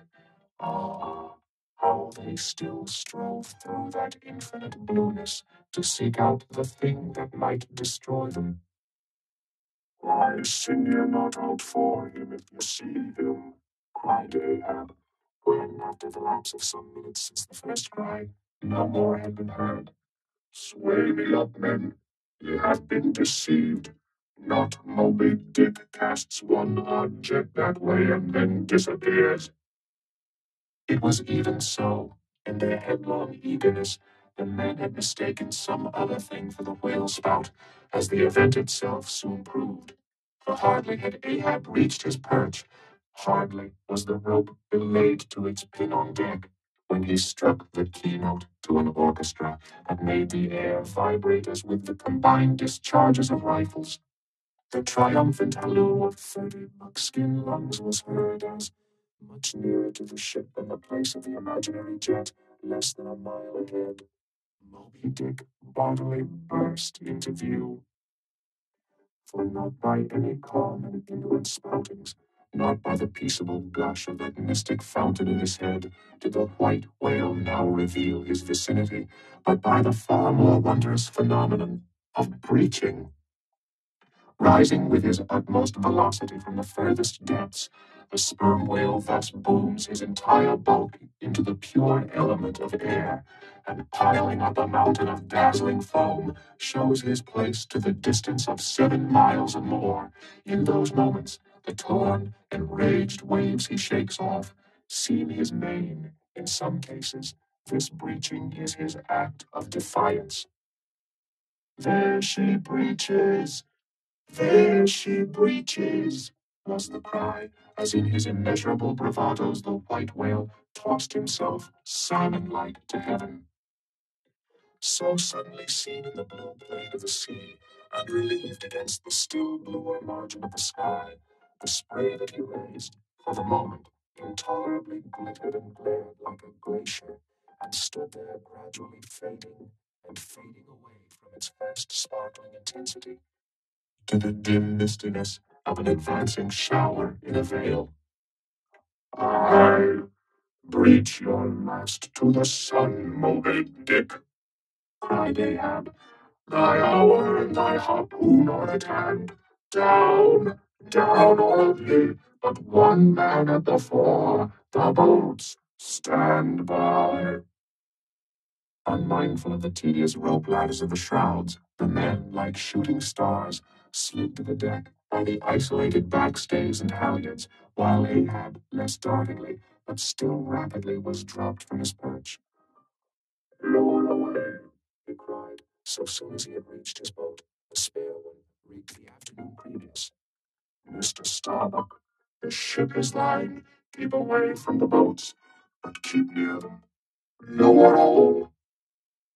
As if to strike a quick terror into them, at this time being the first assailant himself, Moby Dick had turned, and was now coming for the 3 crews.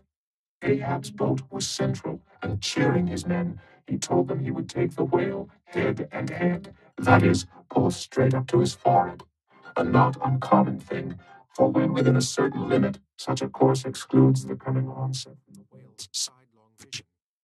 But ere that close limit was gained, and while yet all 3 boats were plain as the ship's 3 masts to his eye, the white whale, churning himself into furious speed, almost in an instant, as it were, rushing among the boats with open jaws and a lashing tail, offered appalling battle on every side, and heedless of the irons darted at him from every boat, seemed only intent on annihilating each separate plank of which those boats were made, but skillfully maneuvered, incessantly wheeling like trained chargers in the field. The boats for a while eluded him, though at times but by a plank's breadth, while all the time Ahab's unearthly slogan tore every other cry but his to shreds. But at last, in his untraceable evolutions, the white whale so crossed and recrossed, and in 1,000 ways entangled the slack of the 3 lines now fast to him, that they foreshortened and of themselves warped the devoted boats towards the planted irons in him. Though now for a moment the whale drew aside a little, as if to rally for a more tremendous charge. Seizing that opportunity, Ahab first paid out more line, and then was rapidly hauling and jerking in upon it again, hoping that way to disencumber it of some snarls, when lo, a sight more savage than the embattled teeth of sharks. Caught and twisted, corkscrewed in the mazes of the line, loose harpoons and lances with all their bristling barbs and points came flashing and dripping up to the chocks in the bows of Ahab's boat. Only one thing could be done. Seizing the boat knife, he critically reached within, through, and then without the rays of steel, dragged in the line beyond, past it, inboard to the bowsman, and then, twice sundering the rope near the chocks, dropped the intercepted faggot of steel into the sea, and was all fast again. That instant, the white whale made a sudden rush among the remaining tangles of the other lines. By so doing, irresistibly dragged the more involved boats of Stubb and Flask towards his flukes, dashed them together like 2 rolling husks on a surf-beaten beach, and then, diving down into the sea, disappeared in a boiling maelstrom in which, for a space, the odorous cedar chips of the wrecks danced round and round like the grated nutmeg in a swiftly stirred bowl of punch. While the two crews were yet circling in the waters, reaching out after the revolving line tubs, oars, and other floating furniture, while a slope little flask bobbed up and down like an empty vial, twitching his legs upwards to escape the dreaded jaws of sharks, and Stubb was lustily singing out for someone to ladle him up, and while the old man's line, now parting, admitted of his pulling into the creamy pool to rescue whom he could, in that wild simultaneousness of 1,000 concreted perils, Ahab's yet unstricken boat seemed drawn up towards heaven by invisible wires, as arrow-like, shooting perpendicularly from the sea. The white whale dashed his broad forehead against its bottom and sent it turning over and over into the air till it fell again, gunwale downwards, and Ahab and his men struggled out from under it like seals from a seaside cave. The first uprising momentum of the whale, modifying its direction as he struck the surface, involuntarily launched him along it to a little distance from the center of the destruction he had made, and with his back to it, he now lay for a moment, slowly feeling with his flukes from side to side, and whenever a stray oar, bit of plank, the least chip or crumb of the boats touched his skin, his tail swiftly drew back and came sideways, smiting the sea.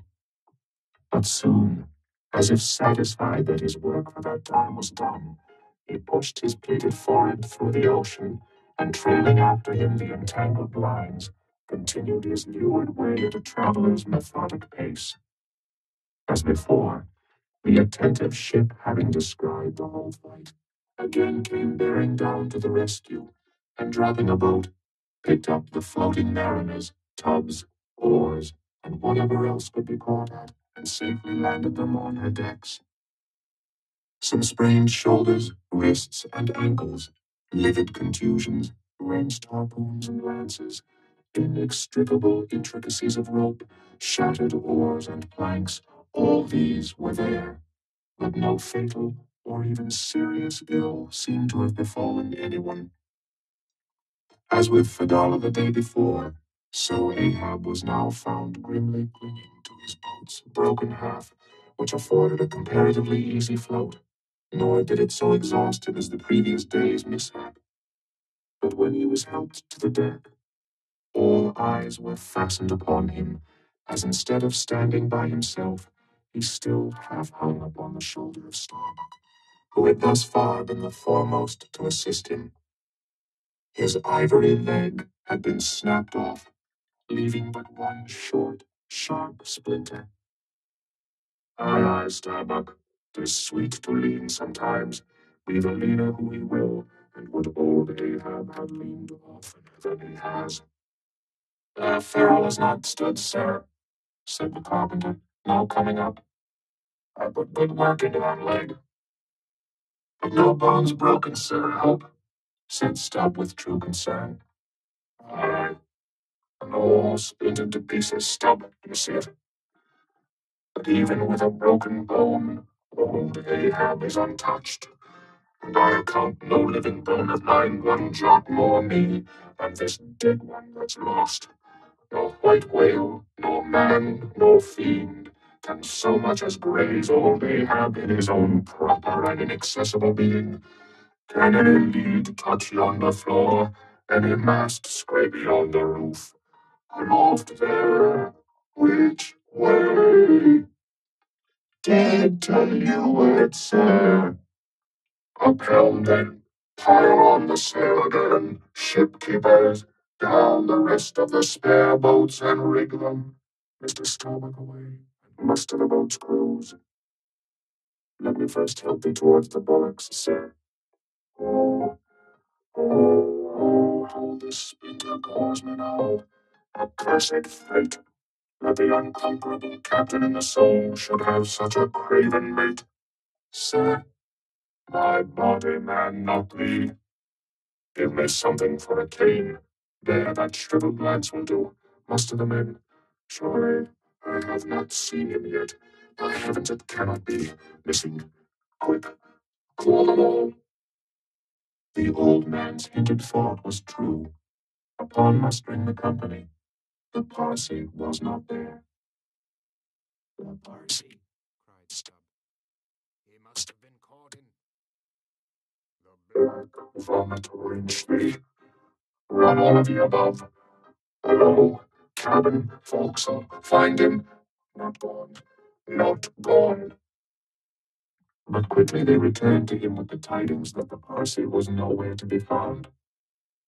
Aye, sir, said Stubb. Caught among the tangles of your line. I thought I saw him dragging under. My line. My line. Gone. Gone. What means that little word? What death knell rings in it that old Ahab shakes as if he were the belfry? The harpoon, too. Toss over the litter there, do you see it? The forged iron men, the white whales. No, no, no, blistered fool. This hand did dart it, 'tis in the flesh. Aloft there, keep him nailed, quick. All hands to the rigging of the boats. Collect the oars, harpooneers, the irons, the irons. Hoist the royals higher, a pole on all the sheets. Helm there, steady, steady for your life. I'll 10 times girdle the unmeasured globe, yea, and dive straight through it, but I'll slay him yet. Great God, but for one single instant show thyself, cried Starbuck. Never, never wilt thou capture him, old man. In Jesus' name, no more of this. That's worse than devil's madness. 2 days chased, twice stove to splinters, thy very leg once more snatched from under thee, thy evil shadow gone, all good angels mobbing thee with warnings. What more wouldst thou have?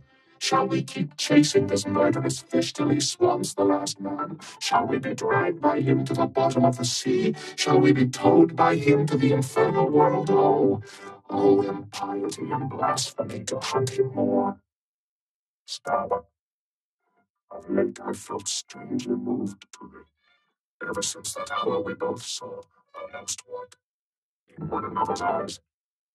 But in this matter of the whale, be the front of thy face to me as the palm of this hand, a lipless, unfeatured blank.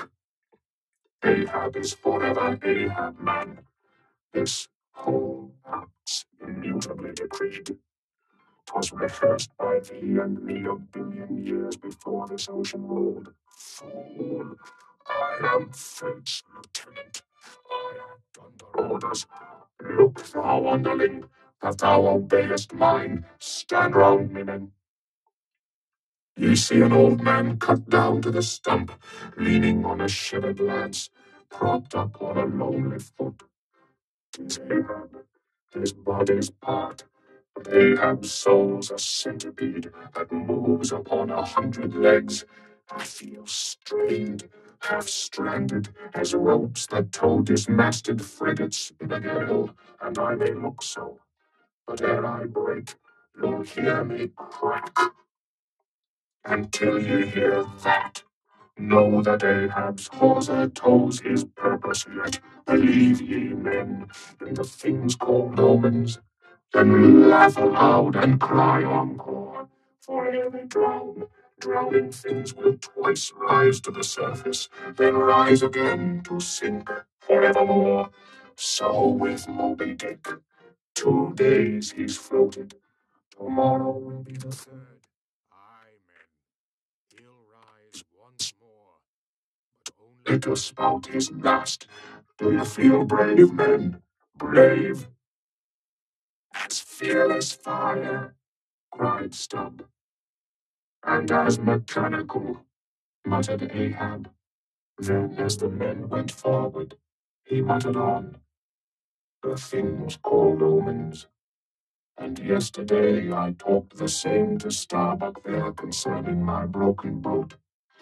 Oh, how valiantly I seek to drive out of others' hearts what's clinched so fast in mine.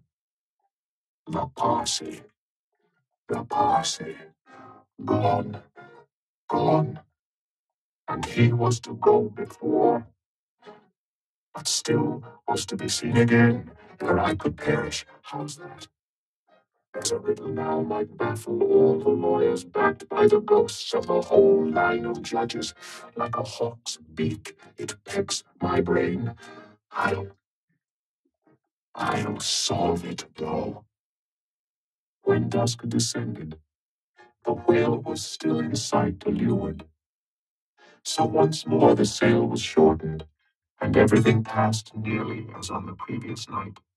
Only the sound of hammers and the hum of the grindstone was heard till nearly daylight, as the men toiled by lanterns in the complete and careful rigging of the spare boats, and sharpening their fresh weapons for the morrow. Meantime, of the broken keel of Ahab's wrecked craft, the carpenter made him another leg, while still as on the night before, slouched Ahab stood fixed within his scuttle, his head heliotrope glance anticipatingly gone backward on its dial, set due eastward for the earliest sun. Chapter 135. The Chase. Third Day. The morning of the third day dawned fair and fresh, and once more the solitary nightman at the foremast head was relieved by crowds of the daylight lookouts, who dotted every mast and almost every spar. "Do you see him?" cried Ahab, but the whale was not yet in sight. "In his infallible wake, though, but follow that wake, that's all. Helm there, steady as thou goest, and hast been going. What a lovely day again! Were it a new-made world, and made for a summer house to the angels, and this morning the first of its throwing open to them, a fairer day could not dawn upon that world. Here is food for thought. Had Ahab time to think, but Ahab never thinks, he only feels, feels. That's tingling enough for mortal man. To think's audacity. God only has that right and privilege. Thinking is, or ought to be, a coolness and a calmness. And our poor hearts throb, and our poor brains beat too much for that. And yet, I've sometimes thought my brain was very calm, frozen calm. His own skull cracks so, like a glass in which the contents turn to ice and shiver it. And still this hair is growing now, this moment growing, and heat must breed it. But no, it's like that sort of common grass that will grow anywhere between the earthly clefts of Greenland ice or in Vesuvius lava. How the wild winds blow it! They whip it about me as the torn shreds of split sails lash the tossed ship they cling to. A vile wind that has no doubt blown ere this through prison corridors and cells and wards of hospitals, and ventilated them, and now comes blowing hither as innocent as fleeces. Out upon it! It's tainted. Were I the wind, I'd blow no more on such a wicked, miserable world. I'd crawl somewhere to a cave and slink there. And yet, 'tis a noble and heroic thing, the wind. Whoever conquered it, in every fight it has the last and bitterest blow. Run tilting at it, and you but run through it. Ha! A coward wind that strikes stark naked men, but will not stand to receive a single blow. Even Ahab is a braver thing, a nobler thing than that. Would now the wind but had a body, but all the things that most exasperate and outrage mortal man, all these things are bodiless, but only bodiless as objects, not as agents. There's a most special, a most cunning, oh, a most malicious difference, and yet I say again and swear it now, that there's something all glorious and gracious in the wind. These warm trade winds, at least, that in the clear heavens blow straight on, in strong and steadfast, vigorous mildness, and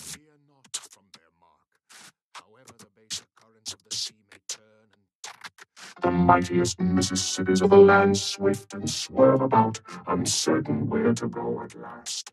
And by the eternal poles, these same trades that so directly blow my good ship on, these trades, or something like them, something so unchangeable and full as strong, blow my keeled soul along. To it, aloft there, what do you see? Nothing, sir, nothing, and noon at hand. The doubloon goes a-begging, see the sun. Aye, aye, it must be so. I've oversailed him. How about the start? Aye, he's chasing me now, not I him. That's bad. I might have known it too. Fool. The lines, the harpoons he's towing. Aye, aye, I have run him by last night. About. Come down, all of ye, but the regular lookouts. Man the braces. Steering as she had done, the wind had been somewhat on the Pequod's quarter, so that now being pointed in the reverse direction, the braced ship sailed hard upon the breeze as she returned the Queen in her own white wake. Against the wind he now steers for the open jaw, murmured Starbuck to himself, as he coiled the new hauled main brace upon the rail. God keep us. But already my bones feel damp within me, and from the inside wet my flesh. I misdoubt me that I disobey my God in obeying him. Stand by to sway me up, cried Ahab, advancing to the hempen basket. We should meet him soon. Aye, sir. And straightway Starbuck did Ahab's bidding, and once more Ahab swung on high. A whole hour now passed, gold beaten out to ages. Time itself now held long breaths with keen suspense. But at last, some 3 points off the weather bow, Ahab descried the spout again, and instantly from the 3 mastheads 3 shrieks went up, as if the tongues of fire had voiced it. Forward, I meet thee this 3rd time, Moby Dick. On deck there, brace sharper up. Crowd her into the wind's eye. He's too far off to lower yet, Mr. Starbuck. The sails shake. Stand over that helmsman with a topmaul. So it travels fast, and I must down. But let me have one more good round look aloft here at the sea. There's time for that. An old sight, and yet somehow so young. I and not changed a wink since I first saw it, a boy. From the sandhills of Nantucket, the same as Noah as to me. There's a soft shower to leeward, such lovely leewardings. They must lead somewhere to something else than common land, more palmy than the palms. Leeward, the white whale goes that way. Look to windward then, the bitterest the bitter quarter. But goodbye, old masthead. What's this? Green. Aye, tiny mosses in these warped cracks. No such green weather stains on Ahab's head. There's the difference now between man's old age and matters. But I, old mast, we both grow old together. Sound in our hulls, though, are we not, my ship?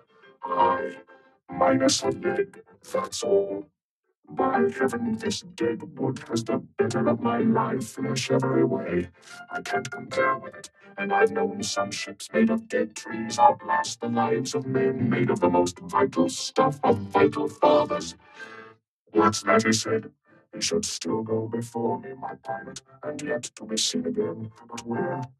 Will I have eyes at the bottom of the sea, supposing I descend these endless stairs?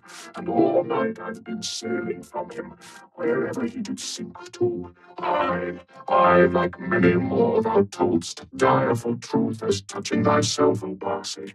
But Ahab, there thy shot fell short. Goodbye, masthead. Keep a good eye upon the whale, and while I'm gone, We'll talk tomorrow, nay, tonight, when the white whale lies down there, tied by head and tail. He gave the word, and still gazing round him, was steadily lowered through the cloven blue air to the deck. In due time the boats were lowered, but as standing in his shallop's stern, Ahab just hovered upon the point of the descent. He waved to the mate, who held one of the tackle ropes on deck, and bade him pause. Starbuck, sir, for the third time my soul's ship starts upon this voyage, Starbuck. Aye, sir, thou wilt have it so. Some ships sail from their ports, and ever afterwards are missing, Starbuck. Truth, sir, saddest truth. Some men die at ebb tide, some at low water, some at the full of the flood. And I feel now like a billow that's all one crested comb, Starbuck. I am old. Shake hands with me, man. Their hands met, their eyes fastened. Starbuck's tears, the glue. Oh, my captain, noble heart, go not, go not. See, it's a brave man that weeps. How great the agony of the persuasion then. Lower away, cried Ahab, tossing the mate's arm from him. Stand by the crew. In an instant, the boat was pulling round close under the stern.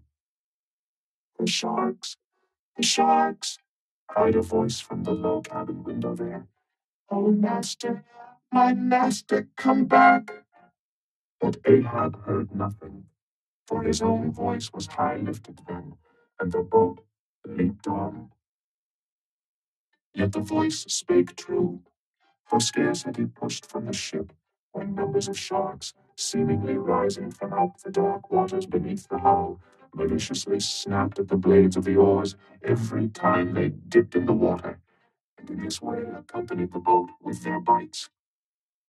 It is a thing not uncommonly happening to the whale boats in those swarming seas, the sharks at times apparently following them in the same prescient way that vultures hover over the banners of marching regiments in the east.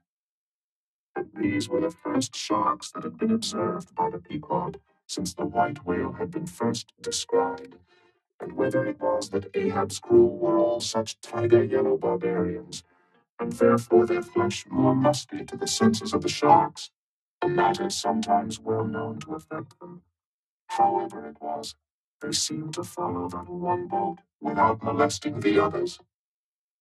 Heart of wrought steel, murmured Starbuck, gazing over the side, and following with his eyes the receding boat.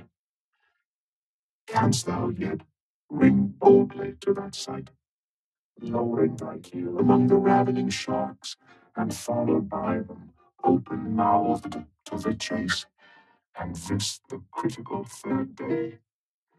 For when 3 days flow together in one continuous intense pursuit, be sure the first is the morning, the second the noon, and the third the evening and the end of that thing. Be that end what it may. Oh, my God, what is this that shoots through me and leaves me so deadly calm, yet expectant, fixed at the top of a shutter?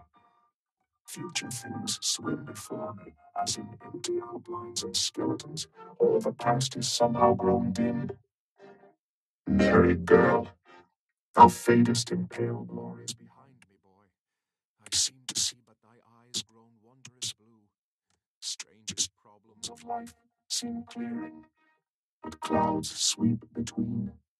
Is my journey's end coming? My legs feel faint, like his who has footed it all day. Feel thy heart. Beats it yet? Oh, stir thyself, Starbuck. Stave it off. Move. Move. Speak aloud. Master there.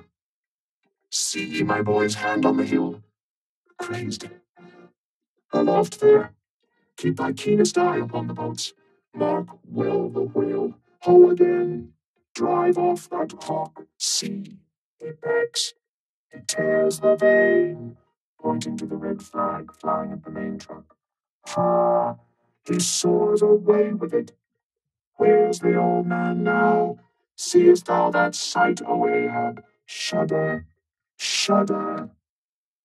The boats had not gone very far, when by a signal from the mastheads, a downward pointed arm, Ahab knew that the whale had sounded, but intending to be near him at the next rising, he held on his way a little sideways from the vessel, but the charmed crew maintaining the profoundest silence as the head-beat waves hammered and hammered against the opposing bow.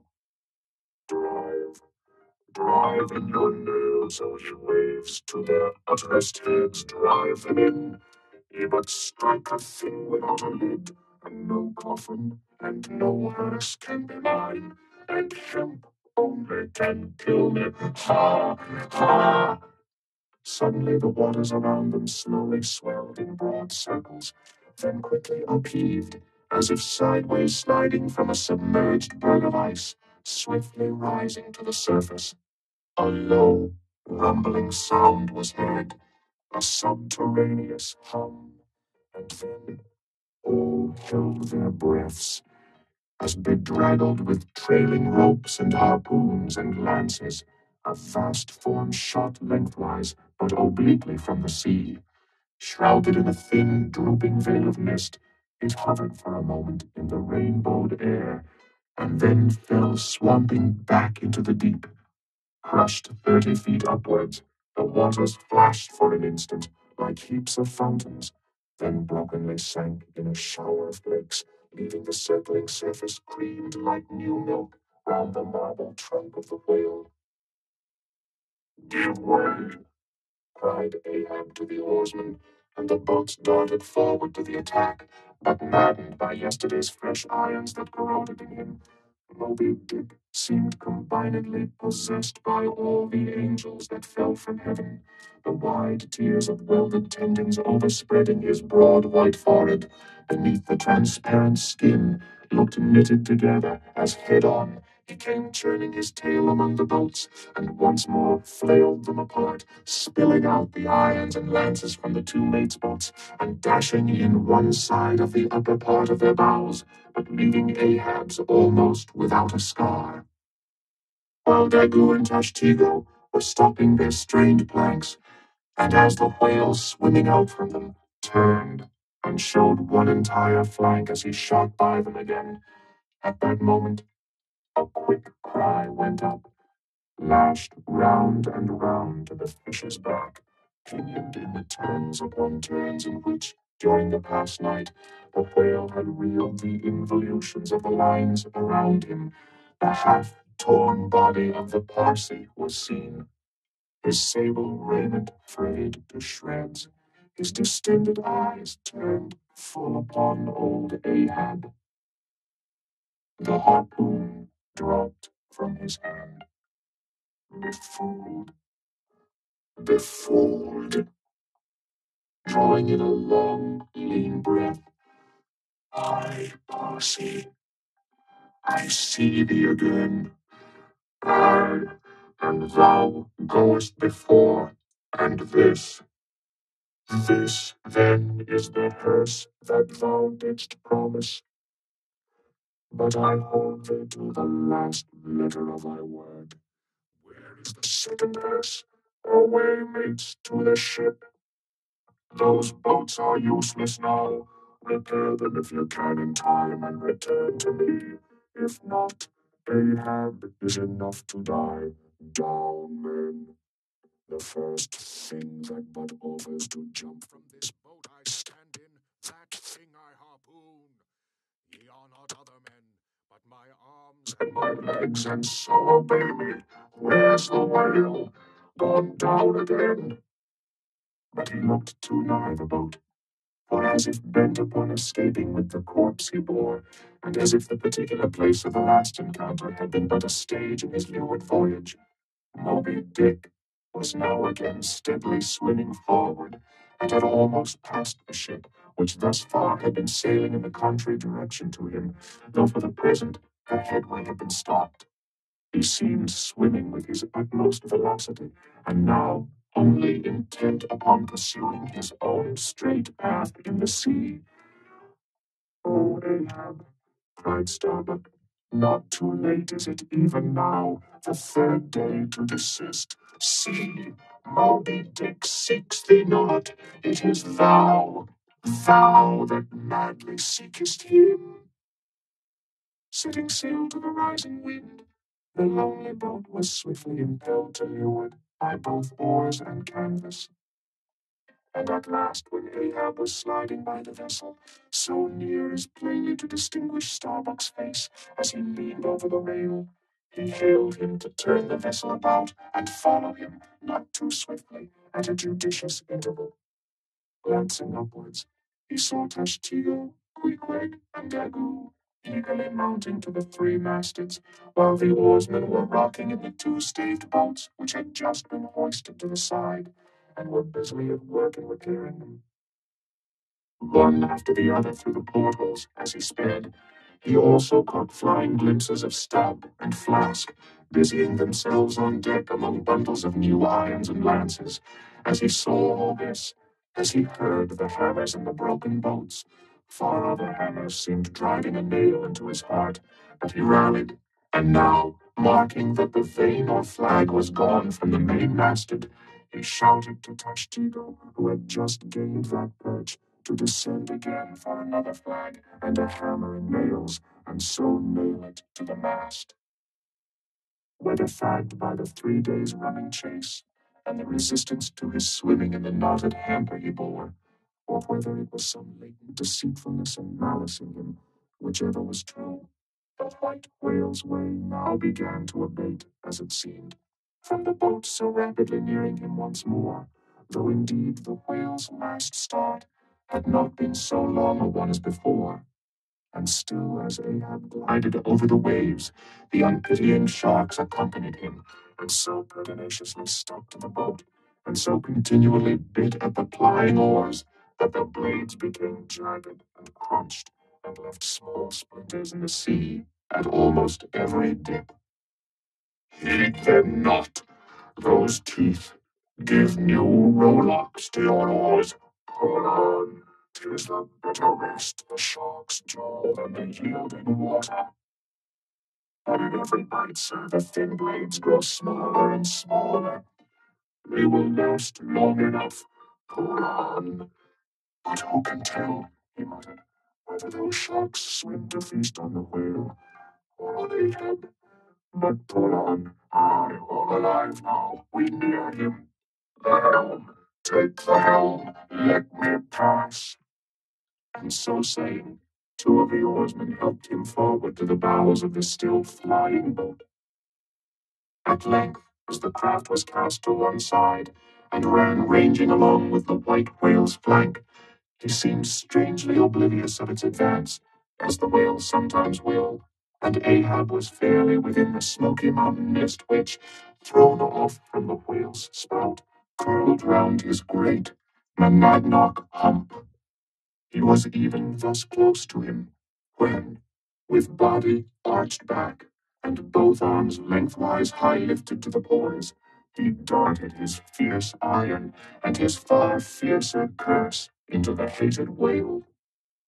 As both steel and curse sank to the socket, as if sucked into a morass, Moby Dick sideways writhed, spasmodically rolled his nigh flank against the bow, and, without staving a hole in it, so suddenly canted the boat over, that had it not been for the elevated part of the gunwale to which he then clung, Ahab would once more have been tossed into the sea.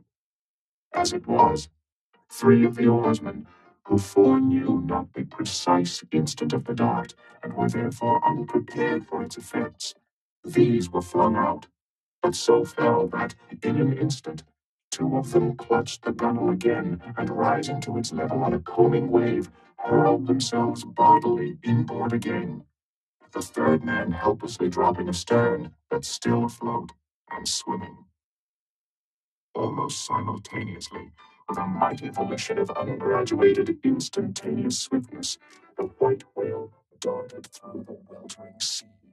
But when Ahab cried cried out to the steersman to take new turns with the line and hold it so, and commanded the crew to turn round on their seats and tow the boat up to the mark. The moment the treacherous line felt that double strain and tug, it snapped in the empty air. What breaks in me? Some sinew cracks. 'Tis whole again. Oars, oars, burst in upon him. Hearing the tremendous rush of the sea-crashing boat, the whale wheeled round to present his black forehead at bay.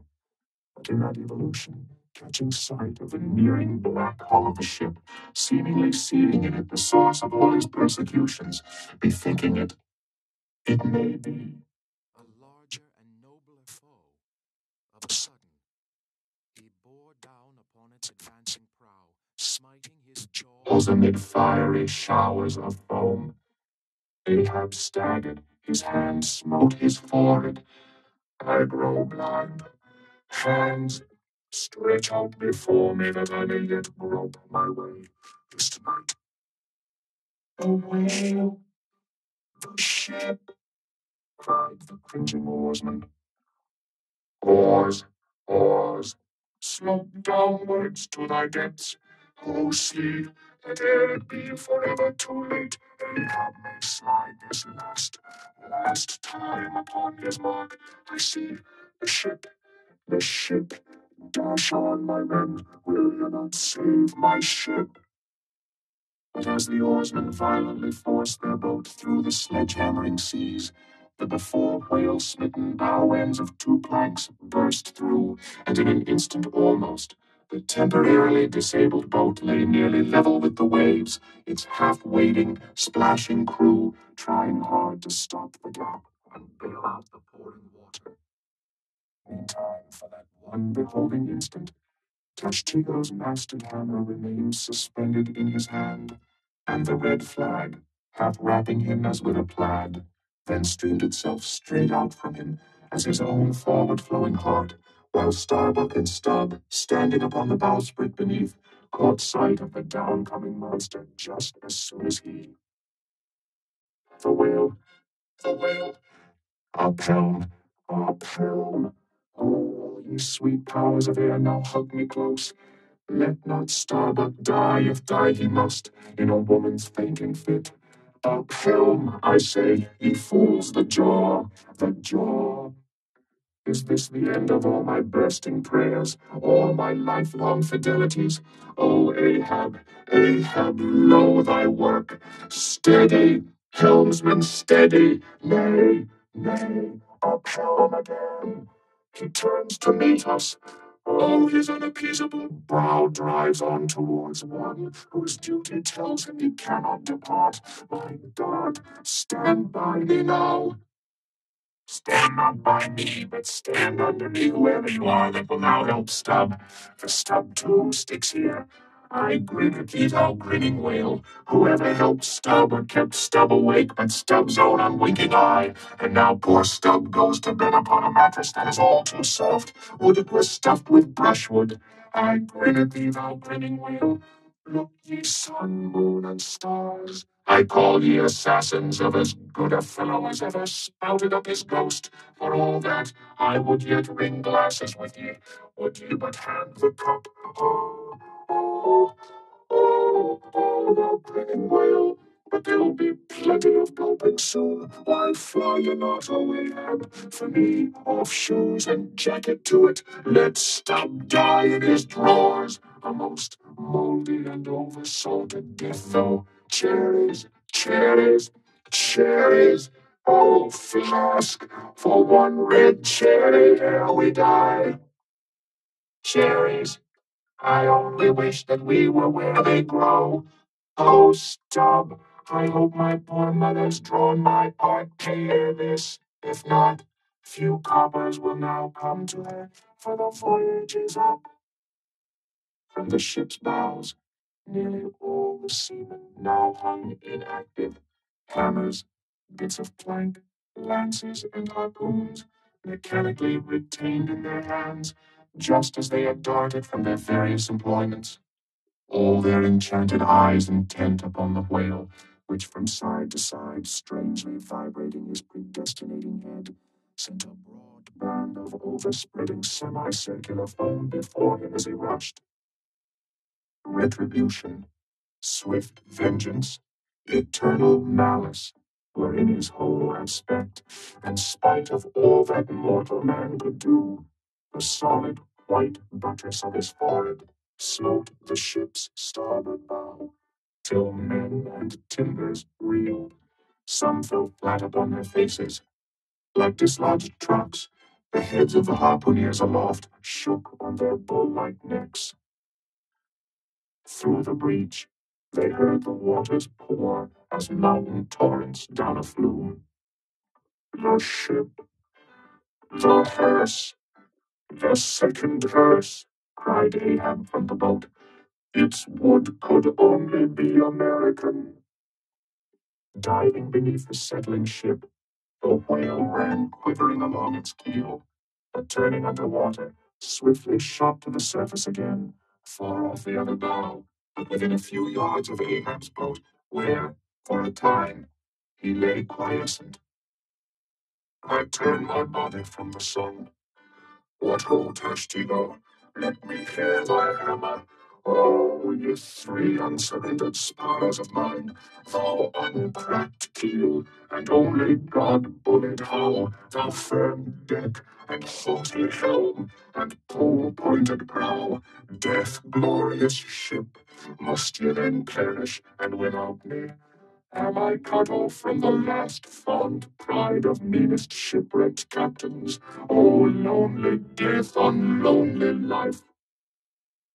Oh, now I feel my topmost greatness lies in my topmost grief.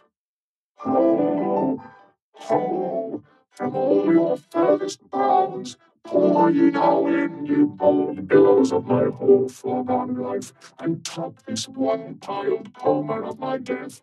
Towards thee I roll, thou all-destroying but unconquering whale. To the last I grapple with thee. From hell's heart I stab at thee. For hate's sake I spit my last breath at thee. Sink all coffins and all hearses to one common pool. And since neither can be mine, let me then tow to pieces, while still chasing thee, though tied to thee, thou damned whale. Thus I give up the spear. The harpoon was darted, the stricken whale flew forward. With igniting velocity, the line ran through the groove, ran foul. Ahab stooped to clear it. He did clear it, but the flying turn caught him round the neck, and voicelessly as Turkish mutes bowstring their victim, he was shot out of the boat ere the crew knew he was gone. Next instant, the heavy eye splice in the rope's final end flew out of the shark-empty tub, knocked down an oarsman, and smiting the sea, disappeared in its depths. For an instant, the tranced boat's crew stood still, then turned. The ship! Great God, where's the ship? Soon, they through dim, bewildering mediums saw her sidelong fading phantom, as in the gaseous Fata Morgana. Only the uppermost masts out of water, while fixed by infatuation or fidelity or fate to their once lofty perches. The pagan harpooneers still maintained their sinking lookouts on the sea. And now, concentric circles seized the lone boat itself, and all its crew, and each floating oar, and every lance pole, and spinning, animate and inanimate, all round and round in one vortex, carried the smallest chip of the Pequod out of sight. But as the last whelmings intermixedly poured themselves over the sunken head of the Indian at the mainmast, leaving a few inches of the erect spar yet visible, together with long streaming yards of the flag, which calmly undulated with ironical coincidings over the destroying billows they almost touched, At that instant, a red arm and a hammer hovered backwardly uplifted in the open air, in the act of nailing the flag faster and yet faster to the subsiding spar. The skyhawk that tauntingly had followed the main truck downwards from its natural home among the stars, pecking at the flag and incommoding Tashtigo there.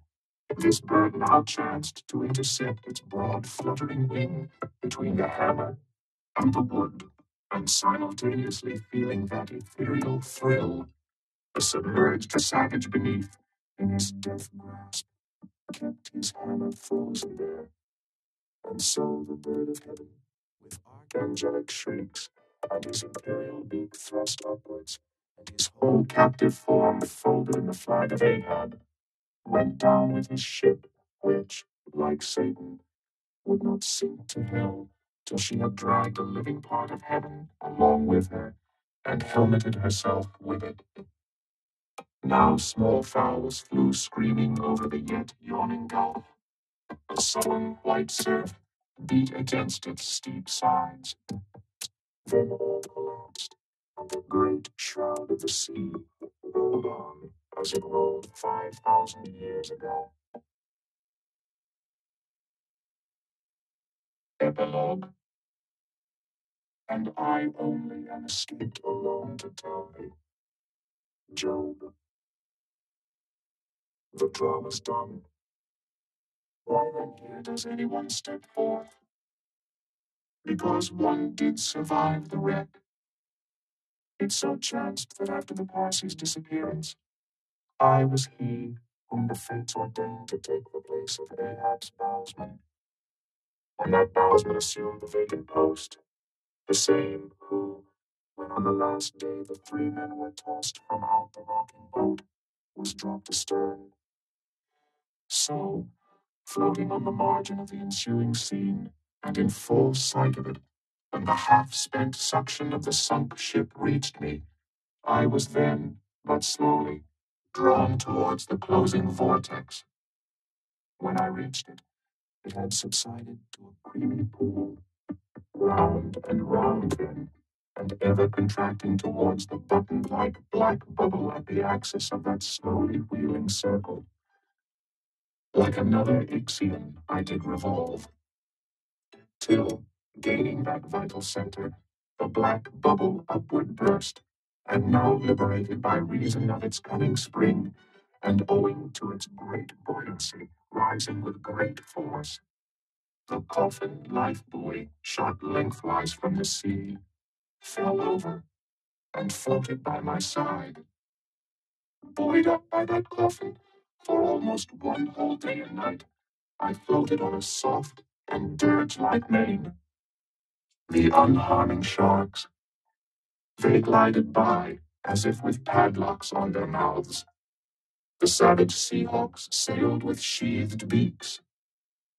On the second day, a sail drew near, nearer, and picked me up at last.